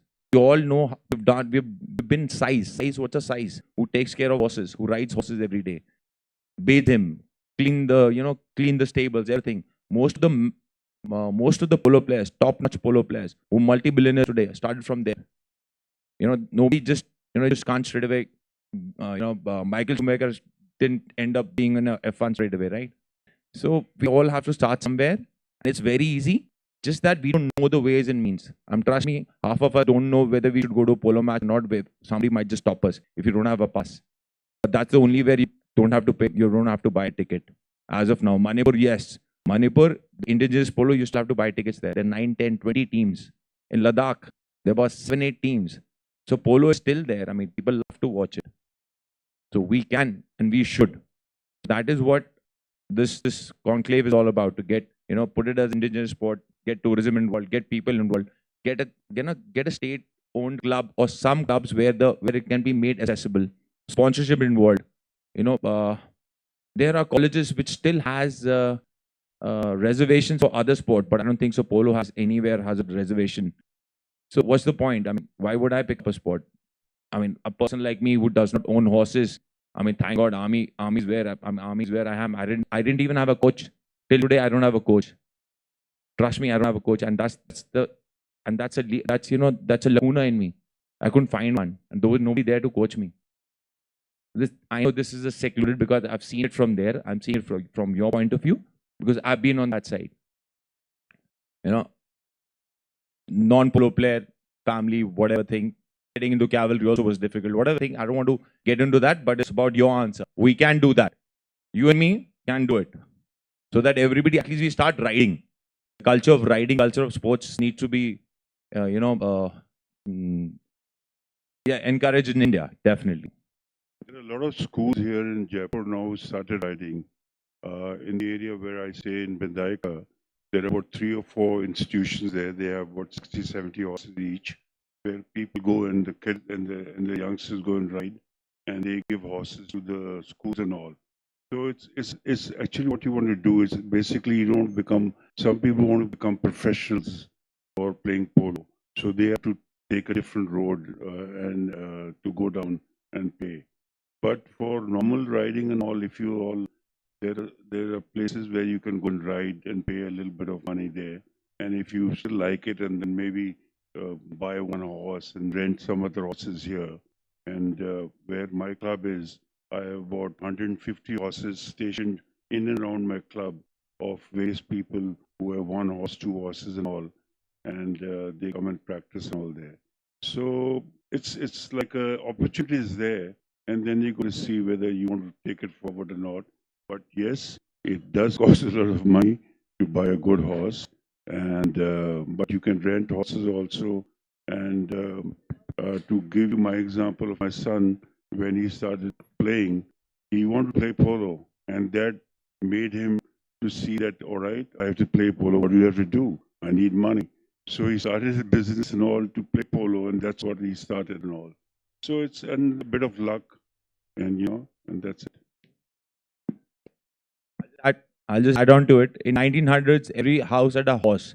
Nobody had a car. Horse was an essential, necessary, and a car was a luxury. But what's about today? Things change. We can change it further. Everybody has got a car today, but nobody has a horse.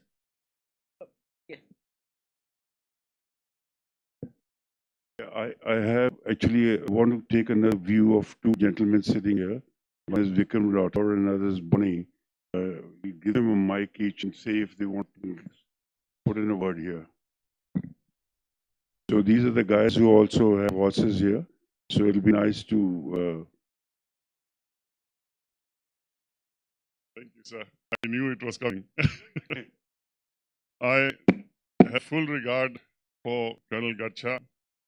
Colonel Chauhan, yes, I've been seeing him playing recently also on the polo field. Excellent player. But Colonel Gacha is a legend as far as polo in India is concerned. And sir, if you remember, I had the privilege to play in your team as a -1 to put the handicaps together. And 2 times I played and we won the match thanks to you. Thank you. I would like to just add a little bit more to this. Your impression that polo is an elite sport, it is, definitely. It's no doubt to say, because at the moment we have not been able to get it to the masses. The reason for that, and I would add, at the moment I am the president of the Rajasthan Equestrian Association, and it is very sad that I would have to say that our own national federation does not promote the game at the grassroots level. It is all limited to clubs, and basically, as you can see, both the gentlemen on the dais are from the army, or the background from the army, and they both said that they started their career from army. So it's not easy. They had the privilege of the army horses, they had the privilege of the army background to take the game forward. We need to get it away from that level now. The Indian Army has promoted not only polo, but various sports in the country. But there always has to be a change. And I think it is time that the Army also realized that we need to get into the civil side and promote the game. Secondly, I would like to add, we have Vikram Rathore here, and we have Divyakriti here, who is our medal winner in the Asian Games. And I would very frankly say that she herself had to struggle a lot to be selected to play for India. Now that is something which is very difficult for any person to come to that level, because the level of the horses has gone to such an international level that it's not easy for anybody from a normal family to buy horses of that kind to play the sport, whether it is polo or whether it is equestrian. It is thanks to her father that she was able to achieve it. And then we had Ansha Agarwala, I will give that example also, who took a berth in the Asian Games.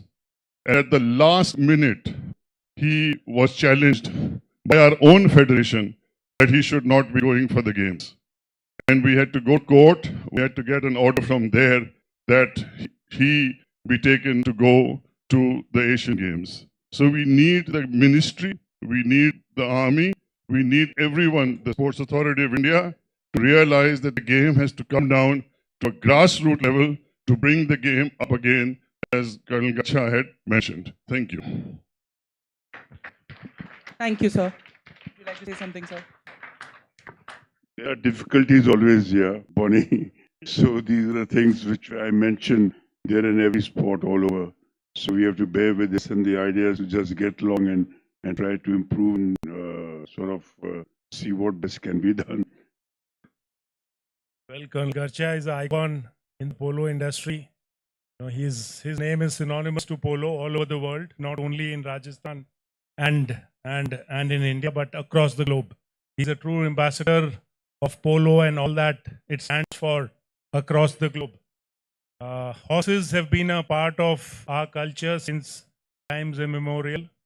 You know, horses have been, especially Rajasthan, they're very intricately woven in the culture and folklore of Rajasthan, right from the Ashwamedh Yagna in olden days, where it was the horse that decided the boundaries.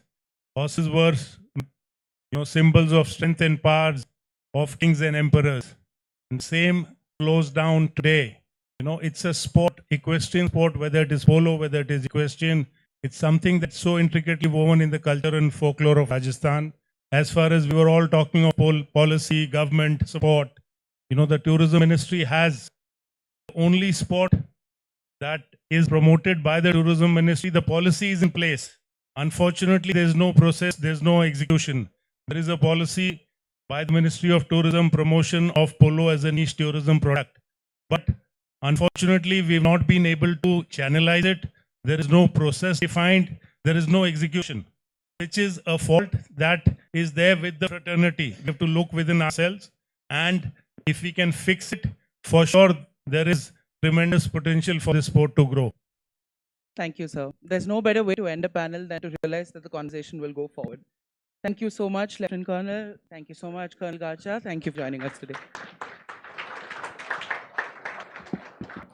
That was truly an enlightening session. We thank the panelists and request Ms. Lavanya to felicitate our speakers with a token of our appreciation.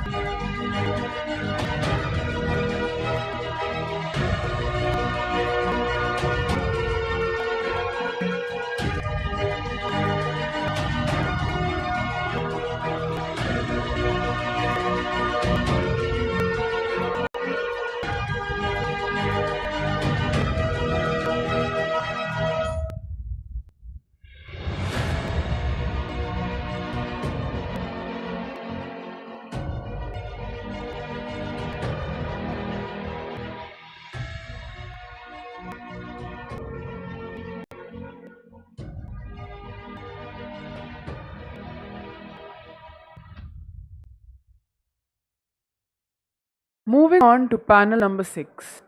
Olympics and Paralympics have become important events for states to step up in talent identification and infrastructure development so that they can contribute better to India's successes on the biggest stages in sport. This panel will focus on the very same, with an eye on the 2028 Los Angeles Summer Games. To moderate this panel and invite our guests for the same, I invite Mr. Jonathan Sevaraj, Assistant Editor, Sportstar.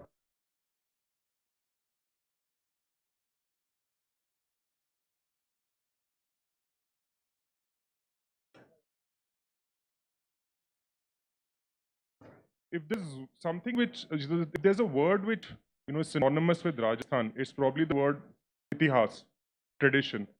And tradition is not just in regards to culture, but also in sport. Rajasthan has had a number of firsts when it comes to sport in India. Dr. Karni Singh was one of the first to win Arjuna Award in shooting. We have a number of other firsts who are present with us today. I'd like to introduce all of them. I'll start with Miss Shagun Chaudhary, who was the first woman to represent India in skeet in shotgun at the Olympics. So I'd like her to come on the stage.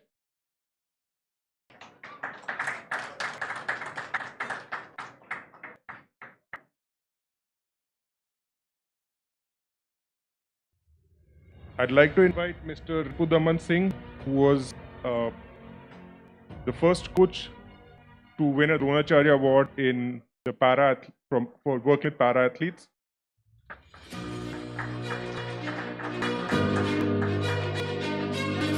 And Rajat Chauhan, who is the first Indian to reach the final of the World Championship in archery. He got a silver medal in compound archery. Mr. Divyansh Panwar, world record holder in 10-meter air rifle, Asian Games champion, Tokyo Olympian. Ms. Divyakriti Singh,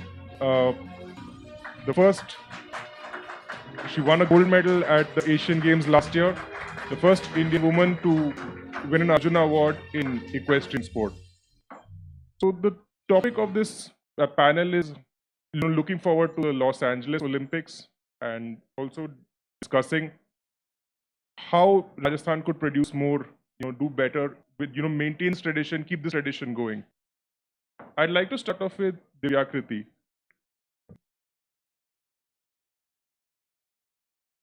So Divyakriti, Rajasthan has obviously a great tradition in equestrian sport. In 1982, the first Asian Games where equestrian sports were introduced was in India. How much of that played a role in you taking up equestrian sport, and how do you see it growing in the future with, looking forward to 2028 Olympics? Yeah, first of all, I'd like to thank Sportstar for having us here. Rajasthan has a very rich history when it comes to equestrian sports. The last gold medal was won 41 years ago, and we recreated that last year at the Asian Games. But even though it was after a gap of 41 years, and it was India's first dressage gold medal, as a state, and even Jaipur is rich in its equestrian history. And in the last decade or so, or over the years, we've had more than 15 riders from Rajasthan who've won medals at the Asian Game. I think there are a lot of riders been awarded the Arjuna Award, all from Rajasthan. So we do have the sporting history in our state. Going forward, of course, I think we've created a lot of awareness about the sport now after the Asian Games, and Indian riders doing really well internationally. And to take it even further and to take it to the Olympics and continue doing really well and to reckon with leading European countries. I think Rajasthan, with its sports policy, the policy is in place, but I think we need to earmark, you asked how should we take it forward for the Olympics. So I think we need to earmark priority sports, shooting, archery, athletics, equestrian. These are Olympic sports in which Rajasthan primarily has done really well. And with the right back, we have the athletes and we have the talent. And I think with the right backing and support from the government, we can have a way forward and do really well. I'd like to come to Divyansh. Divyansh, looking forward to Los Angeles 2028 Games. How do you think that, you already got experience of competing in Olympics before? Tell me a little bit about, making a mark in shooting, which is not shotgun. Rajasthan has a tradition hai shotgun ki, but you also made an impact in air rifle. So can you tell a little bit about, getting into the sport in air rifle, and what are your, how do you want to prepare for Los Angeles? Okay, hi everyone. So definitely shooting is getting better every day, and we have won 3 medals from shooting in the last Olympics. And as I am a air rifle shooter, I would like to tell you that what's the size of we have to shoot. It's like a tip of the pen. So it's very precise and we have to be very focused. And the government is doing very good to do everything for us and give us good support. You've had experience going into the Olympics, Pele. So, and you've also had experience, winning Asian Games gold medal. What do you think is needed? As in, like, जैसे आप आए थे बाहर राजस्थान से, you have done well. What do you think is needed for more shooters to come out? I think good support from parents और coaches जो कि उनको पीछे से थोड़ा सा पुश करते रहे बस कि बस चलते रहो कि पीछे मुड़ के नहीं देखना टाइप. तो फॉर मी मेरे पेरेंट्स हैं, मेरे कोचेज हैं, उन्होंने मेरे को पुश करते रहे बार बार. तो मैं तो I give up every time but held me tight. Moving on to Mr. Chauhan. Chauhan जी, आप फर्स्ट कंपाउंड आर्चर थे जिनका वर्ल्ड चैंपियनशिप आप जो फाइनल पहुंचे थे. अभी नेक्स्ट एशियन गेम्स आने वाले हैं जो आई थिंक कंपाउंड का एकदम सबसे प्रेस्टिजियस इवेंट माना जाएगा. आपको क्या लगता है राजस्थान में as in getting more players कैसे लाया जा सकता है? How do we get more players into archery in Rajasthan? देखिए, जो नेक्स्ट जो एशियन गेम्स होने वाले हैं वो मेरा, अगर मैं टीम में सेलेक्ट होता हूं तो मेरा चौथा एशियन गेम्स हुआ. इससे पहले मैंने 3 खेले जिसमें एक में 2014 वाले में गोल्ड था, 18 वाले में सिल्वर था और पिछले एशियन गेम्स में थोड़ी सी कमियों के कारण 2 पॉइंट से मैं रह गया. बट ऐसा है कि वो एक दिन जिस समय में रहा कि मेडल नहीं जीत पाया, उस दिन थोड़ा फील हुआ कि कहीं ना कहीं मुझ में कमी है. बट उसके बाद जब वापस से खुद को रिस्टार्ट किया, रिफ्रेश किया खुद को कि यार क्या करना है, किस वजह से ये चीजें हुई है, क्या कारण रहा है, वो सब दोबारा सोचने के बाद फिर से जब मेहनत करना स्टार्ट किया तो लगा कि हाँ, उतार चढ़ाव एक खिलाड़ी के जीवन में हमेशा होते हैं और वो किसी भी समय आ सकते हैं. बस ये है कि खिलाड़ी जो है वो कभी भी हारता नहीं. अगर वो खुद से हार जाएगा तो आगे जीतना उसके लिए बहुत मुश्किल है. और जैसा कि आपने जो सवाल किया कि किस तरीके से और प्लेयर्स इसमें आ सकते हैं या कैसे हम नंबर ऑफ मेडल्स बढ़ा सकते हैं, तो उसके लिए देखिए जो राजस्थान सरकार है, भारत सरकार है, वो काफ़ी अच्छा सपोर्ट कर रही है. काफ़ी स्कीम्स है जैसे खेलो इंडिया है और साई की टॉप्स जो स्कीम है. तो ये कहीं ना कहीं जो बिगनर्स हैं उनसे शुरू होके धीरे धीरे एलीट एथलीट तक वो लोग लेके जा रहे हैं. उसके बाद में जो भी उनको तैयारी के लिए जो पैसा खर्च होता है वो सारा खर्च जो है सरकार उठा रही है. और जो एक खिलाड़ी है जब वो जीत रहा है उसके बाद भी उसे काफ़ी अच्छी सुविधाएं दी जा रही है. तो कहीं ना कहीं इस चीज को देखते हुए कुछ जो प्लेयर रह जाते हैं वो अगर थोड़ा सा खुद ठान, क्योंकि फैसिलिटीज तो दी जा रही है सरकार द्वारा, क्या एक प्लेयर को खुद को ठाना होगा कि मुझे कुछ बड़ा कर गुजरना है, तो वो चीजें अगर वो ठान ले तो जरूर ज्यादा से ज्यादा पदक जीत सकता है. Shagun, I'd like to come to you. You were the first Indian woman to, represent India in shotgun at the Olympics.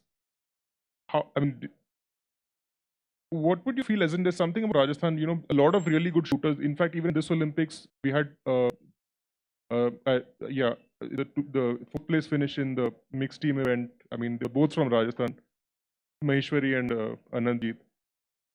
Can you say something about the state, which gives you an advantage in shooting? Is that something about the culture? See, Rajasthan's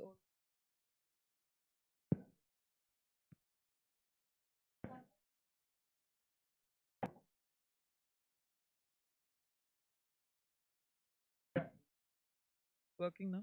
Yeah. So Rajasthan has a culture of equestrian and shooting, definitely. I mean, that is the person who brought table shooting into Rajasthan was Maharaja Dr. Karni Singh ji from Bikaner. And that's where I got my exposure because my father used to shoot with him. He used to shoot skeet. And I think what's important for any state to grow is to basically first invest in infrastructure so that you give the athletes facilities where they can go and practice.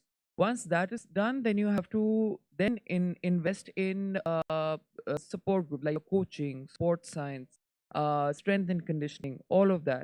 So what we have done here is we have invested in infrastructure, but I feel Rajasthan is not at par, in fact way behind. than the other states as far as the other factors are concerned. We don't have a good rehabilitation center here. We don't have good coaches. In fact, last year there was an incident where a coach actually molested his students who was a Rajasthan coach, and it became a huge issue. What happened? Girls stopped coming to the range. So we invest in infrastructure, which is great. But what about the other activities around it that make the players feel safe? Where you've been asking all the other athletes also, what do you feel that, what does it take for other kids to actually join sport? You have to give them a safe environment. I am talking in terms of shooting because it's something very close to my heart. And as a woman and as being the first, seeing all these girls come up and then being betrayed in your own state was very disheartening.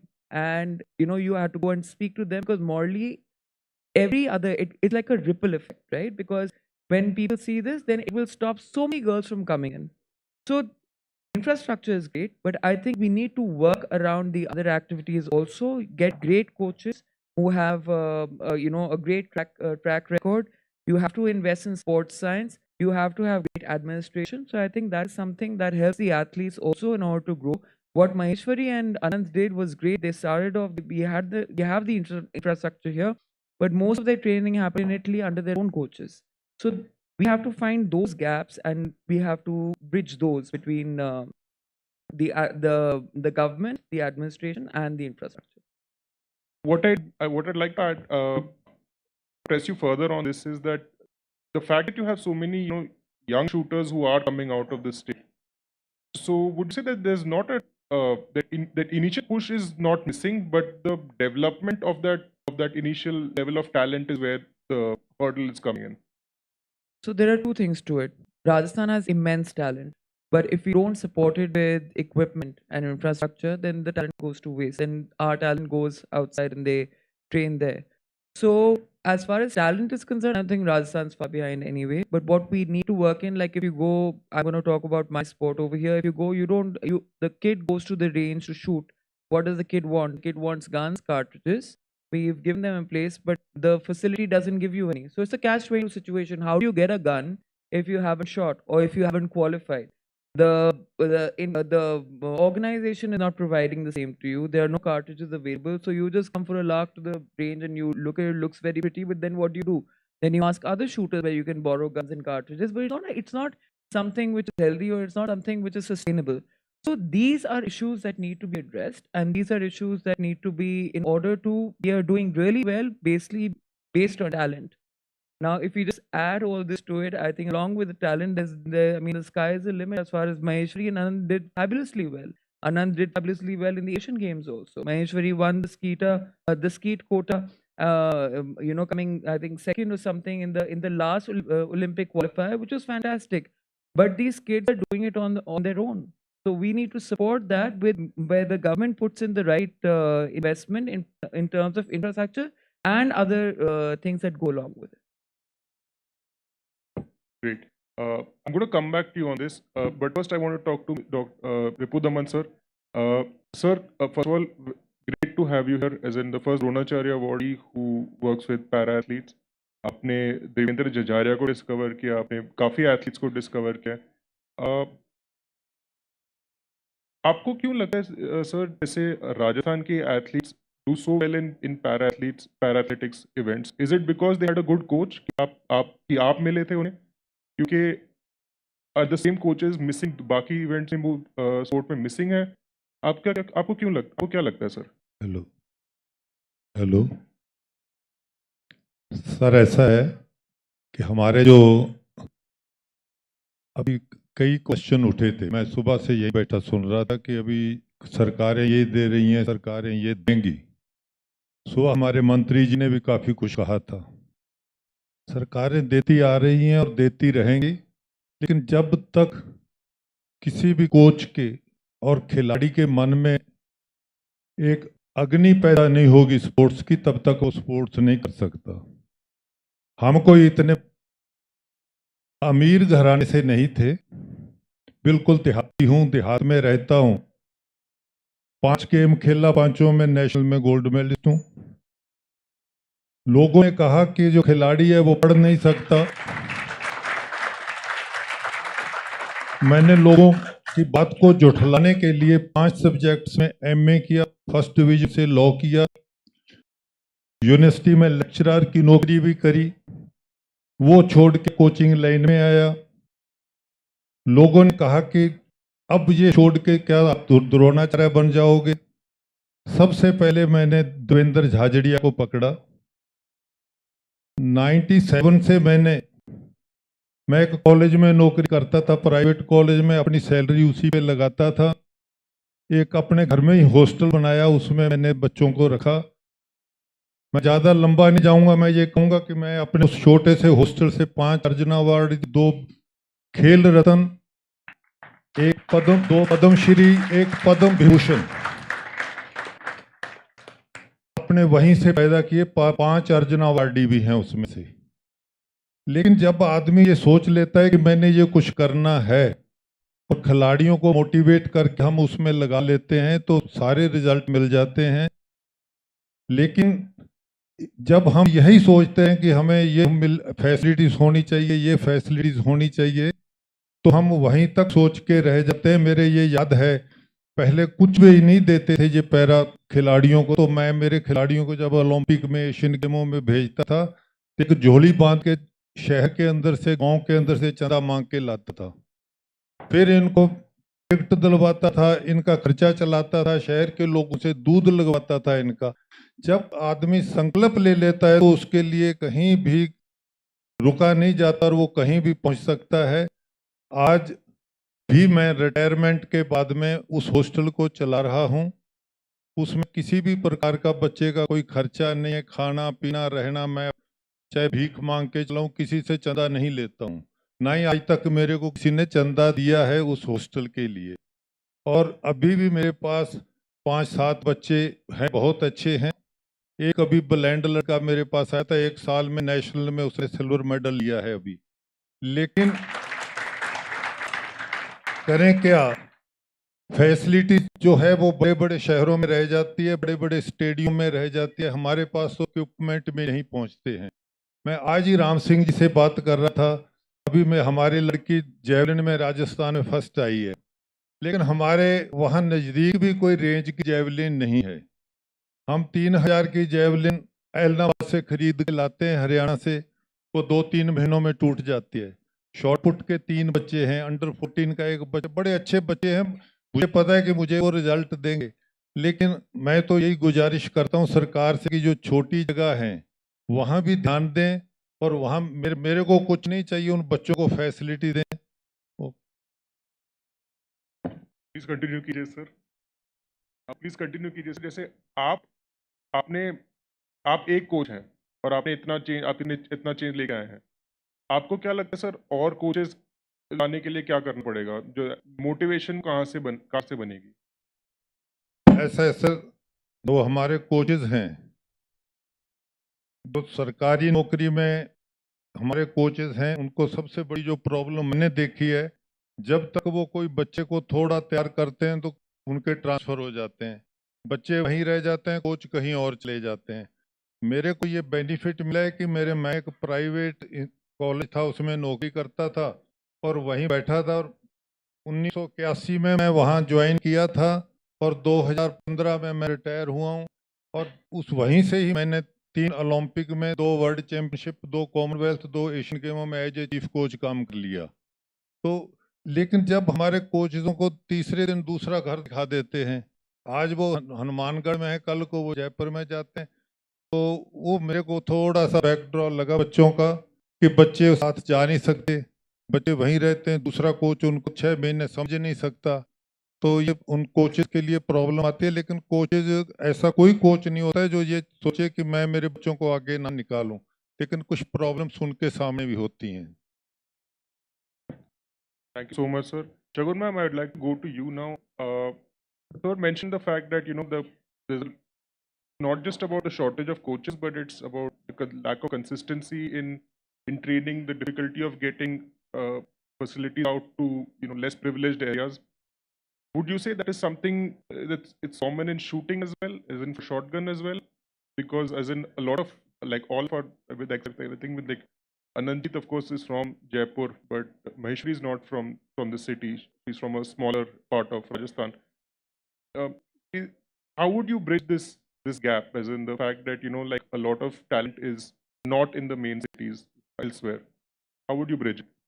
So, like, Maheshwari has built a range for herself in Siana where she trains. And that is because it wasn't possible for her to be in Jaipur the entire time. I think what the government needs to actually focus on is that they have built this beautiful range at Jagatpura in 2004, 2005. But they also need to build this is like a massive range. If they would just take districts, one district which has a few around it where they can scout for talent and build just one range also, just to start with. And then the kids graduate, then they should have schemes or something where they, in order to support the children, the government should give schemes where they bring them to Jaipur and they give them coaching camps under proper coaches in order to bring up their talent. So I think this is one thing that we need to look at.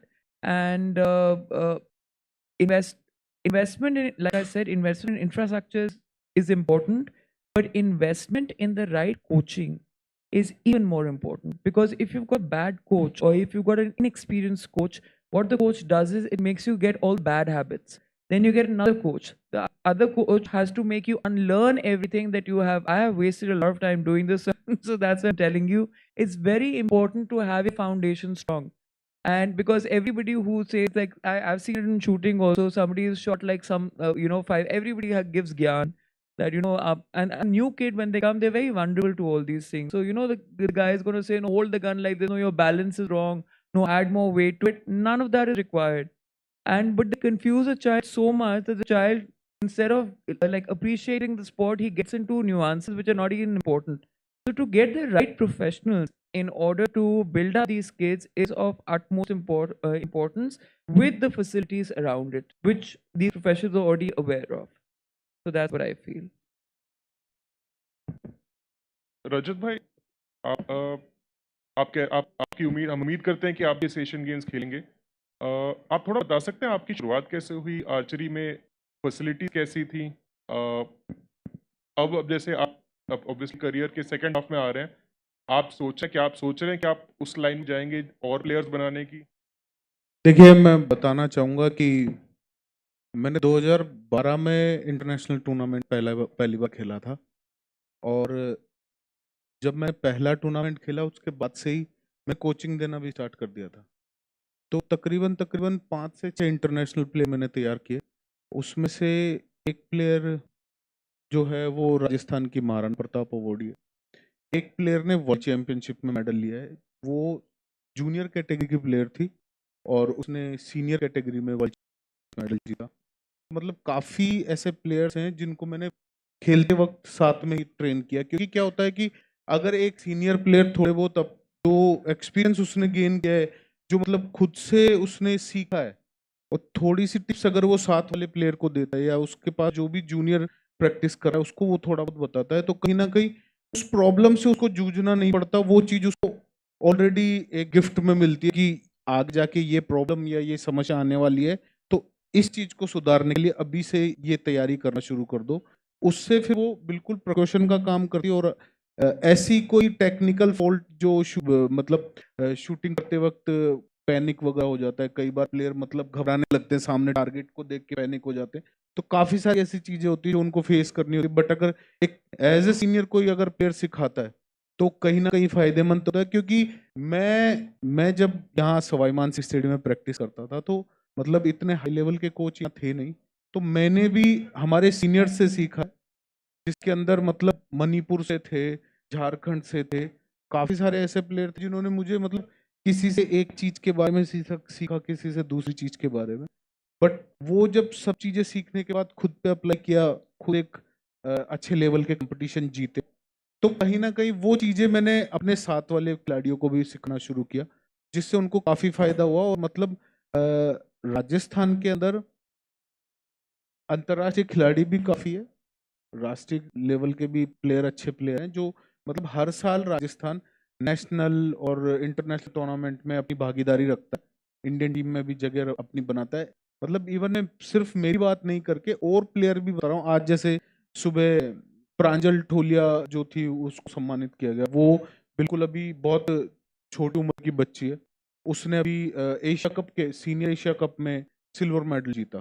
तो कहीं ना कहीं ऐसी चीजें राजस्थान को मिल रही है, जैसा शगुनी पास में बैठे हैं, साथ में दिव्याकृति है, दिव्यांश है।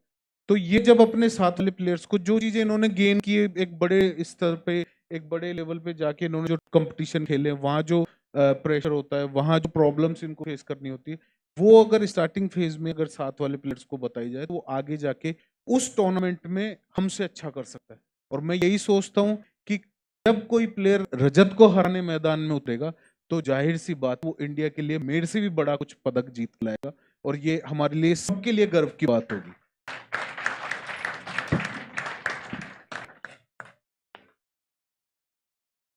रजत भाई, जैसे आपने अपना करियर जयपुर में स्टार्ट किया था, आपको क्या लगता है माने राजस्थान तो काफी बड़ा स्टेट है, आर्चरी एक स्पोर्ट है जो कहीं भी खेला जा सकता है, आपको क्या लगता है क्या किया जा सकता है और प्लेयर्स लाने के लिए, नॉट जस्ट इस नेक्स्ट ओलंपिक्स के लिए but next to next Olympics के लिए? नेक्स्ट टू नेक्स्ट ओलंपिक के लिए जैसे राजस्थान की स्पोर्ट्स काउंसिल काफ़ी हॉस्टल उन्होंने प्रिपेयर किए हुए हैं, जिसमें जयपुर के अंदर भी एकेडमी चल रही है और उदयपुर बांसवाड़ा में भी एकेडमी चल रही है। तो कहीं ना कहीं एकेडमीज को इस मतलब इसके साथ साथ इनकी संख्या और बढ़ाई जाए, जिससे कि जो बिगनर बच्चे जो बिल्कुल ग्रास रूट पे, जिनको मतलब आर्चरी का ए नहीं पता, शूटिंग का ऐसे नहीं पता, उनको अगर इन चीज़ों से जोड़ा जाए और एक स्कूल लेवल से उनको लाके और मैदानों से जोड़ा जाए, तो उसके बाद अपन मतलब सोच सकते हैं कि आने वाले समय में राजस्थान और ज़्यादा मतलब ग्रो करेगा स्पोर्ट्स के अंदर। Thank you so much. Divyansh, question for you, not about how to grow Rajasthan में sport, but how to for your own thing, because आप माने Rajasthan one of the best shooters रह चुके हैं, ओलंपिक्स खेला आपने, एशियन गेम्स गोल्ड है आपका, आप ऑलमोस्ट आप 2 ओलंपिक साइकिल्स के माने एक्सपीरियंस ले चुके हैं। अब आपने क्या सीखा है 2 ओलंपिक साइकिल्स में, जहाँ से आपने स्टार्ट किया है, जहाँ पे आप अभी हैं, आपको और आगे के लिए आपको आपको क्या लगता है, where do you think that you have to improve और where do you think you want to improve? पहले तो मैं चाहूंगा भी नहीं कि और लोग आए, पहले ही बहुत कंपटीशन है हमारे स्पोर्ट में बहुत कंपटीशन है। So 2 Olympic cycle and Asian games वगैरह, I think it's all about mentally how strong you are. Shooting is a very challenging and you have to be very focused. Every shot, every 1 hour and 15 minutes, you have to be there in the moment and you have to be present. You don't have to think about the past or future. The main thing is, see, everyone have expectations कि एक medal आया 7 करोड़ एक घर, तो वो unconsciously कहीं ना कहीं it's still in the mind, जो कि एक हर एथलीट का कुछ ना कुछ खराब करती है। तो I have to work on that and that's my future goal. Can you tell me a little bit, जैसे अभी are you thinking about Los Angeles, क्योंकि वो 4 साल दूर है अभी, या फिर what do you do? I am not thinking about Olympics, I am छोटे step, little step, like first Asian games, world championship, Commonwealth में शूटिंग नहीं है। I will first focus on that and then later maybe on Olympics, but not now. Right now, where do you see do you see yourself as the close to the complete item, या फिर आपको लगता है you have lot more to improve, or you think that you are already? Definitely, everyone have lot more to improve. मैं भी अभी उसी stage में हूँ, अभी तो बहुत कुछ सीखना है आगे, नई कंट्रीज में जाना, एक्सप्लोर करना है, नए कोचेस से सीखना है। I'd like to come to Divyakriti again. Divyakriti, something which Shagun said, and it made me want to ask her more about that and also get back to you on this, because you have raised this subject as well. Shagun said like both Anandjit and Maheshwari are from Rajasthan, but both had to go outside the country to actually to develop as athletes. Can you tell me a little bit about yourself, because you've achieved a lot at a very young age, but I mean, questions of sport, again, a lot of heritage, but you again have to go outside the country to develop yourself as an athlete. So can you tell a little bit about that, and also a little bit about why you need to do that, and how will that help you going forward? Yes.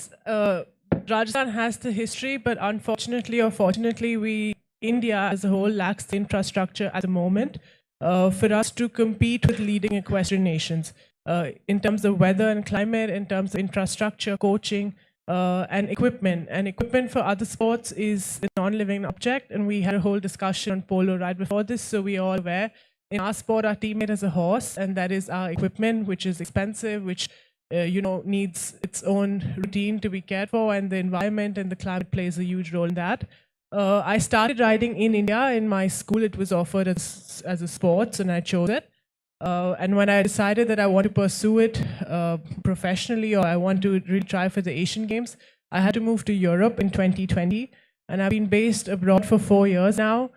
I would love to do it from India, and that is my ultimate aim, that we have the facilities in India that riders can do it, and riders are doing it. We have, in the last 3 years, the sport has grown exponentially, and 100 horses per year, I think, if I'm not wrong, have been imported into India. Riding schools have come up, associations, clubs, everything has come up. But yes, because of lack of facilities and infrastructure, I had to go abroad, and which is why all 4 of us who are at the Asian Games are based in Europe. And I think I don't see it coming to India in a few years, but eventually I think India will also have the facilities to be able to do it. And for that to happen, it's an expensive sport, and we need the backing from corporates, from the government. We need the investment for infrastructure, for acquiring the equipment, and a lot of governments are doing that. Madhya Pradesh, for example, they send their riders for already several years. They send the riders, they've acquired horses for their riders abroad. And already they've sent, I think, a team of 6 riders, if I'm not wrong, to Europe to train for 2028 Olympics. So that is a phenomenal thing, and it's a great example for all of us to sort of learn from and implement in whatever capacity possible. Can you tell us something about people see you guys at the Asian Games, you think, wow, these guys are doing so, they're doing great.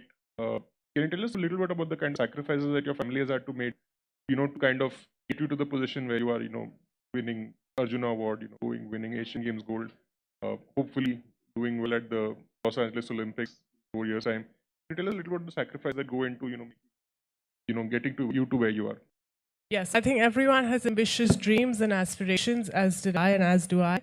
For example, at the Asian Games, we were a team of 4 riders. All of us were under 25 years of age, and we were all self-funded by our families. And equestrian is a very expensive sport. We did try to get the support, and we did try to get some help, but due to maybe lack of awareness and for some reason or the other, we weren't able to secure that help. Having said that, I think after the Asian Games, and we've had 2 riders get the Arjuna Award recently, we have created awareness. Hopefully that does pave the path and we do get the help needed. But sacrifices have been made, and I think every athlete has to sacrifice in some way. There are struggles that every athlete goes through. But when it all falls into place, it seems very worth it. But it's not sustainable to do it. And I really do think India has a very bright future in equestrian. Some years ago, of course, like I said, we have the history, but that was 41 years ago that we were a leading equestrian nation, or some could say. But recently, at every international competition, it was very hard to spot the Indian flag. And it was, when you would say you're from India, they would say, oh, India, we didn't even know it's an equestrian country. But now, the Indian flag is right there, and everyone knows there's so many riders from India. So it is coming up. And to really be at the podium at leading international events, to finish at the podium at international events like the Olympics, World Games, everything, we all aspire to be there. Support is needed. Brilliant. I hope we'll see a lot more Indian flags in Los Angeles in 4 years' time. Thanks to everyone for being here. I just want to, throw open the floor to questions from the audience. Bunch of great panelists we have over here. I can see one in the center.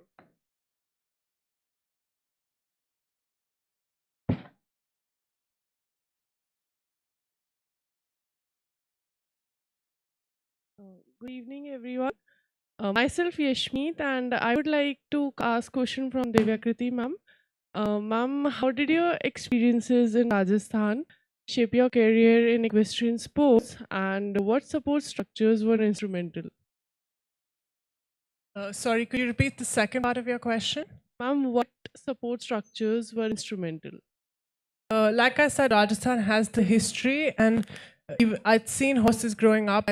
Watched a lot of polo matches as a child, but for some reason or the other, I was never interested, or it didn't excite me that much. But when I joined a boarding school in 7th standard, I was in Mayo Girls in Ajmer, also Rajasthan, and they offered riding as a sport, so I took it up there. And then at every competition, there were a lot of competitions in Rajasthan, in India, and seeing polo players, seeing riders from Rajasthan, Raghubir Singh ji, for example, who is an Asian Games gold medalist as well and an Olympian, seeing riders like him really inspired me. And like I said, I had to go abroad to pursue this, so I didn't have the support that I could have or I would have wanted from the state at that time. But in the last 4 years, it's grown exponentially. And now at this point, any rider from Rajasthan can do it. Even in Rajasthan, you can take up riding. There's so many riding centers, so many riding schools, so it is possible. But that wasn't the case 4 years ago. Thank you.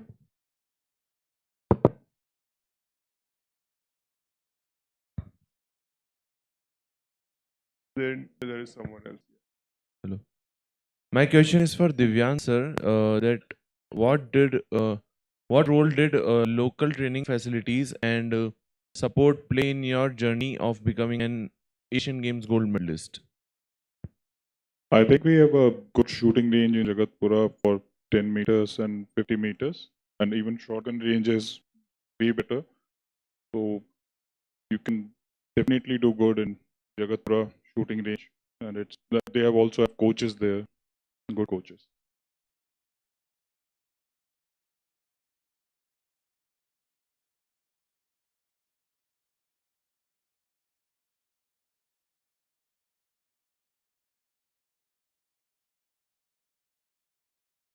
You've been a champion. So what next? So I just have broken foot right now. That's why I'm not on the shooting range. But you will see me. You will see me on the shooting range very soon. I'd been competing till 2023 December. I was at the Asian Championships. I came 8th there. So shooting for me has been an ongoing journey. I've had many 4th place finishes, and I know how disheartening that is. At the Olympics, I was 4th in the World Championships in Belgrade. I was 4th in the World Cup in 2022 in Peru, and lots more in the Asians as well. So I think I want to basically just kind of leave shooting on a high by culminating at least one of those 4th place finishes into a podium finish. So that is what I aspire to do.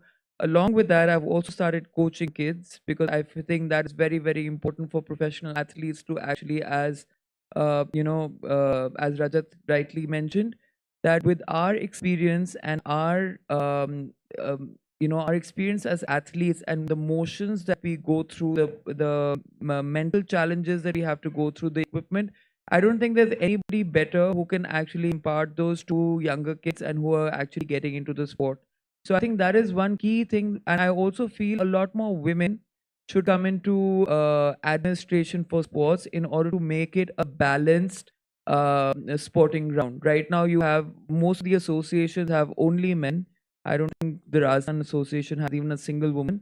So I think for that, it's very, very important for women to also come up, so that, because what it gives is it gives a belief to students also, in order when they see a female to feel safe and for somebody to go and talk to.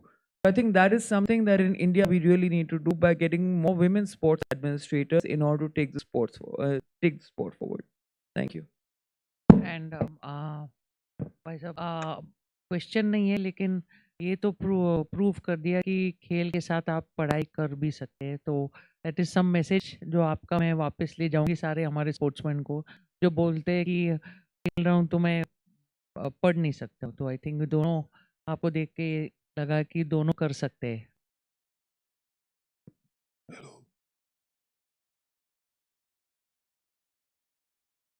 अक्सर ऐसा होता है, जब हमारे पास बच्चे आते हैं खेलते हैं तो उनके माँ बाप दूसरे दिन ही आ जाते हैं कि जी कल नहीं आएगा, कल तो इससे इसकी ट्यूशन शुरू हो जाएगी, क्योंकि फिर ये इसके नंबर नहीं आएंगे, ये पढ़ेगा नहीं, ये नहीं करेगा.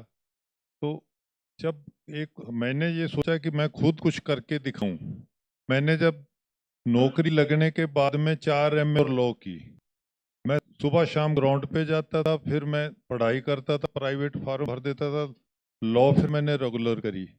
तो जब माँ बाप को ये पता लग जाता है कि जब खेलने वाले लोग हैं वो भी पढ़ सकते हैं, तो कहीं भी कुछ कोई चीज़ आड़े नहीं आती है। अभी हमारे ज़्यादातर बच्चे हैं वो डॉक्टर और इंजीनियर बन गए हैं, जो मेरे पास खेलते थे और ऑल इंडिया यूनिवर्सिटी में मेडल थे उनके। तो मैं तकरीबन जब राजस्थान यूनिवर्सिटी थी तो यहाँ से मैं लगा हूँ, और कई यूनिवर्सिटियाँ बन गई राजस्थान में। तो हनुमानगढ़ मेरा कॉलेज जनरल चैंपियनशिप जीतता रहा है, 11-11 टीमें जीतती रही हैं, मैं हर गेम के साथ लगा रहता था।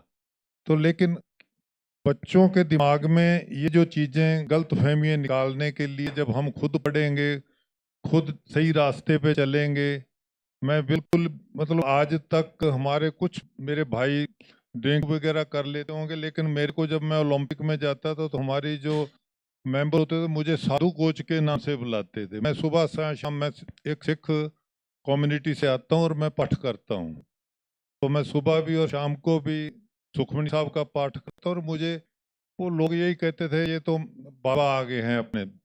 तो इसलिए जब हम खुद कुछ ऐसा काम करेंगे तो बच्चों पे कुछ अच्छा असर पड़ता है, ये मेरी सोच है।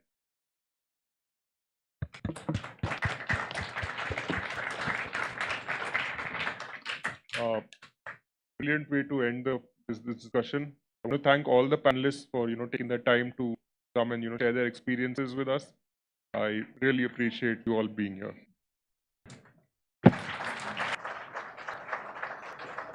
What an incredible session this was. I request Mr. Selvaraj to felicitate our speakers with a token of our appreciation.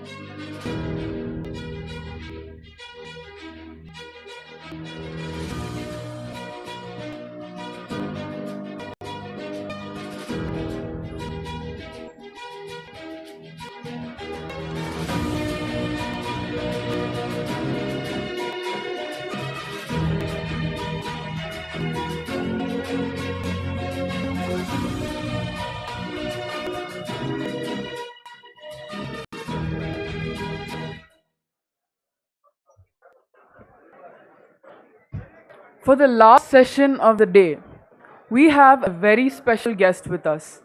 His illustrious cricket career as a player and now as a coach has been interesting to follow for those in this industry and has fans of this sport in this country.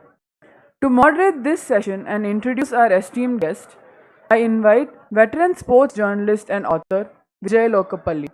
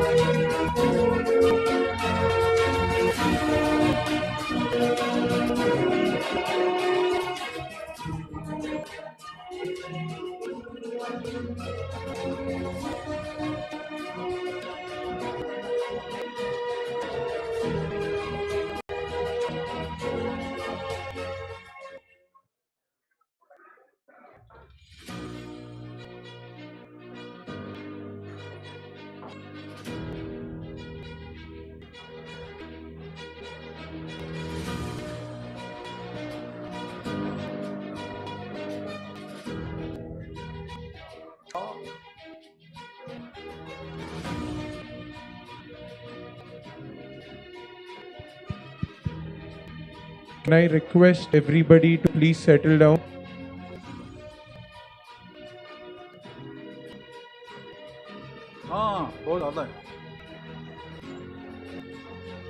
This is a request for everyone to please settle down.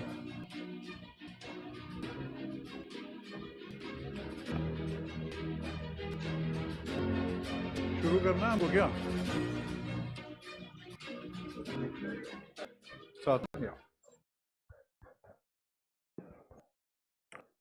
Good evening, everyone. Please settle down. And this is the concluding session of the day. We have had a wonderful time meeting different sportsmen, administrators, people who are connected with sports in India. And it's my pleasure to bring the curtain down on this fabulous event. And today we have a gentleman who rarely makes an appearance at such events because he loves to work on the field with the teams, not known much to talk about himself or the game. But we are lucky to have Ajay Jadeja. So please welcome him.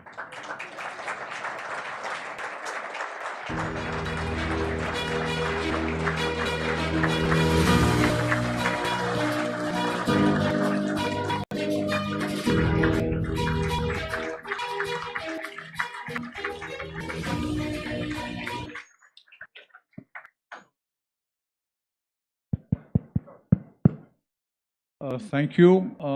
I've known Ajay from the time when he was 13 years old. He had come to play at the National Stadium. And I've done some of his matches when he was playing with Sardar Patel School. So this was a very good inter-school tournament in Delhi. And I think we are meeting in Jaipur for the first time. I don't remember we have ever met before this. Maybe some Ranji game, I don't remember. So Ajay, you have played for Rajasthan, and you've been to Jaipur, of course. You were talking about the place, and your first appearance in our Sportstar Conclave. So, what are your initial views? First of all, thank you for having me here. Good evening. I think we've had a long day. We started with a bright sunny day. It's almost dark now, so I hope everybody's awake and we can enjoy this evening and conclude it, because it's been fabulous. It's been enriching for me to hear the panelists all through the day, the sportsmen, sportswomen, administrators, people who are investing in sport. KPMG there is going to analyze and make the sporting fraternity and the government have a better roadmap towards a sporting country, which I personally feel we are a sporting country because I only meet people around me who are sportsmen. So I think everybody is a sportsman. But thank you for having me here, and I hope we can entertain them and find one more solution, or at least keep them awake. Yeah. They almost feels like they've been all forced into I should be interviewing him because I think he has more knowledge of the sport. He's been watching this game for longer than me for sure. And when you're playing, you have no clue, honestly. As sportsmen, everybody who's here, we are on the other side. We enjoy the sport, but we actually don't know how it functions, how it runs, what are the problems of, even hosting an event. We keep complaining food isn't good. All day we've heard, and it's a fact. All those things that you heard are reality. People, in olden days, there weren't reservations in trains. There was nothing planned. But that's how life was. I think this generation doesn't understand that. They know everything is on their mobiles. They know what time the flight's going to leave, or trains. You can book tickets online, which wasn't the case. We had to go to the station and see what will happen. So life has changed. And we have traveled in buses and trains. So and I'm guilty of not introducing some of the champions we have here. Shagun Chaudhary, she was the first woman shooter to qualify for Olympics. Divyakriti we're going to hear a lot about Divya. And my good friend Manjusha, she's 11 times badminton champion. So, and today she's handling the administration in Indian Oil. So, still connected with the sport. And Ajay, if you can share your, in short, your journey with the kids of what it has been being a sportsman. I think I'm blessed, and or any sportsman would, I think, feel that no matter what you've been able to achieve or get to a level, because it's the time that you spend. All of you here at an institute which is prestigious, and I'm sure you're all brilliant at what you do. But I can't speak for others, but at least for myself, I can say, I wasn't very good at, academics or spending time in class. I didn't enjoy being, restricted in that classroom. And so every school, at least the schools that I went, and I hope the government does that every time they pass a school, that there is a sports field, because most of these schools don't even have sports fields anymore. So we were blessed to have grown up in a time where there was enough space. And I always believed, and I said that it was an easier part of the world. So if you had 1,000 kids in school, all of us want to do well. It's not that anybody doesn't want to do well. 990 of them were competing in those classes to be first in class or get to IIT or get to IIM or wherever. There were only 10, 12, 20 of us who had, the whole 90% of the school, which is the sports ground, competing there. So it was actually an easier world to be competing in. And you are out in the open. So I'm blessed to have had a life where I've enjoyed sport. And the journey is a little different from how education world is looked at. And everybody looks at classes or school as, either you pass or you top or you fail. Whereas in sport, we are blessed. We heard from, most sportsmen that I think at least with cricket and most sport, you lose more often than you win. So it actually teaches you how to, get up every day or get up at, every stage of your life. And at no stage in your life, I'm not talking about career, at no stage in your life that you'll ever feel that, oh, now I'm at the top. Because as soon as you feel that, next morning, you get a wake-up call like our teams got recently. Winning the World Cup, you felt that you're on top of the world, you're the best team, you're the best captain. A week later or 2 weeks later, poor fellow Rohit Sharma, I feel bad for him. Suddenly he's become fat, he doesn't move well. So it teaches you to, get up and carry on, and it's a never-ending journey. And I think that's a blessing that you can have. And that is one thing I feel that all of us have a choice. I think that's a choice that each one of you can make if you want to. It's something that you should do if you enjoy it. Because obviously in a classroom these days, you also have air-conditioned classes around the world. Comforts are better. You get a nice seat. Whereas when you're playing sport, whether it's badminton, whether it's riding, I'm sure it's not easy. It hurts, the body pains. But that pain is actually something that you look forward to. As a sportsman, physical pain is something that you actually enjoy. If you don't enjoy that, don't even go there. So I'm blessed to have had lived this journey. I'm still living, still not retired. So, still not a pensioner with BCCI. And I believe a sportsman never ever stops playing. It's just that physically you get to a stage where you can't do it. So that's another reason why you should take it on earlier in your life, because everything else can be done later. But one thing you can't do is fight aging, fight body or physical ability that you can't do later. So I always suggest, this is a senior class, but if it was a school kids that I was meeting, I would always say that even if you are very good at academics, even if you want to do something else, you can always go back. You can, go back to school. I mean, you finish 12th, you go back and you've done science, you can go back and do commerce. You're bored with commerce, you can go back and do arts. It's only 2 years, 3 years, or 5 years in college that people think it's a waste, but it's an education as well. So you have a much rounder education in your life. But if you miss out on playing a sport, you get to 30, 35, 40.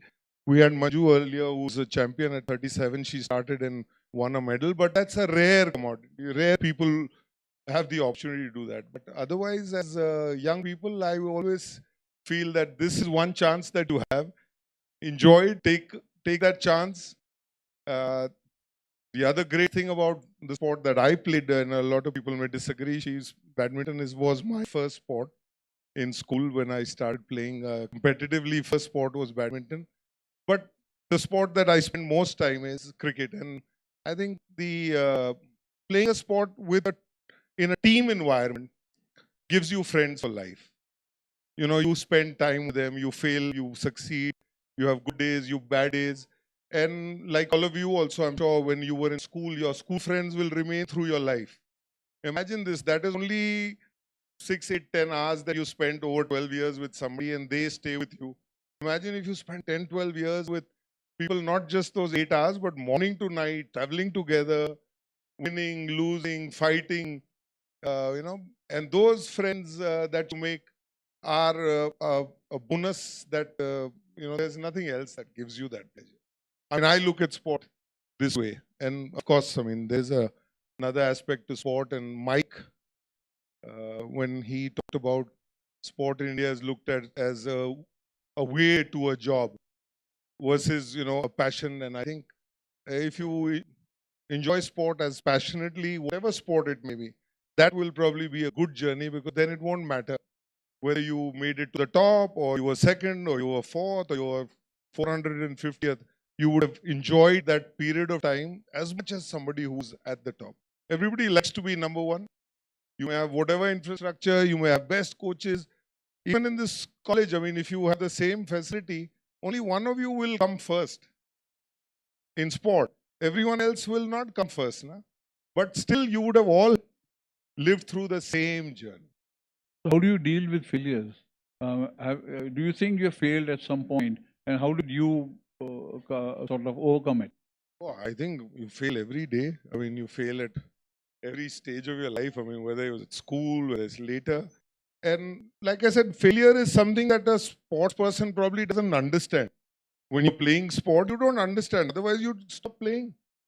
In under 15 or when you're playing at school, every game nobody scores runs. No tennis player has won. Somebody like Pete Sampras has also lost more games than he's won. Or I'm not sure about numbers, and data these days will correct me, but most sportsmen lose more often than they win, even if they're world number ones. So that is a training. And I think that is one aspect that's been totally missed out in everybody who talks about why sport should be part of people's life, is education system, which is very important. And maybe I have not had the privilege and the advantage of doing well there. But the sporting system actually teaches you more life than your education system, because in education system there's a failure and there's a pass. Whereas with sporting system, there's never a failure. Like our teams lost 3-0. People, yes, outside will get excited, isko nikal do, but they'll carry on, they'll come back, they'll go to Australia, and I hope they'll do well. So I've failed at every stage of my life, I think. Ravi recently said that cricket, I mean, he was talking about cricket, it's more about failures than success. Would you agree with that? Absolutely. I think, like I said, because Tendulkar, our greatest, I mean, the period that I played in, I was blessed to have played in a time where Tendulkar was there, Kapil Dev was there. Tendulkar has scored 100 hundreds for India, but he's played 700 innings. So he's actually failed 6 times if you just go by 100 as a success rate. So it will be always the case with sportsmen, any sport. I don't know about equestrian, how it is. Do you win all your tournaments? Or everybody who could come there to compete don't win. But I mean, there's this saying that, people make up. So at Halar, we have this saying, either you win or you learn. You never lose. Yeah.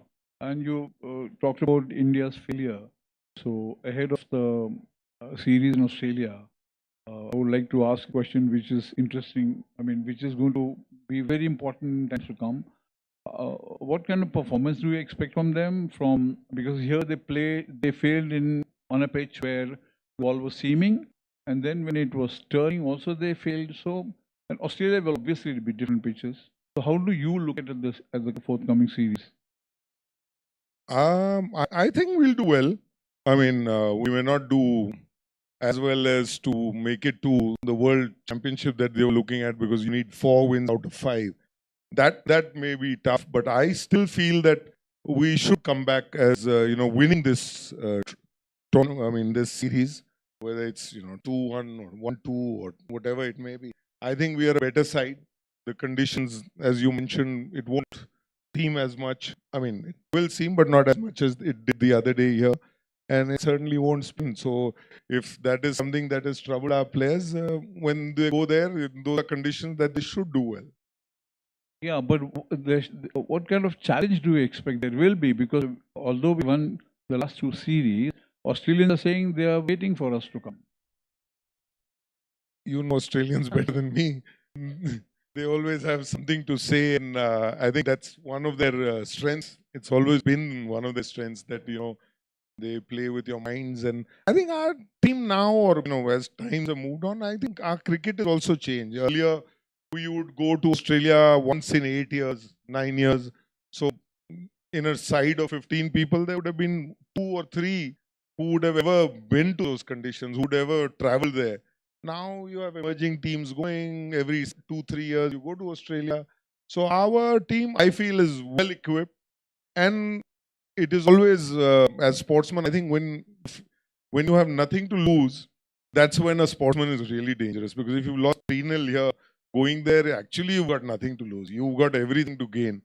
And it should make it easier for them, because there is enough pressure when you play for India. And when it falls on you, and if the team starts taking it, you saw what happened. I mean, not just this time, but it happens over a period of time. So I've always feel that the Indian side is always better off when they go as underdogs. Or at the moment, I don't think they're underdogs. For me, they are a better side. But they actually have nothing more to lose. What else can they lose? They've lost 3-0 to New Zealand at home, which in history they've lost 2 games. So they're in actually a good place. And Australia will, I hope I'm right in this case. Normally I'm wrong, but in this case I hope I'm right and they turned it around. And I've always been told that cricket is a mind game. Most sports are. Like Shagun can tell us the importance of controlling her breath when she's at the point of shooting, and how Divya can controls the horse, right? And Manju was known to hit shots very precisely. So is it all about game, or some skill factor is also there? It is. I mean, of course, most sports are first physical. Of course, you got to be physically good enough. But when you get to that level, the difference is that it is in the mind. Whether you can come back, do you give up or not? So it is a mental sport. There's no doubt. You train hard. People think you train for your muscles only and strength, but actually when you train is when you can control your breath as well. I mean, when I was fitter, or I could, when I'm talking as well, I would be more in control. I'd have more. I won't be out of breath. So physical training actually trains you, to control your breath. It controls your mind, because you're not enjoying it. It's hurting you, but you still want to carry on. So you train in any form of training that you're having. Actually, you're training your mind, and it is the mind. A lot of players have great skills, great physical ability, but somehow things don't work. So it has to be mental. And then look, Bumrah, I think, is a great example. Everybody in the world looks at his action. Now he's succeeded, so everybody says, oh, something good. But imagine the mental strength that that man must have had. He must have been 16, 15, playing. There would have been coaches telling him, you don't have a right action. But he had the belief, he had the mental strength to carry on doing what he did. And he developed the skills that he needed to. I'm sure he worked as hard on his physical ability as well. But just to be in a system where it is, the exposure is so much now with media, where I'm included as well, where everything is diagnosed and questioned at a detailed level, to have carried on with that kind of action it clearly tells me, I mean, now he's successful, so it's easy to say. But if it wasn't for his self-belief and his mental ability, I don't think he would have been what he is at the moment. So I think mental ability is probably the key. And Rahul Dravid that you mentioned, is a prime example. Lakshman and Rahul Dravid, both great friends, both playing that partnership. But through their careers, if you had asked, even when they were growing up, everybody would have said Lakshman is the player. You know, but Rahul has that ability that is a little more than Lakshman. Not saying Lakshman's any less than Rahul, but Rahul would probably put in a little more than VVS mentally, not physically. They would all work as hard as they would, but I think that is why he succeeded way ahead of a lot of people. Dada is another one in that same batch. More graceful, more timing, everything that he had. But Rahul left everybody behind. And what about your good friend Viru? Again, mental ability. Viru, the way he played, who would have thought, he wouldn't have been allowed in a lot of clubs in those days because striking wasn't there. But that was his ability. He carried on. He believed in his game. He didn't doubt himself. He backed himself, and that's why he succeeded more than people around him. What about recovery skills? I mean, you played a bad shot, right? And then you're thinking about that bad shot. Maybe say shooter has hit had a one bad shot, and how does he or she recover from that one moment, which can kind of destroy the next 15 minutes or the next half an hour of that contest? I won't know about shooting and but any sport. But I think that's where that whole mental ability that I was talking about comes into play. So you miss something. So whether it's a shot or a jump or a smash or a ball you bowled down the leg or a bad shot you played and you got to have the chance to be there, you can look at it and say, if you go into the spiral of I'm not playing well or I'm got wrong, everything's gone wrong, then it takes you down in that way. But positive people would probably look at that and say, oh, what did I miss out that I missed that shot or I bowled that ball? Why did it go there? And you can actually enrich yourself and get better for the next ball or next shot or next game. So again, it's that mind, that result is not what decides whether you're good enough or not. You decide whether you're good enough or not. I think that is the key. So when you have doubts in your mind and you miss something, that's why they say you practice so much that even when things are going wrong, you believe that it will come right because you've worked so hard at it. I'm sure in classes, when they sit, there must be somebody like me who turns up last minute for exams and sees a question and says, oh, mar gaya, ye kahan se aa gaya?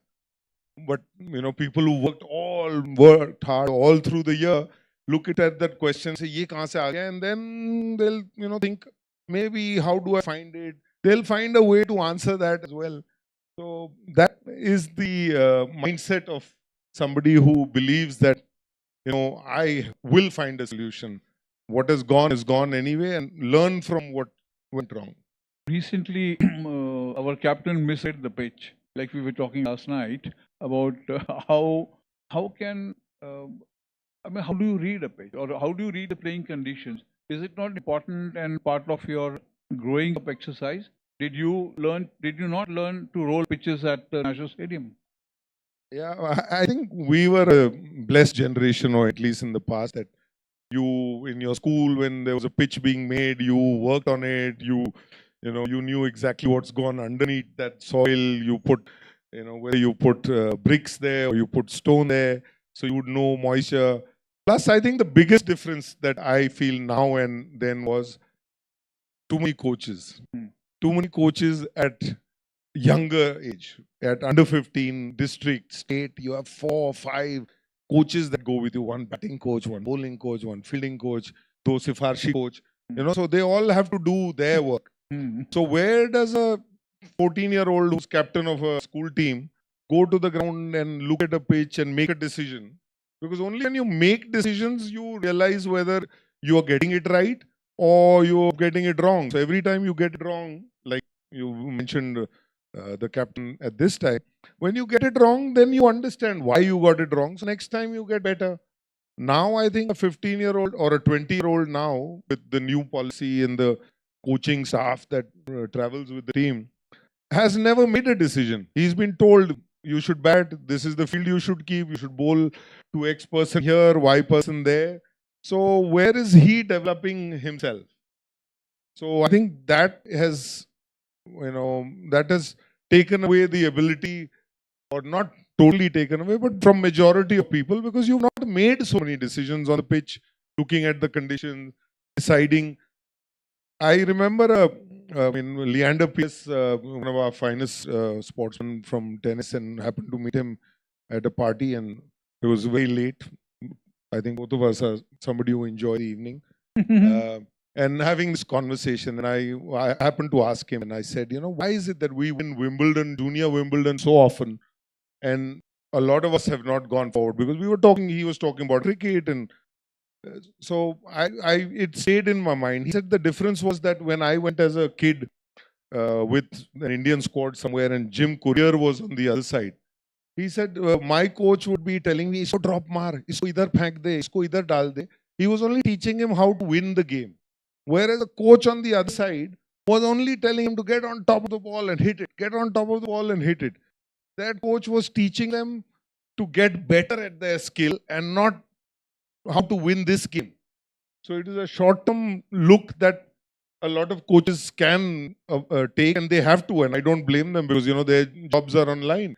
Because we judge coaches by their performance. Poor fellow Gautam Gambhir was the best a couple of months ago, and suddenly he's the worst. Because the results have gone, and the result was good, so he was the best. Results have gone the other way, so he's become the worst. So if that is the parameter of teachers and coaches, then as human beings, the coach is also a human, and the teacher is also there. How do you expect them to come and teach a child to grow or to get better and to take it forward? So I think that is also a reason why decision making doesn't happen, because we are taught very early in life, just to, in sport especially, कि भाई जो जीतने का तरीका ढूंढो. I think वो तो है ही, वो अपने आप time से आएगा. But when a teacher is teaching that only and not teaching skill and not teaching what is the fundamental of the game or a sport, then it's a short lived. Whereas somebody like Rahul is a great example. I keep going back to him because he is the best example. That somebody who was always working on his game, trying to get better and better and better, till the last day he was playing. And he's doing the same thing. He's done the same thing with the team. It was never about the result. He was, trying to inculcate some virtues of, the game or life into players, which a lot of people feel, "Arey yaar, jeet nahi rahe," yeah, haar gaye. But eventually, that's something that a teacher should be teaching. Question before I throw it to the audience. Where is international cricket heading now? Has it become more aggressive? And I feel sometimes it's become very monotonous. And what state is Indian cricket in? I think international cricket is changing for sure, because international cricket that we knew or we watched was what? Australia, England, Pakistan, India, Sri Lanka, 7, 8 teams. Then we had, in '92, you had South Africa join that gang, and you saw how the game changed then, because they brought in a whole new aspect which the rest of the world hadn't seen. Now we see, there are many more countries that are coming into playing this sport. And so it is, changing a lot more, a lot faster than it used to. Plus, the other thing that is happening with international cricket is that people coaching or spending time with other teams, are sharing. Like we had first Australian, Bobby Simpson came to India in 98, 99 in our times. Greg Chappell then came. So we got to know what Australians think. Like that Indians are going out. Pakistanis are, in England. English players, England has today a New Zealand coach. So I think that is why I think the sport is moving much faster, because you already have, each one has their style of play. But because this wasn't the case earlier, everybody just played for their country. If you went to another country and coach, it was always looked down upon, which is also changed. So I think that is one reason why cricket is evolving or moving much faster. And of course, the shorter format of the game. Nobody's got time for 5 days. So the whole game has changed, and it is not the game that you certainly enjoyed as much as, you enjoy this one as well, but we grew up in a different environment where, patience, perseverance were virtues of this game, whereas patience is something that is not required, because, if you got that, then you're already in the next season.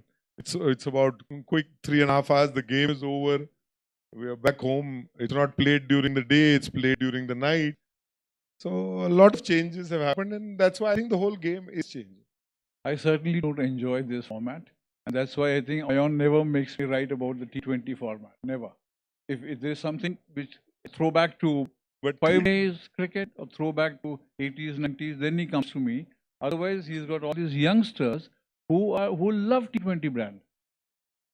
Because if the next generation always drives the world, that's what we need to understand. And I think these kids sitting here will decide how the world runs. But you must get him to write, because unless you have critics of something, you'll never get better. So you must write, and we must watch a T20 game together. Please recommend. Yeah, done. Thank you. And questions from, please.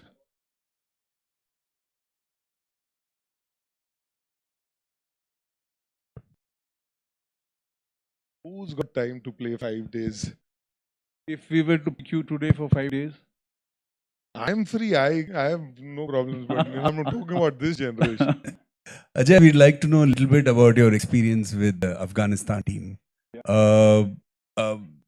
Whatever we've seen of them in television, whatever, lots of talent, not always great results, but lots of talent.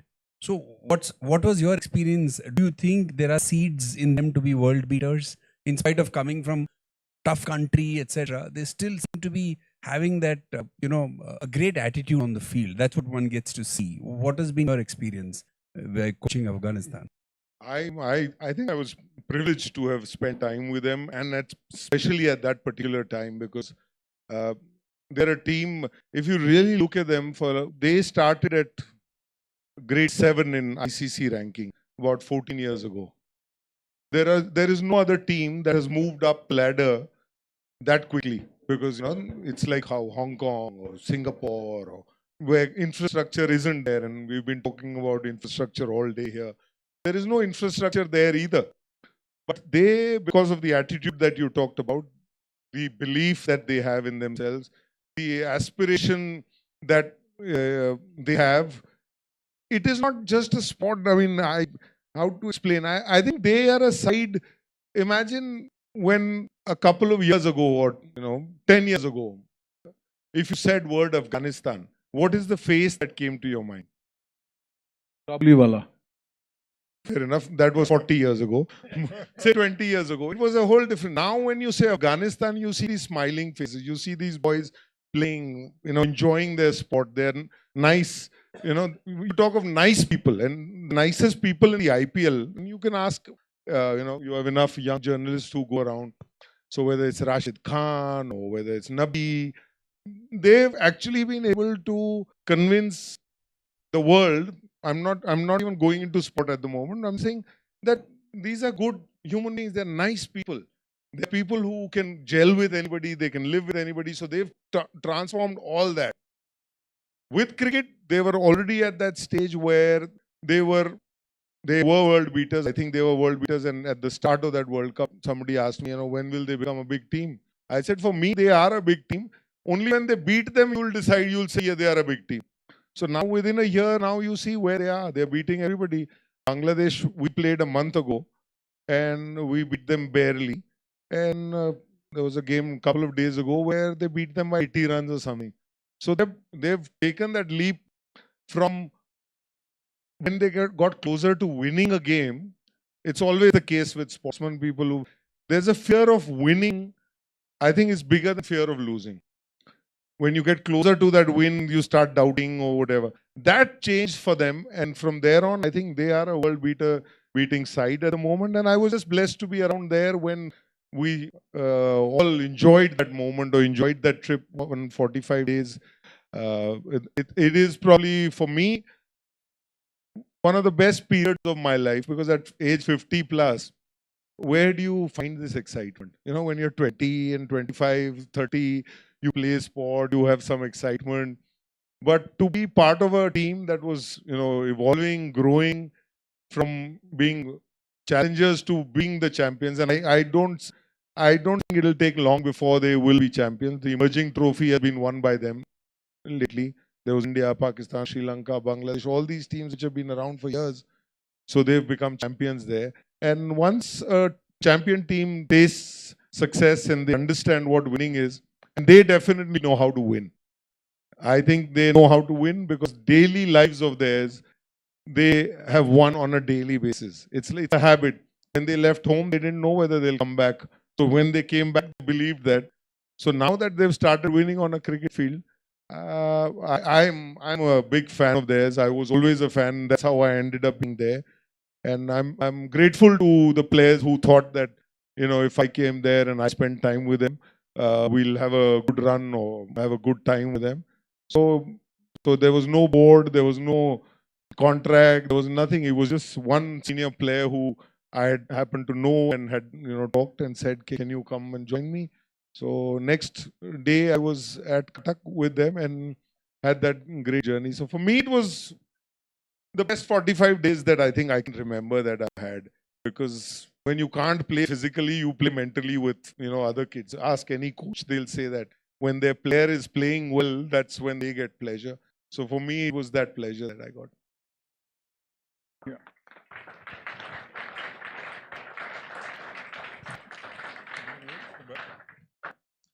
I want to ask you, what does Walker Yunis tell you when you meet him these days? Does he still remember the 1996 knock, or do you remind him? No, it's a very long story. It started in 1988, 89, where we went to Pakistan to play under-19 test matches, and he was part of the under-19 team in Pakistan, and I was representing India. We played 4 test matches, many one-days, side games. So we actually are great friends. We are great friends because not only there, but when in our times, there was no IPL, so we would go to England in the summer and play league cricket. And he was playing more county cricket because he was a superior player. So we are great friends. And all that he says is, you know, because he's got me out more often than I've smashed him. So he said, you know, we have a saying in North India at least, "So sonar ki, ek lohar ki." So that is what happened to him that day, and it's just a blessing. You have some good days, and it happened to be on a perfect platform. We hadn't, you know, beaten them very often, but the most pleasurable thing on that day was to make sure that Javed Miyadad never came back on the ground, because he was the one that we grew up with. That because as long as he was there, from 86 to 96 was a period where it was. So that was his last game. He was run out. He was run out by me, and so for me, that game, for my memory, is that I made sure that he never came back against us. And Waqar is a great friend, and we still spend some time whenever we get. Ajay, there was a time when India was losing to Pakistan so much that at one point Moin Khan told you some exhibition match, "आज भी मारेंगे तो आप." होता है time, I mean यही फर्क है. अब 20 साल से हम लोग मारे हैं, बट हमारे में कोई ऐसा बोलता नहीं है. Yeah. That's the difference. Yeah. And of course, I don't know why he's clapping. Did you get what I said? Last question from me. Of course, you said getting Myanmar out. And what was your sweetest memory? Your first game for your state, your country, or maybe your test debut? With Myanmar, yes. I mean, he's history now. Sweetest, I think, in fact, today is the day because, like all of us, have self doubts, and I'm no different from anyone else here. So you always have dream of playing the sport. You want to play for India, and if you're a batsman, you feel good when you get 100. You know, unless you get 100, like I said, Tendulkar failed so many times, but he didn't actually. He got 80s and 70s.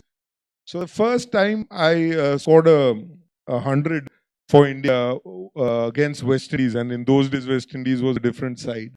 So I think that moment is something that gave you an assurance or made you believe, even if I myself had doubts, and I probably had doubts longer than that. But at least on that day you felt that, okay, you know, this is what you've been dreaming of, this is what you wanted to do. It would probably be like some, you know, some tournament or some event or Olympics, how people go and, you know, get a medal. So that kind of feeling, yes, representing is, you know, first time playing for India or first time getting picked, always feels good. But there's still journey. I mean, getting picked is the start, and the journey begins there. And so I think the first step that I felt happy and good about was that day when in Cuttack. I remember very clearly because there are some moments you never forget.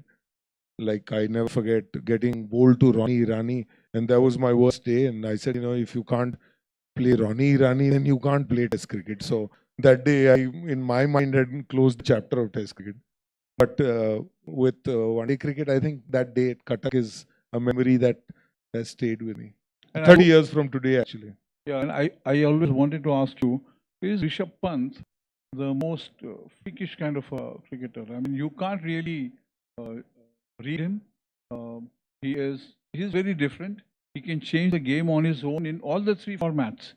So would you say he's some talent who is probably going to be one of the greatest Indian cricketers ever in times to come? No, he is freakish, he is brilliant, and he is, as long as he's playing, he'll be number one. My only worry with him is like his driving, and he's a guy, you know, is that what happens with these geniuses is he's a genius. There is no doubt, but you fear these geniuses. You know, you don't know which turn that they'll take. So I hope he stays, you know, calm, and he should remain the way he is, because otherwise he won't be a genius. Yeah. So it is a very fine line, even as a coach, when you're working with someone. How do you try and tame a genius, or how do you try and tell him right or wrong? Because if he was doing right things, he won't be a genius. So you got to enjoy them. And I don't know how long it will last, but as long as he lasts, he will be the best player for the side always. Because as soon as you start taming them, you take away the brilliance of theirs. So it's a double-edged sword. You got to, you know, live with it. You got to enjoy him. I just hope we see him for another 10 years, because he'll give us great memories. And this is a Sportstar event. Your memories of the magazine, because the other day you were telling us so many things about the magazine. If you can share with the audience here how important it was. I don't know this generation whether they read magazines or they know what a sports magazine is. But to put it in context for all of you would be what? What is the biggest? No, not Insta. You can't compare it to Insta. Say NIT or IIM, or what is the biggest achievement that any of you students can achieve? The number one, you know, in a week. So for us, growing up, if you came on the front page of Sportstar, it was like that, because you were number one hit of the week or the month or that period. So Sportstar was like IIT, you know, topper of that year, or 12th ka topper of that year. So that to me, I think Sportstar is, and I think all sportsmen who are my age would probably see that And if you came on the center page, then all the girls had that center page in their house. So it wasn't just passing. It was, it was like an achievement in life. That 100 that I talked is one thing, but yes, Sportstar, front page, story on you, center page. If you had friends like him, he would make a nice story for you also. So Sportstar is like a certificate that you got. I don't know how these children look at it, but at least for our generation, that was once what do you call viral. You know what is viral these days was if you had to go in that direction. But I think it had much more authority, much more standard, much more respect.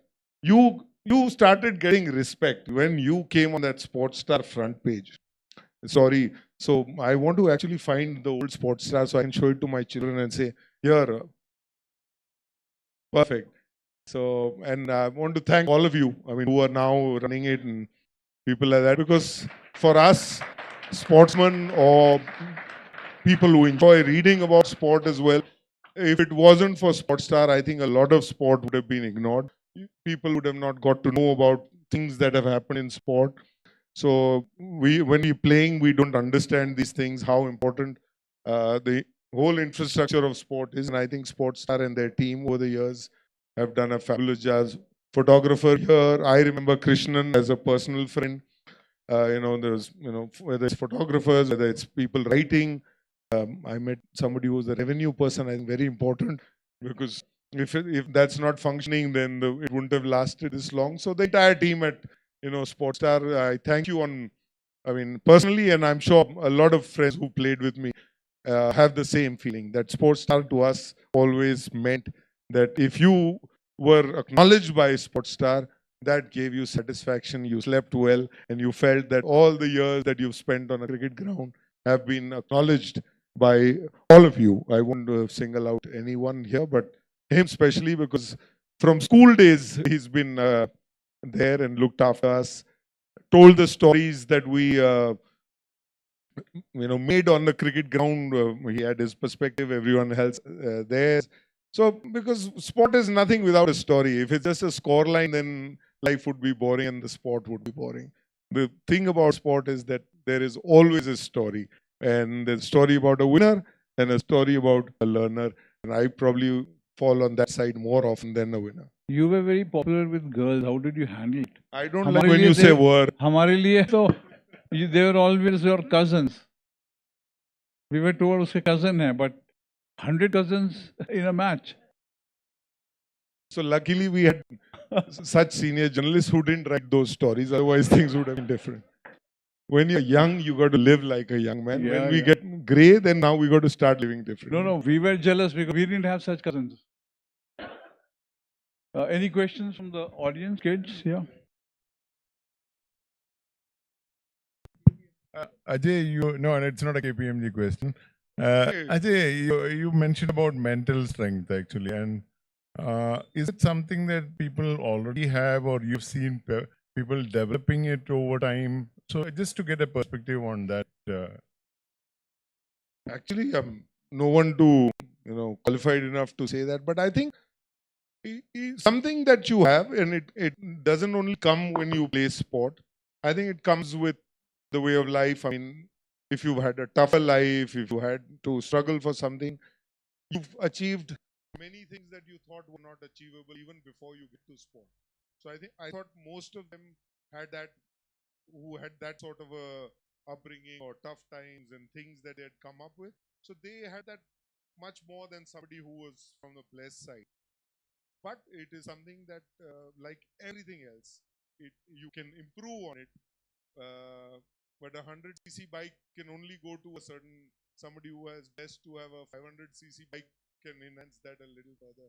So it's something that you're born with, it's something that you can, better it.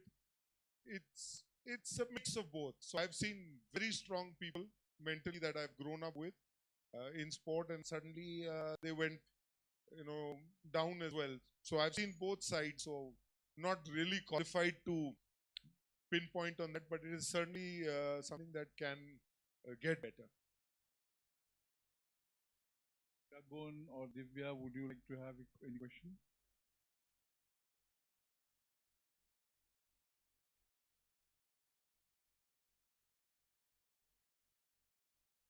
So how does it feel, Ajay, to finally not be playing on the field and be on the other side as a spectator? Because I I know I'm heading that way soon, so I just want to be prepared for it. Uh, it is the second best, no doubt. Uh, the toughest or the thing is that we need to understand it's not me. Because when we are playing or when we are doing it ourselves, it's only how we think, how our body feels, how our technique is, or what we can do. Whereas when you are on the other side and you start coaching, I think the biggest thing is that we actually don't know what's in that person's mind. You know, and as you've been sportsmen, we always fight the world and they never know how we think and like that. So that next generation that's coming, I'm sure they must be also like that. So the toughest part is to find a relationship. If they open up to you, then it's pleasure, because then you are playing your mind with their mind, their body. So that is the pleasure that you can get out of being on this side of the ground. But it's really tough because there are moments that you want to go out there and enjoy that. You know what it feels like in the middle. So, but life is tough. We can't have it all the time. But this is the best, second best that we can have. Better than sitting in some office and doing any other work. Best is to be around the same spot that we were blessed to have spent time in. Students, we have brought him here to meet you. So if you can ask him questions, please. They're asking when can we close this session. Nahi. Said 5:30. You are not disciplined.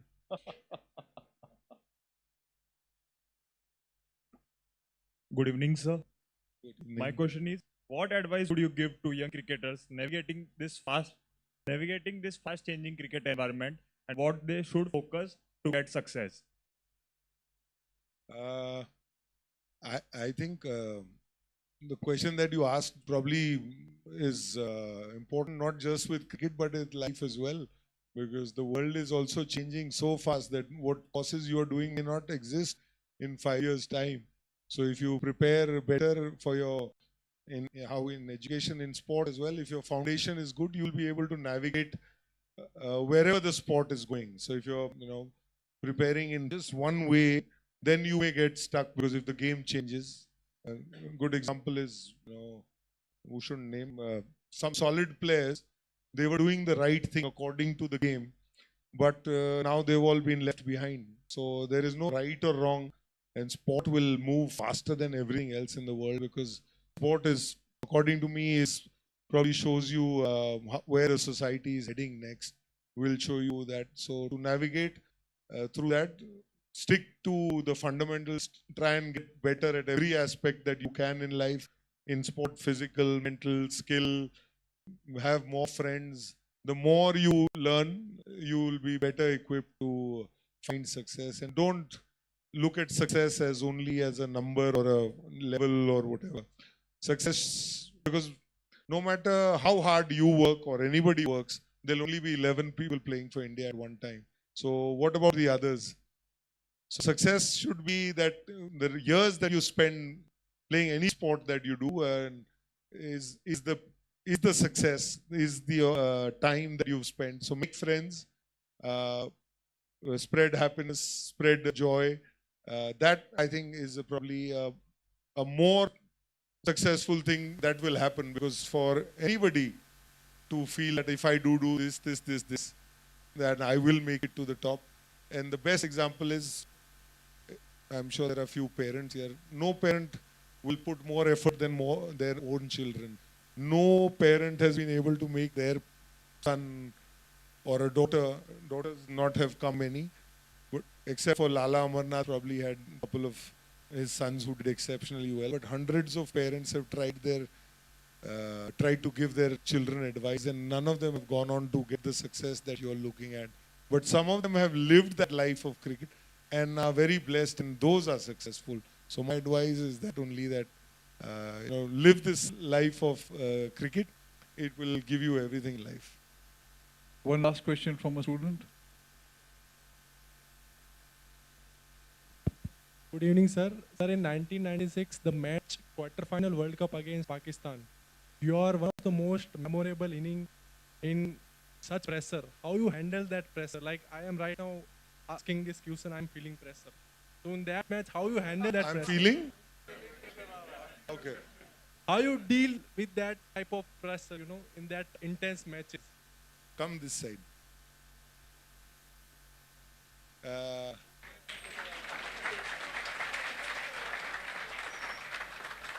What year are you born? 2003. So that is why you were getting pressure. It must be a question that came from someone. So when you start doing things that somebody else wants you to do, you'll feel pressure. If it is something that you want to do, you'll enjoy it. No, sir, this question I want to do, but still in crowd I am feeling pressurized. Like, how? No, I think I look at each of those moments that you're talking about as opportunity, because that is what you want to do.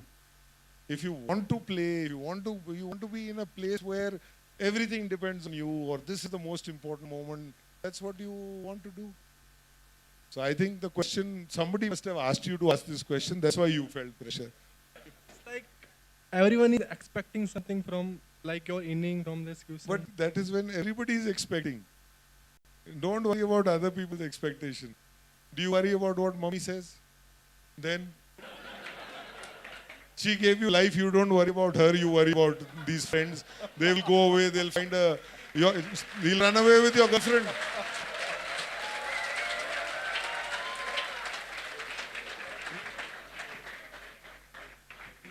Keep smiling, keep smiling. Don't worry about failing, that's the problem. Failing is a problem. Thank you, Ajay. Thank you for giving us your precious time. And what I liked most was that his session was in the evening, and he pestered me to come and be part of the audience in the first half. So he was here as just all of you sitting, and then now he's turned up as the man on the stage. Thank you. Once again, I started with thanking everybody, but really thank you for having me here, because it was enriching to hear everyone today. There are different perspectives of this sport that unless you hear them, unless you see them, I would never know. I'm only on one side, so it just makes me a little better than I was this morning. So thank you, Sportstar, and special thanks to him, because it's been a long journey, and you've always looked after us, and thank you for having me here today. Now you look after me. What a lovely session to bring the curtains down on an illuminating day of conversations about sports in Rajasthan. Thank you, Mr. Jadeja, for joining us today. I request Mr. Vijay Lokapalli, Dr. Suresh Chandra Padi, Vice Chancellor, Poonima University, and Rahul Singh, Director, Poonima University, to honor our esteemed guest with a token of our appreciation.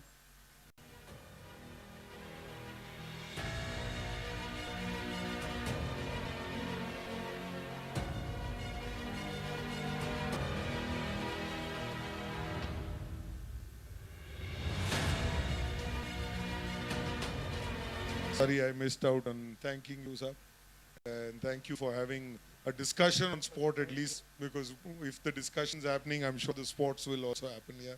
And I wish you all the best. Thank you.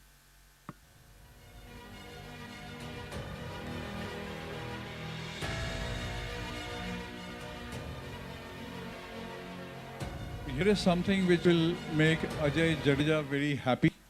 And what you said, about the magazine. So I'm going to present you one on behalf of Ion and everyone here.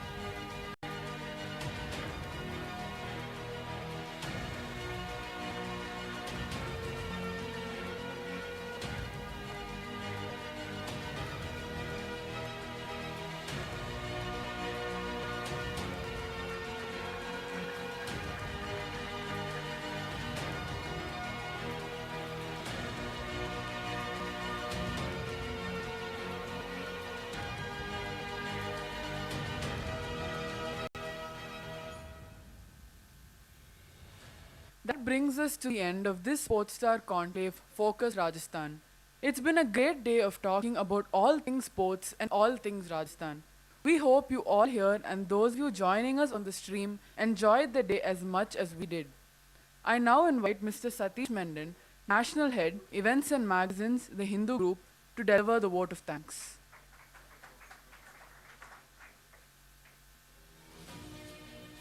So this is for the students. How is the Josh? How is the Josh? So thank you, Ajay. Thank you so much. This is 7 p.m. now, so you brought all the energies back on this conclave.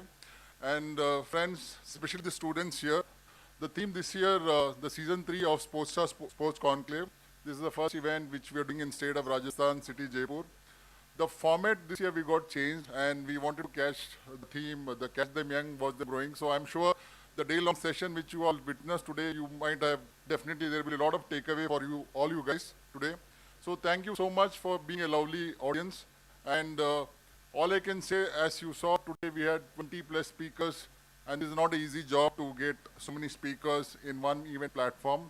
And all credit goes to our sports editorial team, the passionate team. We have the editor, Ayan Swangupta, Lavanya, Vijay sir, Santa, Shana Acharya. The core team were behind this effort to get the best of speakers for you guys. And especially when it comes to business, we get a lot of mentorship from our Chief Revenue Officer, Suresh Balakrishna, who's guided us to get this event in this auditorium for you guys. So, as you can see from the back, there are a lot of, to host this kind of event, we definitely need sponsorship funding. And I should personally like to thank Rahul. Rahul, where are you? Yeah, thank you so much. I think this was your dream to host this event in this campus, and he really ensured that he and his core team ensured that the minute of the minute hospitality which we can be extended to our guests here, they've taken care of everything. So Rahul, from bottom of our heart, from the Hindu Group and Sportstar, thank you so much for ensuring that you're taking care of us. Thank you so much. As also you can see the other sponsors, Indian Oil, they're very passionate about sports. We have Manju here, who's the DGM Sports, Head of Sports from Indian Oil. Thank you, Manju, for helping us in coming on board for this event. We also have State Bank of India. We also have KPMG as our knowledge partner. As you can see, Prashant here, who's come all the way from Bangalore. Prashant, thank you so much. We have Pratyukada Darpan, who was our sponsor for this event. And the event needed a lot of media, PR coverage. We are from South, so we had Spark PR who helped us getting a lot of PR coverage in the city of Jaipur. So Spark PR agency, we have Mohit and the team here, Rajiv, who helped us getting on this. So thanks, Rajiv. Also Great Sports Tech, who is our technology partner. But when I speak about sponsors, my core team from the sales side, who are also present here, who ensured that they get on all the sponsors for us. So Rekha, Antesh, Mahinder, Shrikant, Alok, thank you so much for putting all this effort and making this great show. As you've seen from the day-long session, we heard from the minister speaking, there's a vision for 2036 Olympics, which is planned by the government of India, and a lot of sports infra projects which is lined up for the state. We also heard from Rahul that he's got a vision to set up a sports academy in this campus. I'm sure in the next couple of years, we're going to see a lot of medals coming from the state of Rajasthan, also some winners from this particular university. So all the best to you guys, and thank you so much. Thank you so much. Great.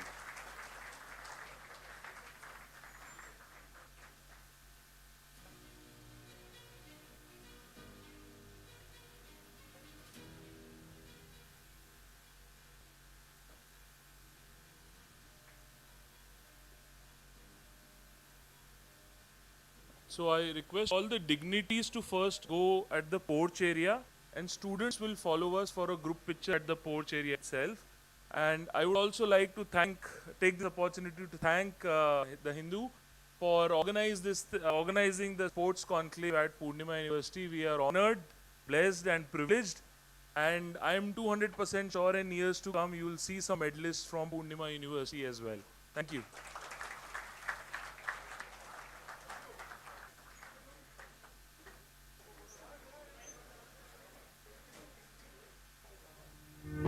Is it just an account? Merely the retelling of something that took place?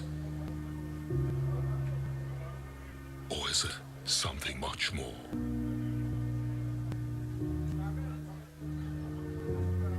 We'd know a thing or two about that. We've been telling stories for a long while now.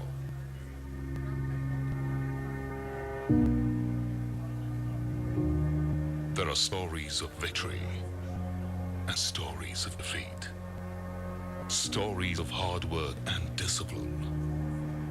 Stories that motivate and stories that inspire. And what a journey it's been. This is our story and yours.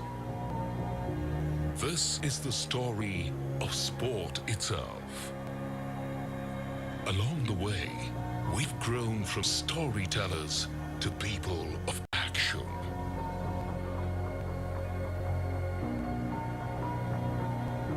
With the ideal of making India a sporting nation.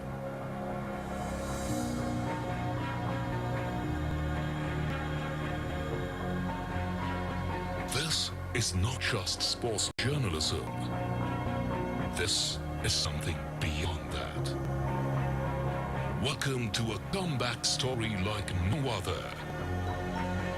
Recognizing and rewarding the best and brightest in the world of sport. And the people and institutions that scripted their stories.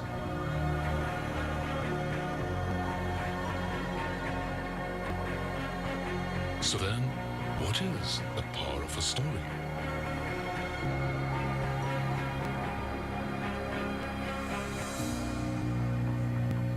It's the power to empower. The power to make it happen.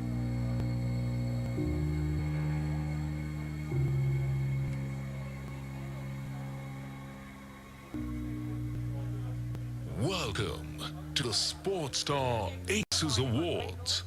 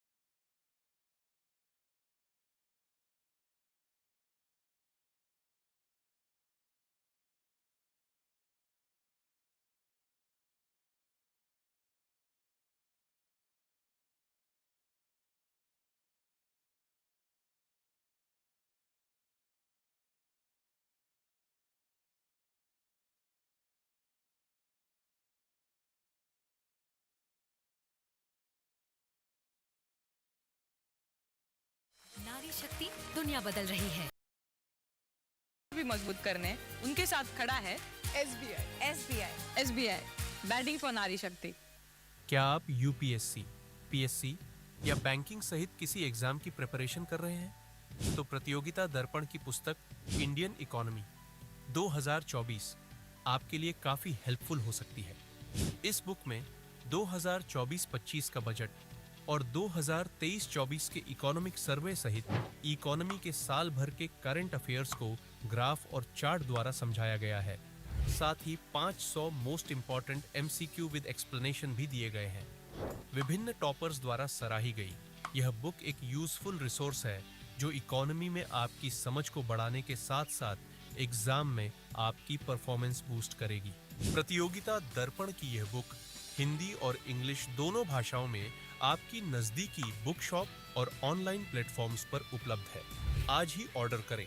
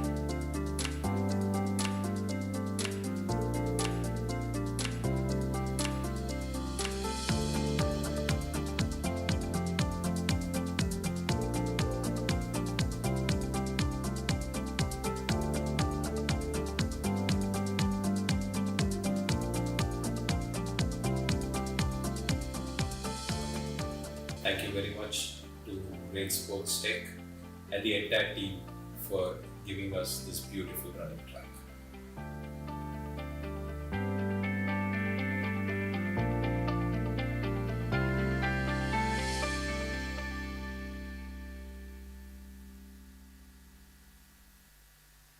Spark is a 360-degree sports platform wherein we provide services for anything you need in sports.